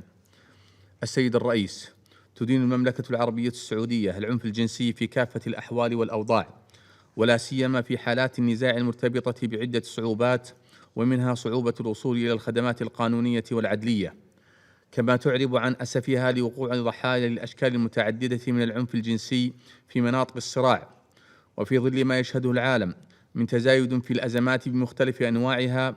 تشدد بلادي على ضرورة أن يتكاتف المجتمع الدولي لتحقيق سبل الانتصاف لهؤلاء الضحايا ضمن الأنظمة الوطنية لدولهن، وبما يحقق لهن العدالة التامة. كما تؤمن بلادي بأهمية تضمين صوت المرأة في المجتمعات الضعيفة في كافة التقييمات للاحتياج الإنساني، وكذلك إشراكهن في تصميم وتنفيذ البرامج الإنسانية، وخصوصا المتأثرات منهن بالنزاعات المسلحة، وذلك للوصول إلى خطط للاستجابة التي تلبي احتياجاتهن الفعلية، وبالأخص في حالات الطوارئ. السيد الرئيس، يمر عالمنا المعاصر يوميا بالعديد من الأحداث المتسارعة والأزمات المتتالية والمتداخلة، والتي تضيف بعدا جديدا على ما أحدثته جائحة كوفيد-19 من تأثيرات سلبية طالت الجوانب الصحية والاقتصادية والاجتماعية، بل وأثرت بشكل واضح على العمل الإنساني. ولا ريب أن كل هذه التحديات تحتم على الدول العمل على وضع استراتيجيات ونهج مشتركة وشاملة تضمن تعزيز دور المرأة في الاستجابة لتلك الأزمات، وتيسر للنساء فرص الوصول إلى الخدمات المقدمة للجميع، وتحديدا النساء اللواتي يعلن أسرهن للحفاظ على قدرتهن وصمودهن. وانطلاقا من أهمية دور المرأة في صمود وبناء المجتمعات، فإن المملكة وعند تقديمها لأي دعم إنساني تتبع نهجا موجها يستهدف المرأة واحتياجاتها، وذلك من خلال تحليل التقارير الأممية المتعلقة بالمرأة لربطها بالاحتياجات الإنسانية في البلدان المتضررة، كما تحرص على التواصل مع الشركاء في الدول المستهدفة من أجل تقديم مشاريع إنسانية وإغاثية دون تمييز، مع التركيز على كل ما من شأنه التخفيف من معاناة النساء ودعمهن ليعشن حياة كريمة. وقد ساهمت بلادي ممثلة بمركز الملك سلمان للإغاثة والأعمال الإنسانية في دعم وتمكين المرأة على الصعيد الإنساني والإغاثي في مختلف قطاعات العمل الإنساني بمناطق الكوارث والنزاع المسلح، من خلال تنفيذ ما يزيد عن 788 مشروع في 79 منطقة حول العالم، شملت أكثر من 109 ملايين امرأة مستفيدة، وبمبلغ يزيد عن 520 مليون دولار أمريكي، حيث هدفت جميع تلك المشاريع إلى المساهمة في رفع مشاركة المرأة في الاقتصاد والقوى العاملة، وبناء قدرات المرأة اقتصاديا، وزيادة مشاركتها في التعليم والبرامج التعليمية في البلدان المتأثرة بالنزاعات المسلحة. كما تشمل هذه الجهود تقديم الخدمات النفسية والاجتماعية وخدمات الحماية من آثار العنف القائم على النوع الاجتماعي والخدمات القانونية للاجئات. السيد الرئيس، يشير وفد بلادي في هذا الصدد إلى تقرير الأمين العام للعنف الجنسي في حالات النزاع للفترة من شهر يناير إلى شهر ديسمبر لعام 2021، ويؤيد ما أشار إليه التقرير حول ظاهرة قيام الجماعات الإرهابية والمسلحة باستخدام العنف الجنسي كأحد وسائل زعزعة الاستقرار في المجتمعات الهشة. كما نؤكد على أن استمرار التسليح وتدفق الأسلحة الصغيرة والأسلحة الخفيفة بشكل غير مشروع تعد من العوامل التي ساهمت في تأجيج العنف الجنسي المتصل بالنزاع على نطاق واسع ومنهجي. كما نود أن نسلط الضوء على ما أشار إليه التقرير من انتهاكات وأعمال عنف جنسي موثقة ارتكبتها ميليشيات الحوثي الإرهابية ضد النساء في مراكز سيطرته في اليمن، حيث أن ما أشار له التقرير من فظائع ارتكبتها الحوثي تتسق مع النهج المعهود لهذه الميليشيا الإرهابية من جرائم ضد المدنيين في اليمن، لا سيما النساء والأطفال. ونؤكد في هذا الصدد على أهمية اتخاذ الإجراءات اللازمة من خلال مجلس الأمن للتصدي للعنف الجنسي في الصراعات ومعاقبة مرتكبيها. السيد الرئيس، إن ما تضمنه التقرير من توثيق لحالات وتفاصيل العنف الجنسي في مناطق النزاع هو أمر محسن، ويفرض على المجتمع الدولي وتحديدا الدول المانحة بذل المزيد من جهود الاستجابة لجرائم العنف الجنسي في حالات النزاع. ونؤكد في هذا الصدد على الحاجة الماسة للتنسيق وتعزيز النهج الترابطي في المجتمع الدولي بين العمل الإنساني والتنمية والسلام، وذلك لضمان تحقيق التنمية الشاملة والمستدامة التي تشارك فيها المرأة كركيزة أساسية. السيد الرئيس، كما يقال الوقاية خير من العلاج، لذلك نؤمن بأهمية أن تقوم الدول بتعزيز التدابير الاستباقية والوقائية وتفعيل البرامج التوعوية الملائمة لمعالجة الأسباب الجذرية للعنف الجنسي في حالات النزاع. كما نعتقد بأن تعزيز دور المرأة القيادي في المؤسسات السياسية والأمنية والقانونية سيكون خطوة هامة في هذا السبيل. وفي هذا الصدد فإن المملكة العربية السعودية، وانطلاقا من التزاماتها الدولية ودعمها لجميع الجهود الرامية لتحقيق السلم والأمن الدوليين، تعمل على تنفيذ القرارات الصادرة عن أجهزة وآليات الأمم المتحدة في نطاق التزاماتها، بما فيها قرار مجلس الأمن 1325/2000، حيث اعتبرت رؤية المملكة 2030 المرأة عنصرا مهما من عناصر القوة بالمجتمع، إبانا بأهمية المشاركة المتساوية للمرأة وضرورة انخراطها الكامل في جميع الجهود المبذولة للحفاظ على السلم والأمن وعلى كافة مستويات صنع القرار. وشكرا السيد الرئيس. I thank the representative of Saudi Arabia for their statement. I now give the floor to the representative of Ethiopia.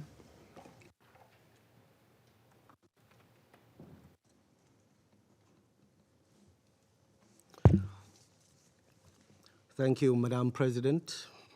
Madam President, my delegation asked the right to participate in this open debate with a view to provide some information regarding my country, and also to briefly share the measures taken and mechanisms put in place to address crimes of sexual violence against women, with special focus on the challenges we have faced since the treasonous attack against our National Defense Force on the 4th of November 2020.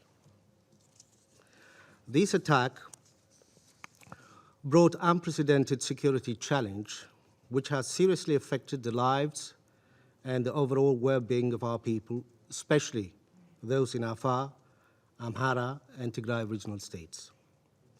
Madam President, during and after the law enforcement measure, and at the time the aggression expanded to the adjacent regions, women and children had fallen victims of the most atrocious forms of violations systematically waged by the TPLF.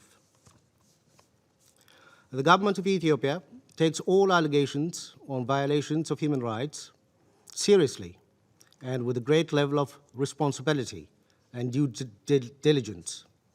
Accordingly, with regard to the allegations, 3 layers of investigations in the aftermath of the November attack have been established. These include investigation by the Federal Police, the Joint Committee of Inquiry by the Minister of Women, Children and Youth Affairs, the Attorney General and the Minister of Defense, and investigation by regional police forces. In addition, the Ethiopian Human Rights Commission published reports on the alleged human rights violation that required measures of accountability and redress. Apart from its own investigations, the Commission on March 24, 2021, concluded an agreement with the Office of United Nations High Commissioner for Human Rights to conduct joint investigations. The government allowed full access, as per the request of these 2 institutions, And when the report of the investigation was published in November last year, the government, despite its reservations in the report, recognized it as an important input for measures of accountability and prevention. All the above mechanisms of investigation unearthed substantial information on alleged violations. On one hand, they disproved by evidence the accusations against Ethiopian National Defense Force, including systematic commission of sexual violence. On the other, they provided recommendations for accountability, redress, and prevention. Until now, 30 security officials have been charged, out of which 10 are convicted and sentenced to prison terms, ranging from 10 to 25 years. Furthermore, an interministerial task force is established to follow up implementation of the accepted recommendations from the joint report. Past June 2021, Madam President, women and children in Afar and Amhara region had gone through unimaginable suffering and systematic sexual violence in the hands of the criminal group. On March 11, 2022, the Ethiopian Human Rights Commission published its investigation on those gross violations of rights that include mass murders and sexual violence. In addition, women in Tigray still continue to experience violence with no recourse for justice and redress. It should also be noted that close to 12,000 convicts and detainees were released from all prisoners across the Tigray region by the criminal group, which has exacerbated the situation. Madam President, this said, we seek to reiterate the cardinal principle that governments have the prime responsibility to ensure the respect, protection, and fulfillment of human rights. In this regard, the ability of national enforcement and judicial institutions is indispensable to ensure accountability and redress human rights violations. Our experience has shown that national mechanism is most effective in reinstating justice. In these connections, we must emphasize the need to carefully approach conflict-related human rights violations. We have witnessed human rights are politicized against countries like mine. In the past 15 months, the level of hostility and vilification against Ethiopia is driven not by human rights concerns, but by short-sighted and politically motivated agenda.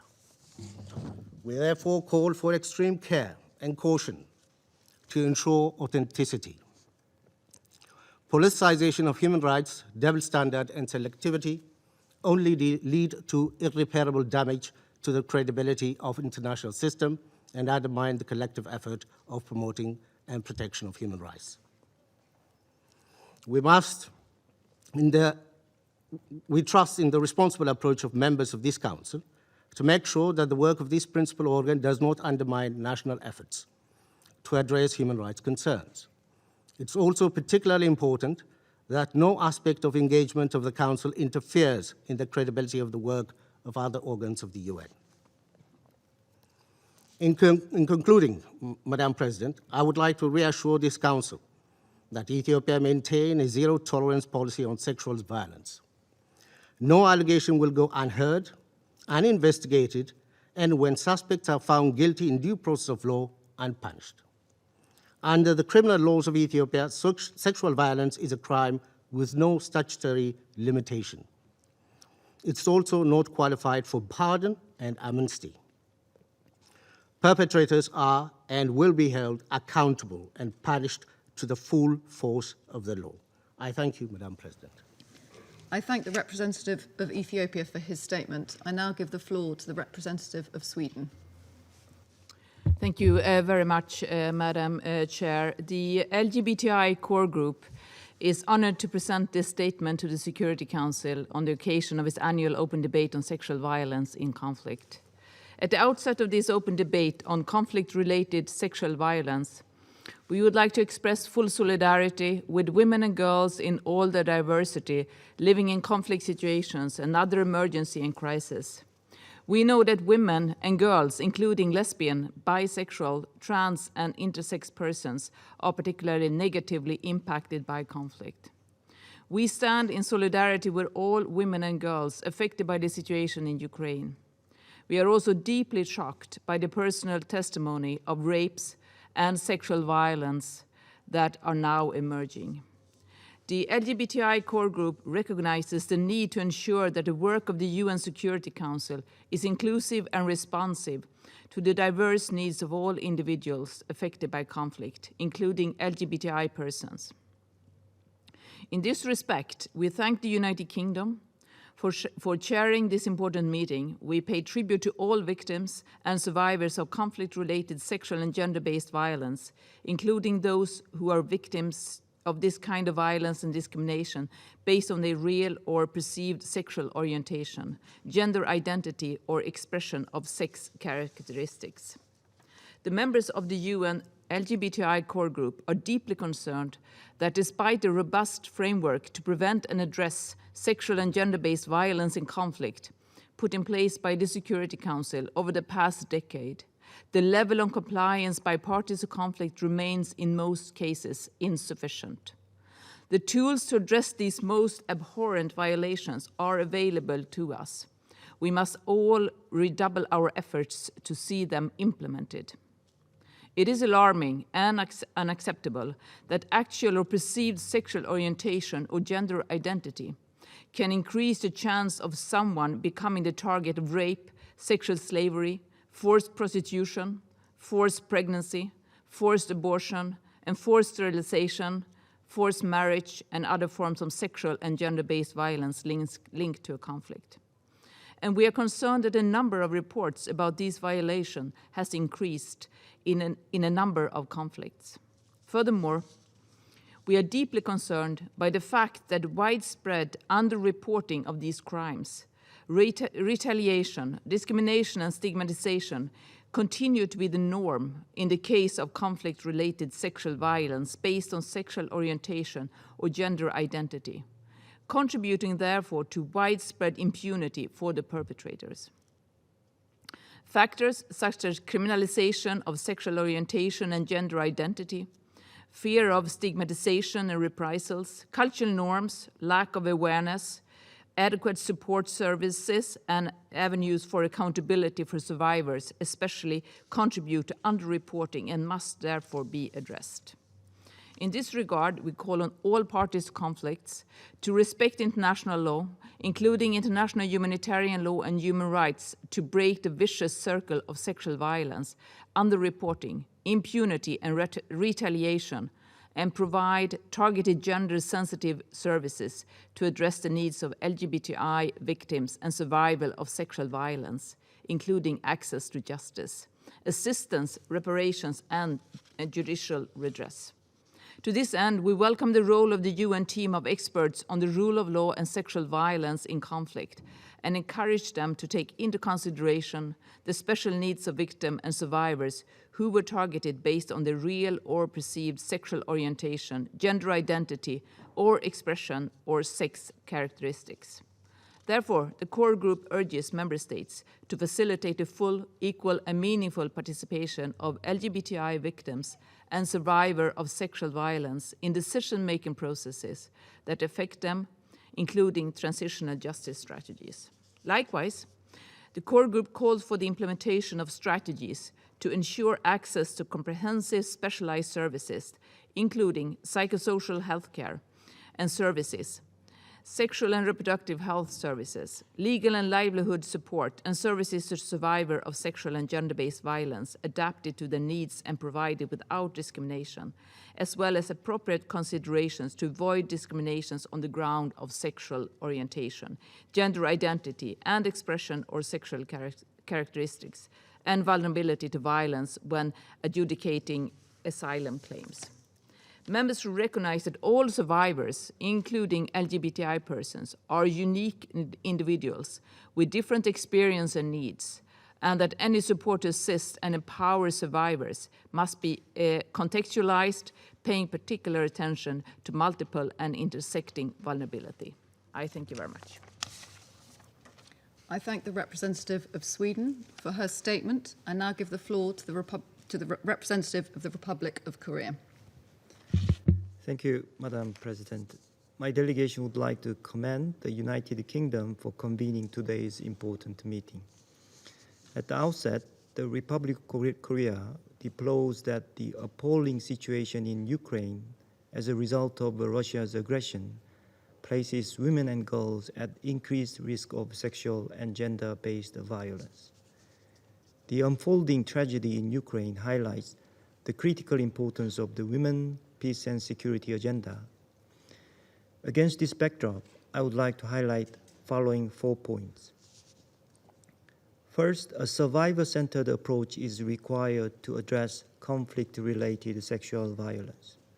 We must ensure survivors of sexual violence receive non-discriminatory access to all services they need. In accordance with Action with Women and Peace initiative, the Republic of Korea has underscored the significance of the survivor-centered approach. At the third International Conference on Action with Women and Peace in Seoul last November, we have once again shed light on the need to strengthen women's role and leadership in building and sustaining peace through the survivor-centered approach. Second, we must end the culture of impunity. Sexual violence continues to be exploited as a tactic of war, torture, terrorism, and political repression in both conflict and post-conflict settings.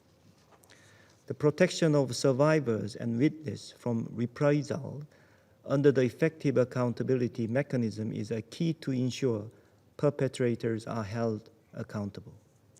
In this light, my delegation commends the work of the team of experts on the rule of law and sexual violence in conflict to assist the rule of law institutions to enhance accountability for CRSV.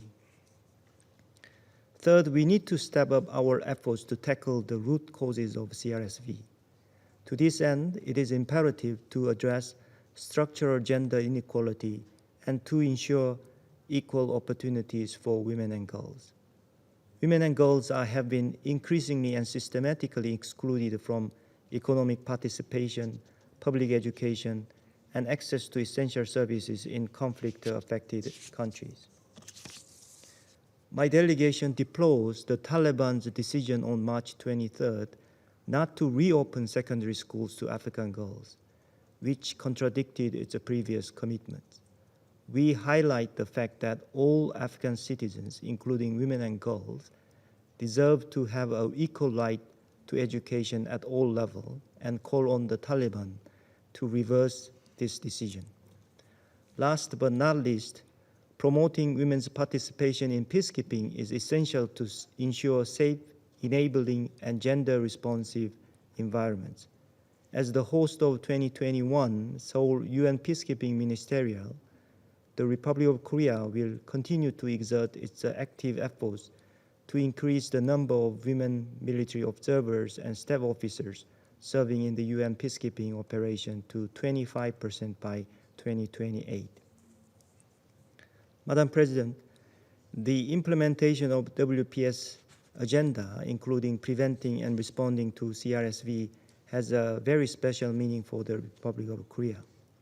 As a country that experienced the tragedy of CRSV, the so-called comfort women, we will continue to endeavor to restore the honor and dignity of the victims and survivors, and to turn their painful experiences and courage into a historical lesson to prevent CRSV. Also, as a candidate for non-permanent membership on the Security Council for the term 24-25, we will also spare no effort in achieving full, equal, and meaningful participation of women in peace process. I thank you. I thank the representative of the Republic of Korea for their statement. I now give the floor to the representative of Algeria.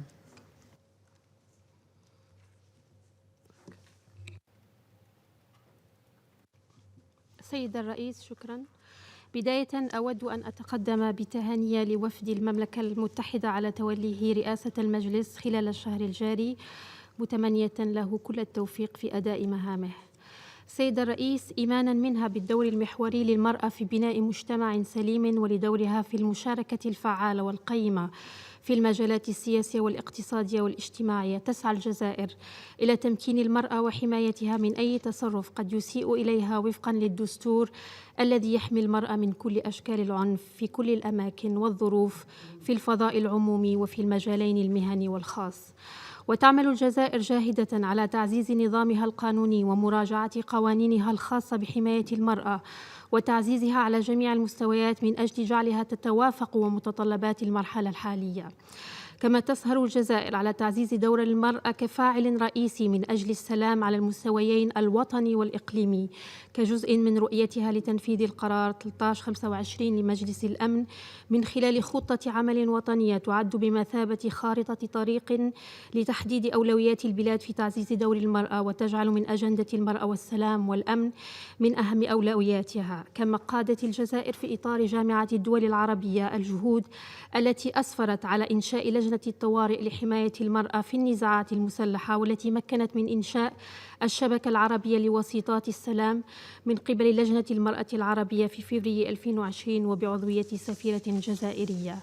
على مستوى القارة الإفريقية لا تزال المرأة هي الضحية الرئيسية للنزاعات والأزمات والتهجير القسري، وفي هذا الصدد دأبت الجزائر دائما على الدعوة إلى تعزيز مشاركة المرأة في عمليات السلام وتمكينها داخل الاتحاد الإفريقي، حيث استضافت أول جمعية عامة للشبكة الإفريقية للوسيطات والتي تهدف إلى إضفاء الطابع المؤسسي على مكان ودور المرأة في مفاوضات السلام، حيث ساعدت هذه الاجتماعات في تعميق النقاش حول أهمية تطوير استراتيجيات لتسريع عمل المرأة في جهود بناء السلام وتشجيع الحوار بين الدول الأعضاء في الاتحاد الإفريقي من أجل وضع مبادئ توجيهية للإجراءات التي تراعي الفوارق بين الجنسين في النزاعات وعمليات التعافي بعد النزاعات. السيدة الرئيس، من الملاحظ أنه بعد مرور أزيد من 20 سنة من إدراج بند المرأة والسلام والأمن في أجندة مجلس الأمن و14 سنة من اعتماد القرار 1820 المتعلق بالاعتداءات الجنسية في مناطق النزاعات، لا تزال النساء والفتيات في مناطق النزاع تواجهن تحديات جسام، لا سيما ما تعلق منها بالعنف الجنسي، والتي عرفت تزايدا ملحوظا خلال الفترة الأخيرة جراء جائحة كوفيد وتداعياتها مع غياب ضمان أدنى حقوق الضحايا من الاستفادة من هياكل الاستقبال، أنظمة التكفل، المساعدة القضائية ناهيك عن الوصول للقضاء. ومن أجل ضمان وضع حد للعنف الجنسي في مناطق النزاعات ومواجهته بفعالية وفقا للقانون الدولي الإنساني والقانون الدولي لحقوق الإنسان وكذا القرارات الأممية ذات الصلة، وانطلاقا من قناعاتنا بضرورة اعتماد إجراءات وآليات كفيلة بالقضاء على هذه الجرائم والوقاية منها والتصدي لها، أود أن أشير إلى النقاط الأساسية التالية. أولاً، المساءلة هي مفتاح كل من الاستجابة والوقاية من العنف الجنسي في مناطق النزاعات، لأن تحقيق العدالة هو خطوة حيوية في مساعدة الناجين على إصلاح وإعادة بناء حياتهم وإتاحة الفرصة لهم لإعادة الاندماج في مجتمعاتهم. ثانياً، يجب أن تكون جهود العدالة والمساءلة بما في ذلك عمليات التعويض مرتكزة على حقوق الإنسان وتراعي مصالح الضحايا وشاملة وغير تمييزية، على أن يتم تنفيذها ورصدها بالشراكة مع الضحايا. ثالثاً، العمل على تعزيز الترسانة القانونية لحماية الضحايا ومعاقبة مرتكبي هذا العنف وضمان وصولهم للعدالة حال تعرضهم لأي عنف، حيث أن إنهاء الإفلات من العقاب هو رادع أساسي للعنف في المستقبل. رابعاً، يجب تعزيز دور وصلاحيات عمليات حفظ السلام في مجال مراقبة انتهاكات حقوق الإنسان والتعامل مع العنف الجنسي وضمان تضمين آلية مماثلة في جميع العمليات دون استثناء. خامساً، تعزيز سياسات المساواة بين الجنسين وتطوير برامج وخطط عمل وطنية فاعلة وشاملة لتمكين المرأة وحمايتها خاصة خلال النزاعات وما يترتب عنها، مع العمل على تضمين تدابير مناهضة العنف ضد المرأة والفتاة في السياسات التنموية الوطنية. سادساً، ضرورة إشراك جميع الأطراف المعنية من هيئات حكومية وبرلمانات ومؤسسات وطنية لحقوق الإنسان وهيئات وطنية للمرأة والقطاع الخاص ومنظمات المجتمع المدني ذات الصلة ووسائل الإعلام في العمل على رفع الوعي والتربية والتثقيف حول أخطار العنف الجنسي وضرورة اللجوء إلى الهيئات المختصة من أجل ضمان محاسبة الجميع. 7. التكلف برفع كل العوائق في سبيل ضمان أداء دور النساء في بناء السلام، مقادة المجتمع المدني والمدافعين عن حقوق الإنسان في مناطق النزاعات والمناطق المحتلة على أحسن وجه في التصدي للعنف الجنسي وانتهاكات حقوق الإنسان وتعزيز المساءلة. سيد الرئيس، إن الإحاطة الشاملة والعادلة بموضوع العنف الجنسي في مناطق النزاعات يستدعي من المجموعة الدولية لا سيما من خلال مجلس الأمن التعاطي مع جميع الحالات بنوع من الموضوعية وعدم الانتقائية ودون وضع أولويات، فالعنف الجنسي في مناطق النزاعات يجب إدانته أينما كان وأيا كان مرتكبه مع ضمان محاسبته، خاصة إذا كان الجلاد هو الحاكم مثل ما هو الحال عليه بالنسبة للانتهاكات الجسيمة في المناطق الخاضعة لسلطات الاحتلال.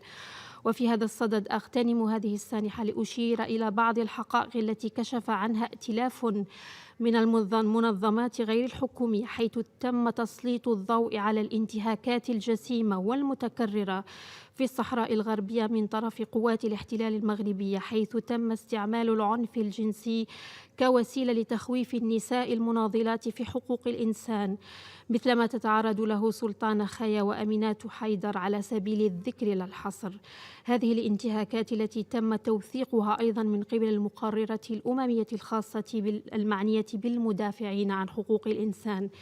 لهذا تستدعي هذه الانتهاكات الممنهجة والمتكررة اهتماما أكبر من طرف الهيئات الدولية، خاصة من مكتب الممثلة الخاصة المعنية بالعنف الجنسي في حالات النزاع، كونها تقع في صميم ولايتها. شكرا سيد الرئيس.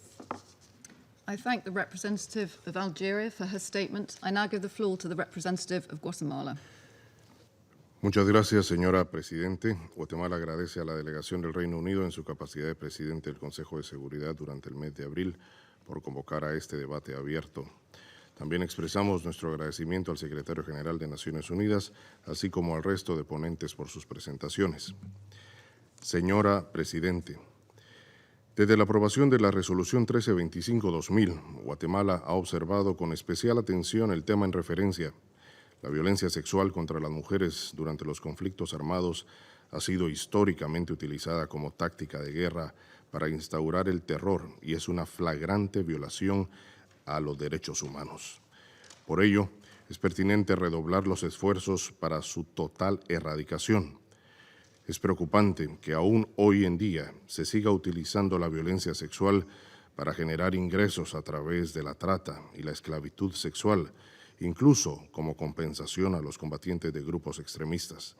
Condenamos enérgicamente todos estos actos, ya que son una clara violación del derecho internacional y del derecho internacional humanitario. Señora Presidente, tal y como lo expresado en la Resolución 1820-2008 del Consejo de Seguridad de las Naciones Unidas, Guatemala reitera su profunda preocupación por el hecho de que, a pesar de la repetida condena de la violencia contra las mujeres y los niños en situaciones de conflicto armado, incluida la violencia sexual en este tipo de situaciones, y sus llamamientos dirigidos a todas las partes en los conflictos armados para que desistan de estos actos con efecto inmediato, tales acciones tristemente continúan ocurriendo y en algunas situaciones se han vuelto sistemáticos y generalizados, alcanzando un grado alarmante de brutalidad. Así también expresamos nuestra preocupación sobre lo expuesto en el informe más reciente del secretario general referente al aumento de los incidentes de violación y otras formas de violencia sexual contra los niños en el año 2021, especialmente con un número creciente de niñas afectadas por esta situación. Hacemos un llamado a los Estados miembros a priorizar y mantener los servicios de apoyo a niños y niñas supervivientes de la violencia sexual, en particular que se promueva y garantice un continuo acceso a la asistencia médica, psicosocial y jurídica en estos condenables casos. Señora Presidente, debemos destacar el importantísimo papel que las mujeres pueden y deben jugar en la construcción de la paz. Existe un vínculo importante entre la participación plena y significativa de las mujeres en las actividades de prevención y resolución de conflictos, reconciliación y reconstrucción, así como también en la garantía de la eficacia y la sostenibilidad a largo plazo de tales actividades. Es necesario que las mujeres puedan participar en pie de igualdad en todas las actividades para mantener y promover la paz y seguridad. Señora Presidente, la comunidad internacional debe remover las barreras que impiden el fortalecimiento del rol de la mujer en los procesos de toma de decisiones en materia de prevención y resolución de conflictos y consolidación de la paz. Sigue existiendo la necesidad de aumentar la representación de la mujer en todos los niveles de adopción de decisiones de las instituciones y mecanismos nacionales, regionales e internacionales para la prevención y resolución de conflictos. Las cuestiones relacionadas con la igualdad de género deben ser consideradas en todas las deliberaciones de este Consejo para lograr una paz sostenible. Señora Presidente, como Estado parte de la Corte Penal Internacional, el Estatuto de Roma constituye el marco legal internacional más progresivo sobre crímenes de guerra con perspectiva de género hasta la fecha.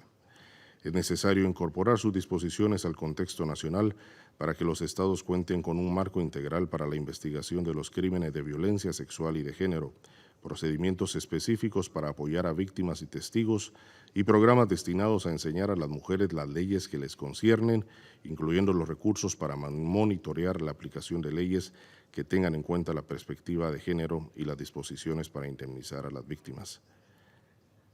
Cada uno de estos componentes tiene un efecto significativo en el acceso de las mujeres a la justicia. Finalmente, señora Presidente, mi delegación considera de suma importancia mantener este tema en la agenda de este Consejo, teniendo en cuenta la interdependencia con los pilares de la paz y la seguridad, el desarrollo sostenible y los derechos humanos. Las mujeres son agentes de cambio y tienen un papel importante en el fortalecimiento del tejido social de sus sociedades. Muchas gracias. I thank the representative of Guatemala for his statement. I now give the floor to the representative of Nigeria. Madam President, Excellencies, I'd like to thank the Presidency of the United Kingdom for the month of April for organizing today's important open debate under the theme Accountability as Prevention, Ending Cycles of Sexual Violence in Conflict. I also would like to extend our gratitude to our briefers for their informative briefings. Sexual violence in conflict continues to inflict pain and trauma on its victims around the world. It has devastating impacts on individuals, families, and communities. Unfortunately, women and girls are disproportionately impacted by armed conflict and are usually seen by perpetrators as spoils of war.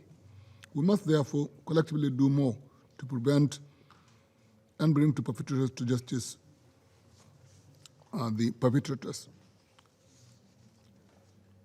Madam President, today's open debate bears great relevance with respect to the terrorist activities of Boko Haram in the northern part of Nigeria, as well as related criminality of banditry, especially in some parts of Nigeria as well, which have led to large displacement of people. Violence against women and girls, especially within Boko Haram, has been rampant. Murder, rape, forced marriages have been used as weapons by them. Nigeria has always acted in a concerted manner to ensure accountability for crimes of sexual violence. It has also collaborated with the United Nations and other international partners to enhance protection against these abhorrent transgressions.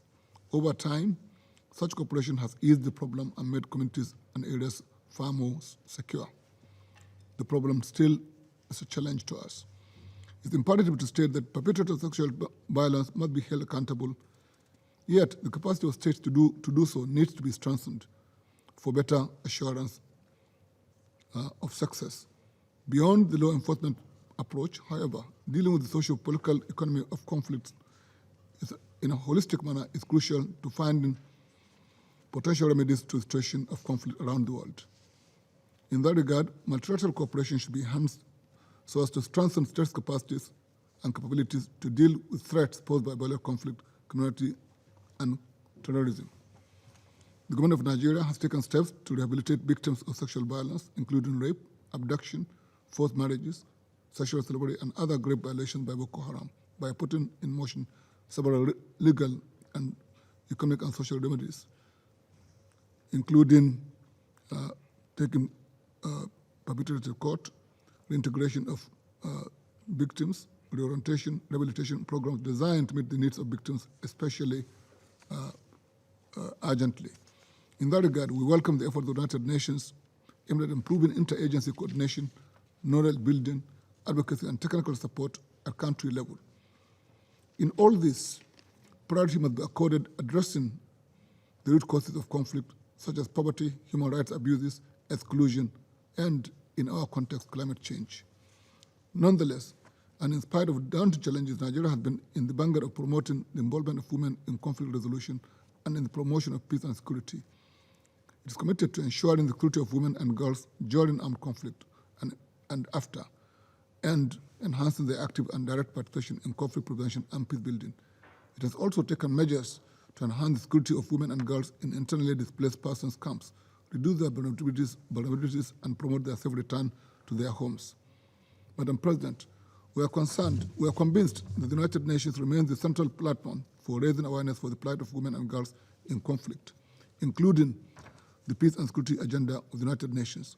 We also acknowledge the progress made so far by the various United Nations mechanisms in addressing conflict-related sexual violence, especially the untiring efforts of the Special Representative of the Secretary General on Sexual Violence in Conflict. Nigeria stands ready to continue to work with the United Nations and international partners in that important endeavor. We take this opportunity to assure the Council the government has intensified efforts to secure the release of all abducted girls, especially from the horrific situation of the Chibok girls. Furthermore, trauma centers have been established in different parts of the country with adequate complement of teams of psychosocial counselors and health professionals to assist victims in their journey toward recovery. The absence of accountability, Madam President, for conflict-related sexual violence can prevent reconciliation, weaken the rule of law, undermine the development of strong institutions, and reduce the likelihood of inclusive and full and equal participation of women in political and economic processes. It is against this backdrop that Nigeria joined the Safe Schools Initiative in 2014 in response to the growing number of attacks on our schools, including, of course, the kidnapping of Chibok girls in Borno State, Nigeria. This initiative is really an important one globally, and Nigeria is glad to have hosted one such initiative last year in Abuja. And this is really one of the many things that need to be done collectively.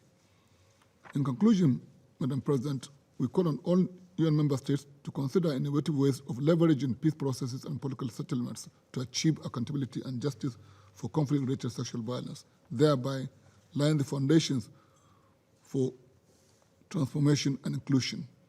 Nigeria is committed to ensuring that women and girls enjoy their full rights, and those who have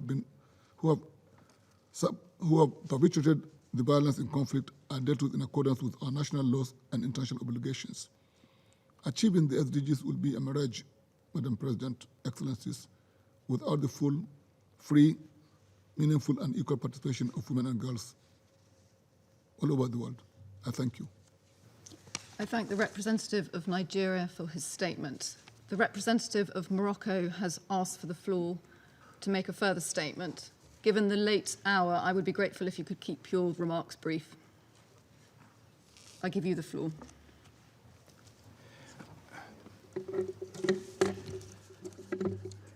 Je vous remercie, Madame la Présidente.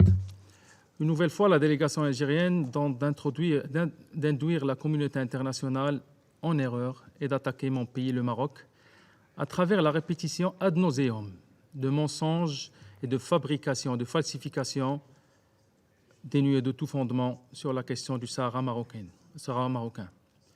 La délégation algérienne a évoqué le cas où la personne de Sultana Khaya prétendant fallacieusement que c'est soi-disant une défenseur des droits de l'homme. C'est un mensonge. La personne mentionnée par la délégation algérienne n'a rien à voir avec les droits de l'homme.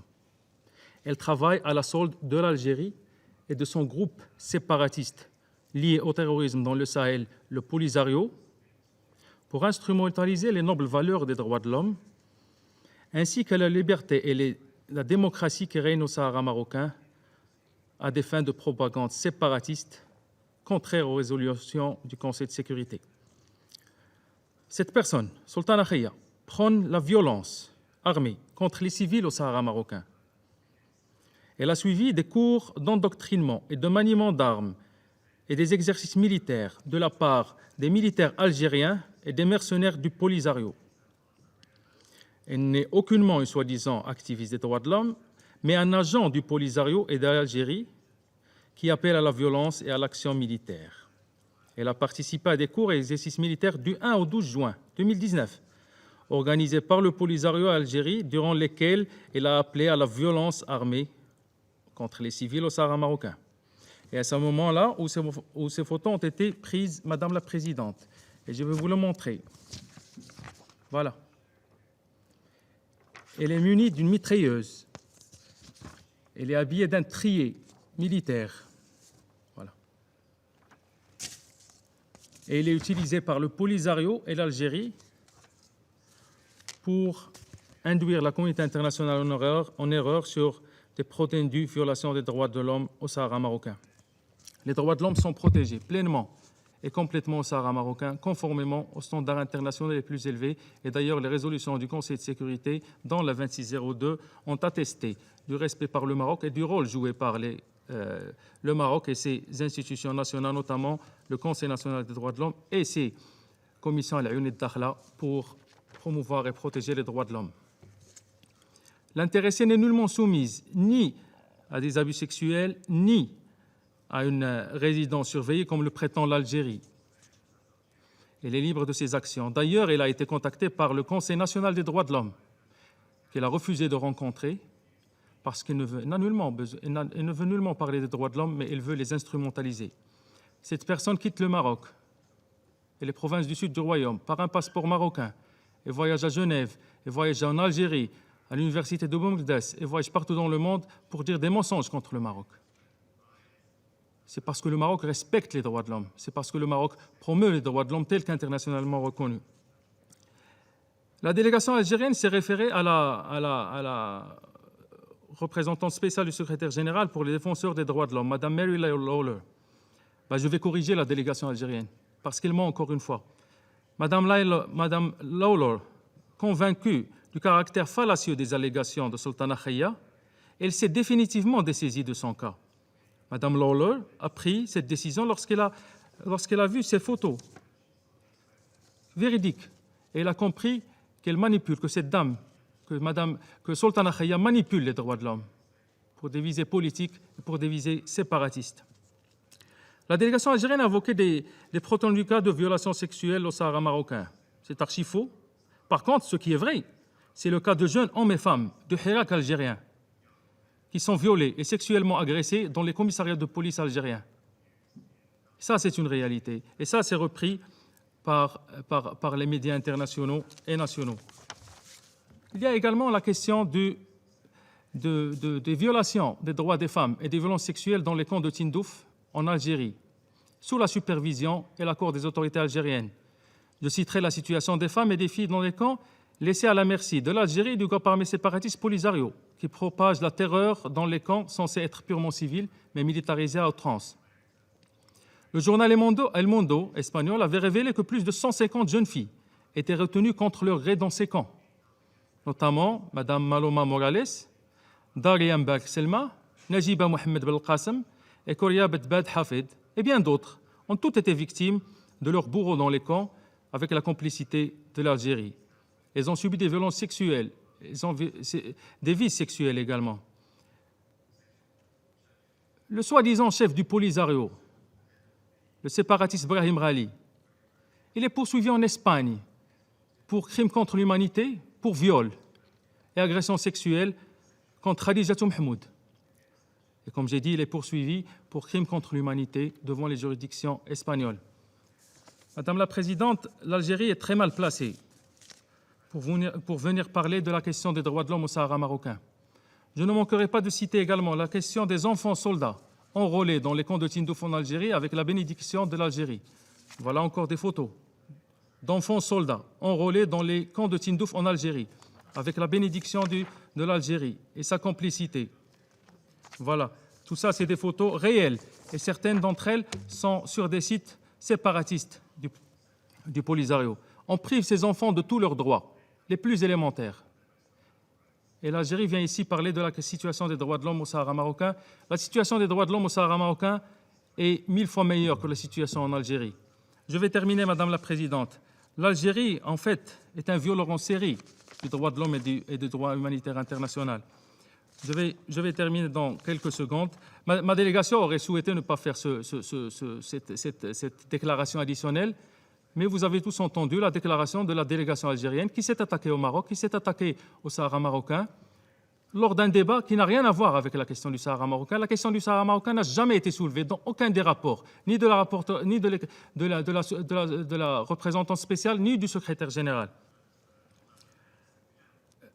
Comme j'ai dit, la situation des droits de l'homme est vraiment de loin meilleure qu'en Algérie. Je vais citer, en mars et mai 2020, le Haut-Commissariat aux droits de l'homme a publié 2 communiqués sur le Hirak et la détérioration de la situation des droits de l'homme en Algérie, durant lesquels il a réitéré de plus en plus sa préoccupation par la situation en Algérie où les droits à la liberté d'opinion et d'expression, de réunion pacifique et de participation à la vie publique continuent d'être attaqués, et par l'utilisation de la force inutile et disproportionnée contre des manifestants pacifiques et par les arrestations continues. C'est un fait rare que le HCDH publie 2 communiqués alarmants sur un seul pays dans un espace de temps aussi réduit.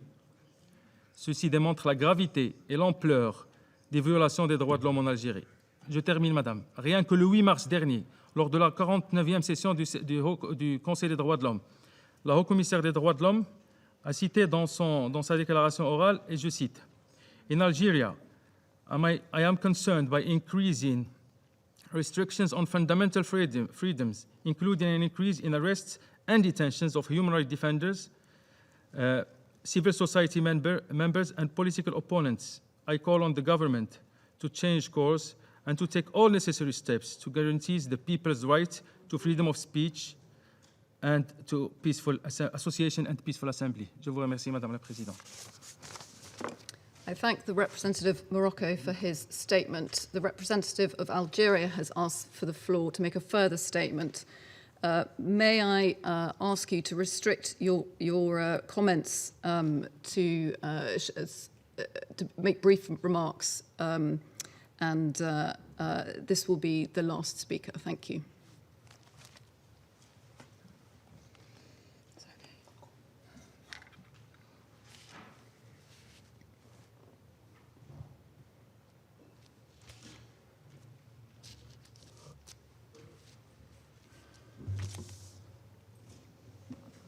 شكرا سيد الرئيس.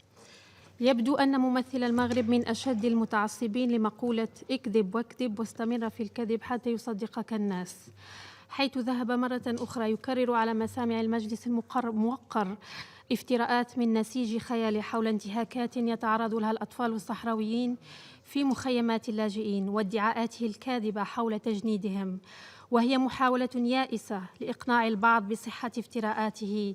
هذه الاتهامات التي تدحضها وتفندها تقارير الأمم المتحدة ووكالاتها وأصحاب الولاية، وكذلك المنظمات غير الحكومية التي تقوم بزيارات منتظمة إلى مخيمات اللاجئين لسبب بسيط، وهو أن هذه الظاهرة غير موجودة.